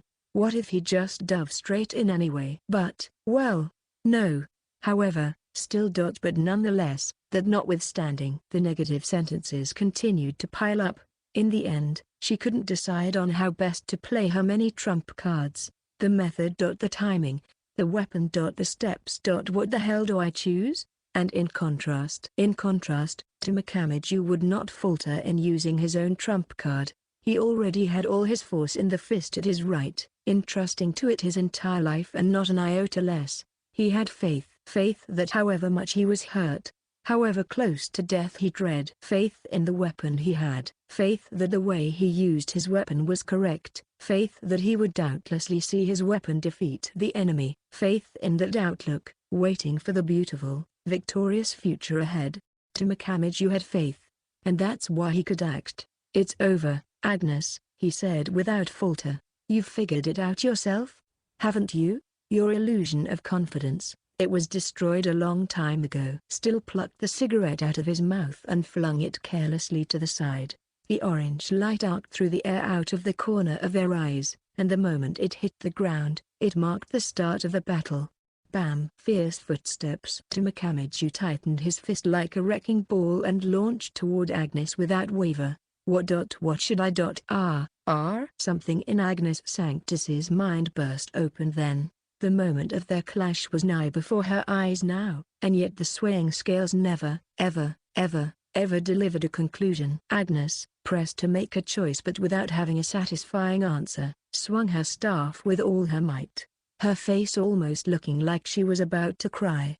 One who bet everything on one last attack, and one who hesitated at that moment about what to bet. The superior of the two did not need to be said. Gerslam. A fierce impact. Agnes's body flew into the air, grazed the marble pillar behind her, and plunged to the floor. The heavy impact tore the angelic staff from her hands. As her body bounced many meters away across the floor, the wind all came out of her and she finally stopped moving. Then she lost consciousness. With that, the balance between Index, still, and the others and the Roman Orthodox sisters surrounding them had tipped all the weight to one side. One of the sisters, convinced they couldn't win, dropped her weapon to her feet, and then the sound of another, and yet another came, until finally it was like a torrent of noise.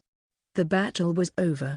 The fist of a single boy had laid low an enemy numbering more than 200. Epilogue. The closing move. The _page _ is shut. Kamiju hadn't sustained as much damage as he'd thought. His spotty memory started to force hazy blurbs together. He knew he had collapsed in the Church of Matrimony, and that Index had shouted and run over to him. He remembered being in an ambulance.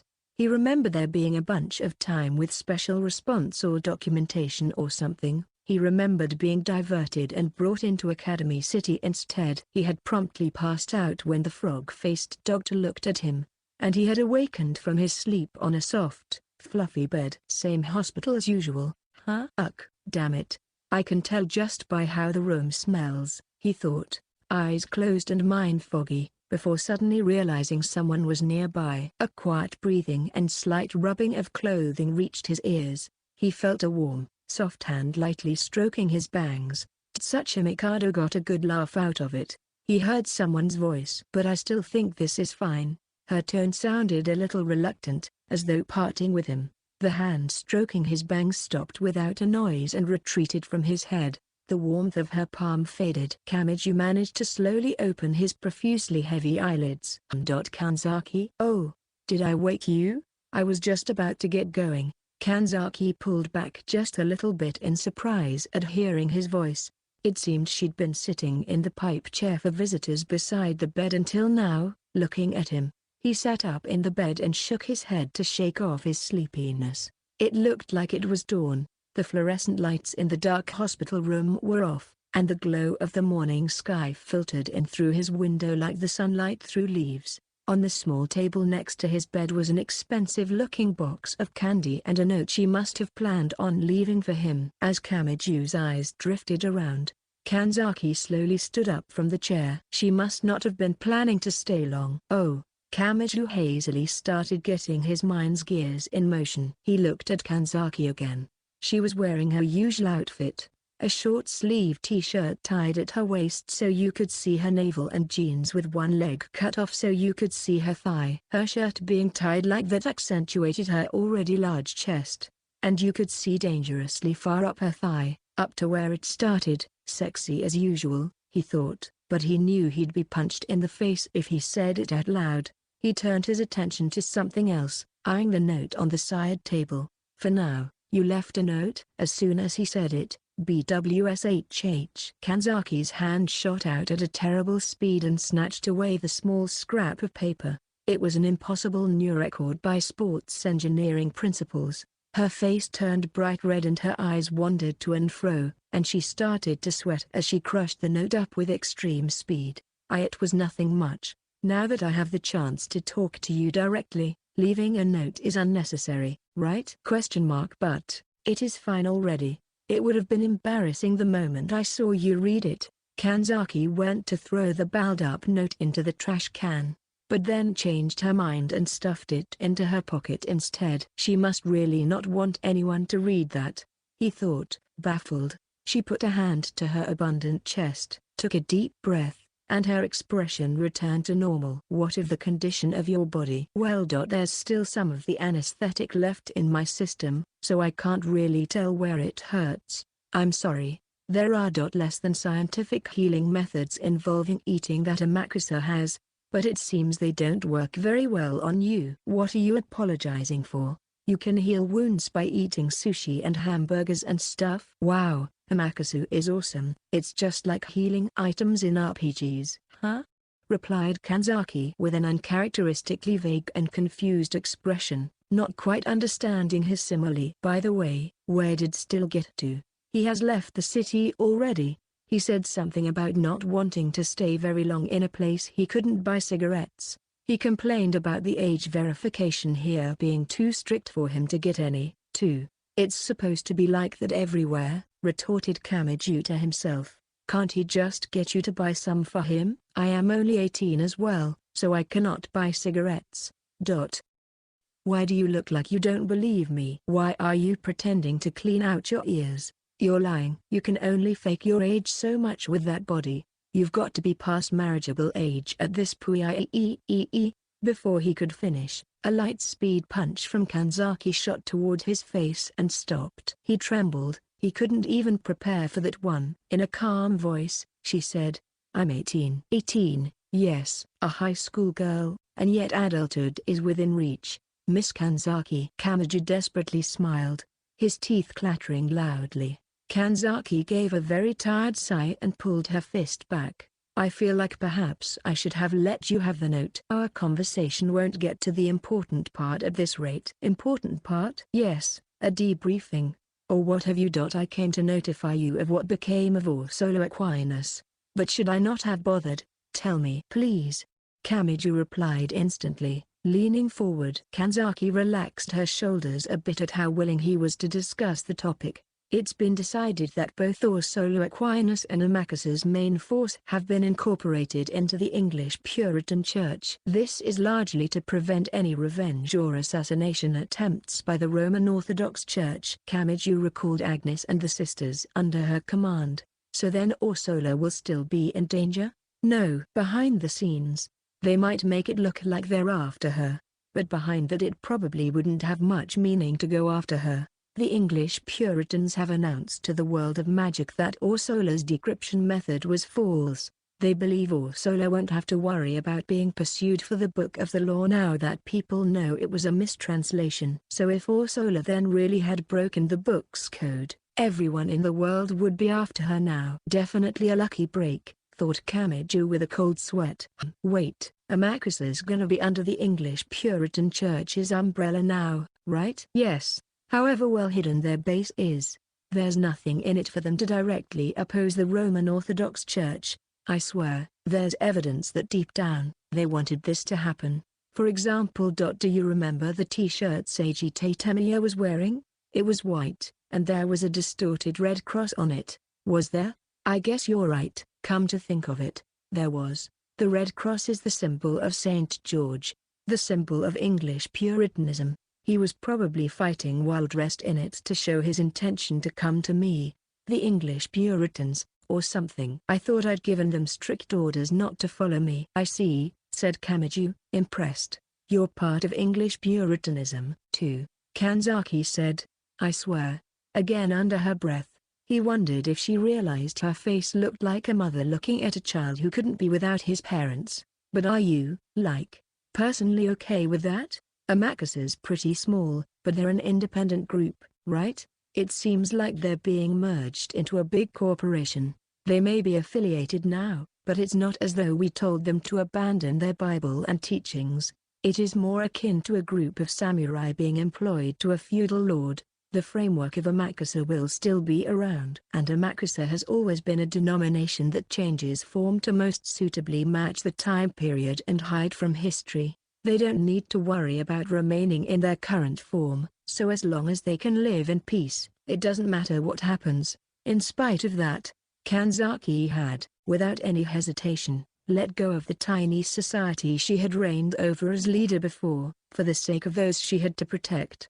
Getting a glimpse of that side of her made Kamiju think how cool grown-ups were. She seemed 18, but from his point of view, 18 was enough to be an adult all your own. As he turned that over in his mind, Kanzaki lowered her head, her posture formal. It wasn't a cute little bob of the head. She kept it down and said, well, that is, I'm sorry for all this." "Huh?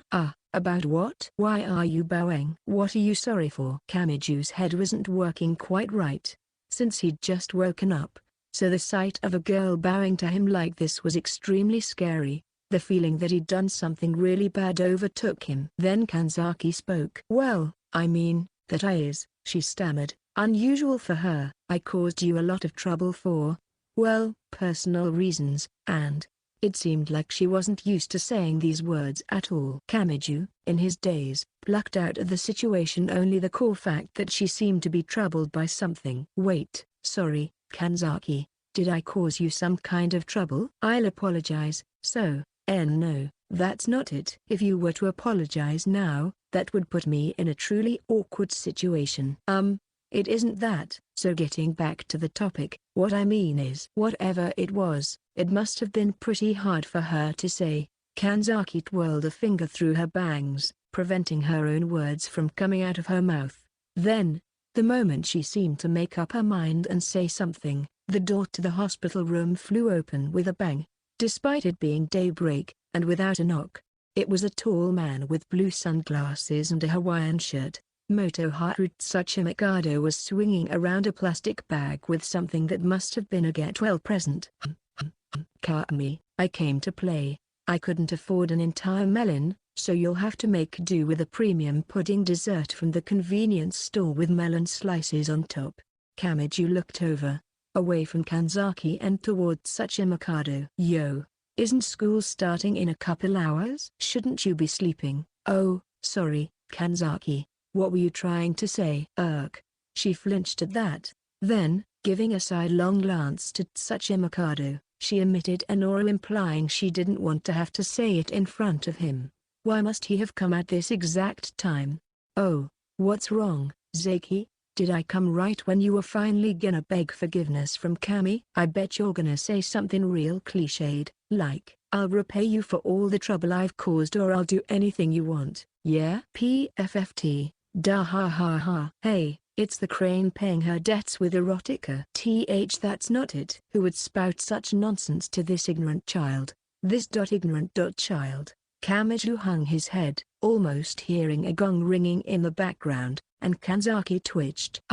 No, that isn't what I wanted to. I only said that to make Tsuchimikado take back his rude words, but the part about repaying my debts was, well.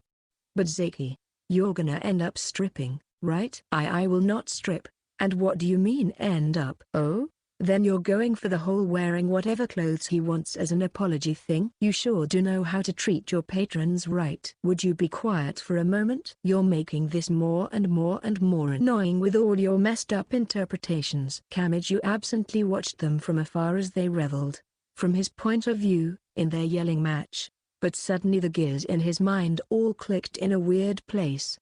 Wear whatever clothes. As apology? No, I can't. Kanzaki looks like she's being pretty serious and stuff, so I can't fool around like that now. Come on.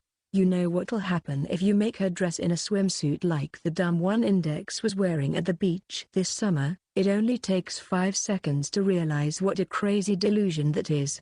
Go away, go away. You look like you're overheating over there. No, it's nothing, really. I mean really, if a man like me even brought something like that to the register, it would mean the end of my life as Tuma Kamiju. So I wasn't thinking about anything like that at all. Kanzaki struggled to understand the ambiguity and tilted her head. Tsuchimikado, however, grinned. Hey, now, what is thy desire? A full-on ear cleaning from an older, motherly lady while resting your head on her lap, or a surprisingly cute little bento from an older sister-like figure? Our dumb conversations are one thing, but don't go exposing all my weak spots in front of a girl like this. Tsuchimikado. I do not understand the situation, but it appears that you are only stimulating an injured person in a negative way. So I'll have to ask you to leave the room. And what are you gonna do when it's just the two of you? Wait, could it be? Tsuchimikado's eyes flashed. Is this the scene where you gently feed him little apple slices cut to look like rabbits? I'm sorry, I had no idea. No, it isn't. Please don't arbitrarily get on my nerves with your arbitrary interpretations. Wait, what? Then you're gonna do it mouth to mouth. You know, when you do that in real life it's kinda gross. Please just shut up and get out of here. After she shouted so loudly he couldn't even imagine what Seiji Tatemiya's face, or anyone like him, would look like, Tsuchimikado grinned and jumped out of the hospital room. Suddenly the early morning silence covered the room again. As Kamiju watched Kanzaki's shoulders moving up and down in heavy, angry breathing, he trembled and thought, Tsuchimikado. Oh Tsuchimikado. I think you said all that stuff because you were trying to lighten the situation a little, but you left things a bit unfinished here. Excuse me, Kanzaki? Are you quite all right? What is it? Why are you speaking so formally? I am sure you know this, but all that stuff about repaying your debts and borrowing and lending, that was all just Tsuchimikado's dumb jokes, you know? Kamiju had braced himself to be yelled at the same way Tsuchimikado had been. But surprisingly, Kanzaki answered in a stammering voice. But what else would you have me do? You're a civilian, someone I should have been protecting from the beginning, but I caused you to suffer all these wounds. Even I understand that this is far past the realm of just bowing and saying sorry. So her voice got weaker and weaker as her sentence got longer, as though her own words were sticking into her. Once again, she started playing with her bangs with a fingertip. Maybe it was an unexpected nervous habit of hers. After that, she violently rubbed her temples like she was exhausted and breathed a heavy sigh. Kamiju thought her actions looked kind of like a writer crumpling up a failed work and throwing it in the garbage. Personally, he would have preferred the post-incident stuff not to drag out very long, and for her to just say, "Nice job out there, see you," liked such a Mikado might, then leave. But it didn't look like Kanzaki's morals would allow her to do that. There was no choice. Kamiju sighed. He switched mental gears over to something a little more serious. Wait, so, was this the important part? Yes. I have this predisposition to cause trouble for others, but I've been causing you one issue after another, putting so much weight on your shoulders. Every time I've shrunk away from it, and this time, it wasn't just me. I got you mixed up in our problems in Amakusa as a whole. But is there really any need to worry about it? We settled our problems just fine, everyone's safe. I don't think any of us really got any more hurt than anyone else. Kanzaki looked surprised. She blinked a few times, then said, "Our? Huh? Yeah, mine and Amakusa's." "Oh, I guess English Puritanisms, too. And or solar and index and still, and you, too. That's what I meant by our." Kuri Kanzaki listened to those words, flustered. It was like a difficult problem she could never have solved had been figured out right in front of her in the blink of an eye. "What are you so surprised about? I'm an amateur, so England and Rome might have problems and stuff, but I honestly don't see them as much different. What I want to say is that the opinion of this dumb, ignorant child is that groups of people don't matter." In contrast, Kamiju continued to speak without thinking about it too hard, as if saying the problem was so easy it didn't need much deep thought. "It's not like I'm taking sides with Index's church or anything. It just so happens that Index is part of English Puritanism, so I'm their ally for the moment." He heard the pitter-patter of footsteps from down the hall. "That's probably Index," he thought absently, continuing, as though confirming whose side he should have taken. "If Agnes asked me for help sometime, I'd probably go help her. She just happened to be the bad guy this time. But there's no rule saying she has to keep doing bad stuff," he declared, smiling. Kanzaki made another surprised face, then smiled, a little worried. The reason he had for acting was so immensely simple that it almost sounded absurd, but because of that, Kamiju would never stray from his path. Never. England didn't have a rainy season or a dry season. Instead, the weather changed from one thing to the other fairly easily all year round. In this city, it was common knowledge that the weather could shift in just 4 hours, so there were plenty of people walking around in broad daylight with fold-up umbrellas. For these reasons, a sudden shower was currently hitting the city of London after being clear not too long ago. Nevertheless, the people of the city didn't consider rain a reason to stay indoors. The road was already narrow, but it was packed to the brim with a rainbow of umbrellas. As the rain, almost a faintly damp mist, came down, still Magnus and Laura Stewart walked along next to each other. His umbrella was black as a cockroach, while the one Laura held looked like a teacup, white with gold embroidery on it. "If we're just going back to Lambeth Palace, we should have just called a taxi. Those who cannot take the rain cannot live in this conurbation," said Laura, gleefully spinning her umbrella around. There was no doubt, however, that he was biased. Still wasn't currently enjoying this mist-like rain very much. He was getting wet despite having an umbrella, and it made his cigarette wet. It was nothing but bad things. He glanced at the tip of the cigarette, which he was finding difficult to keep lit, and sighed. At the moment, he was following Laura, who was on her way back to her residence. delivering his final report on a certain incident as they went. The great and powerful English Puritan Archbishop was the freewheeling sort who went to the cathedral when she liked and went home when she liked. She didn't seem to like staying in one place very much, so it was quite often the case that reports and war councils would be held during these walks. There was no helping that Still thought it troublesome to set things up to prevent sudden attacks and monitoring.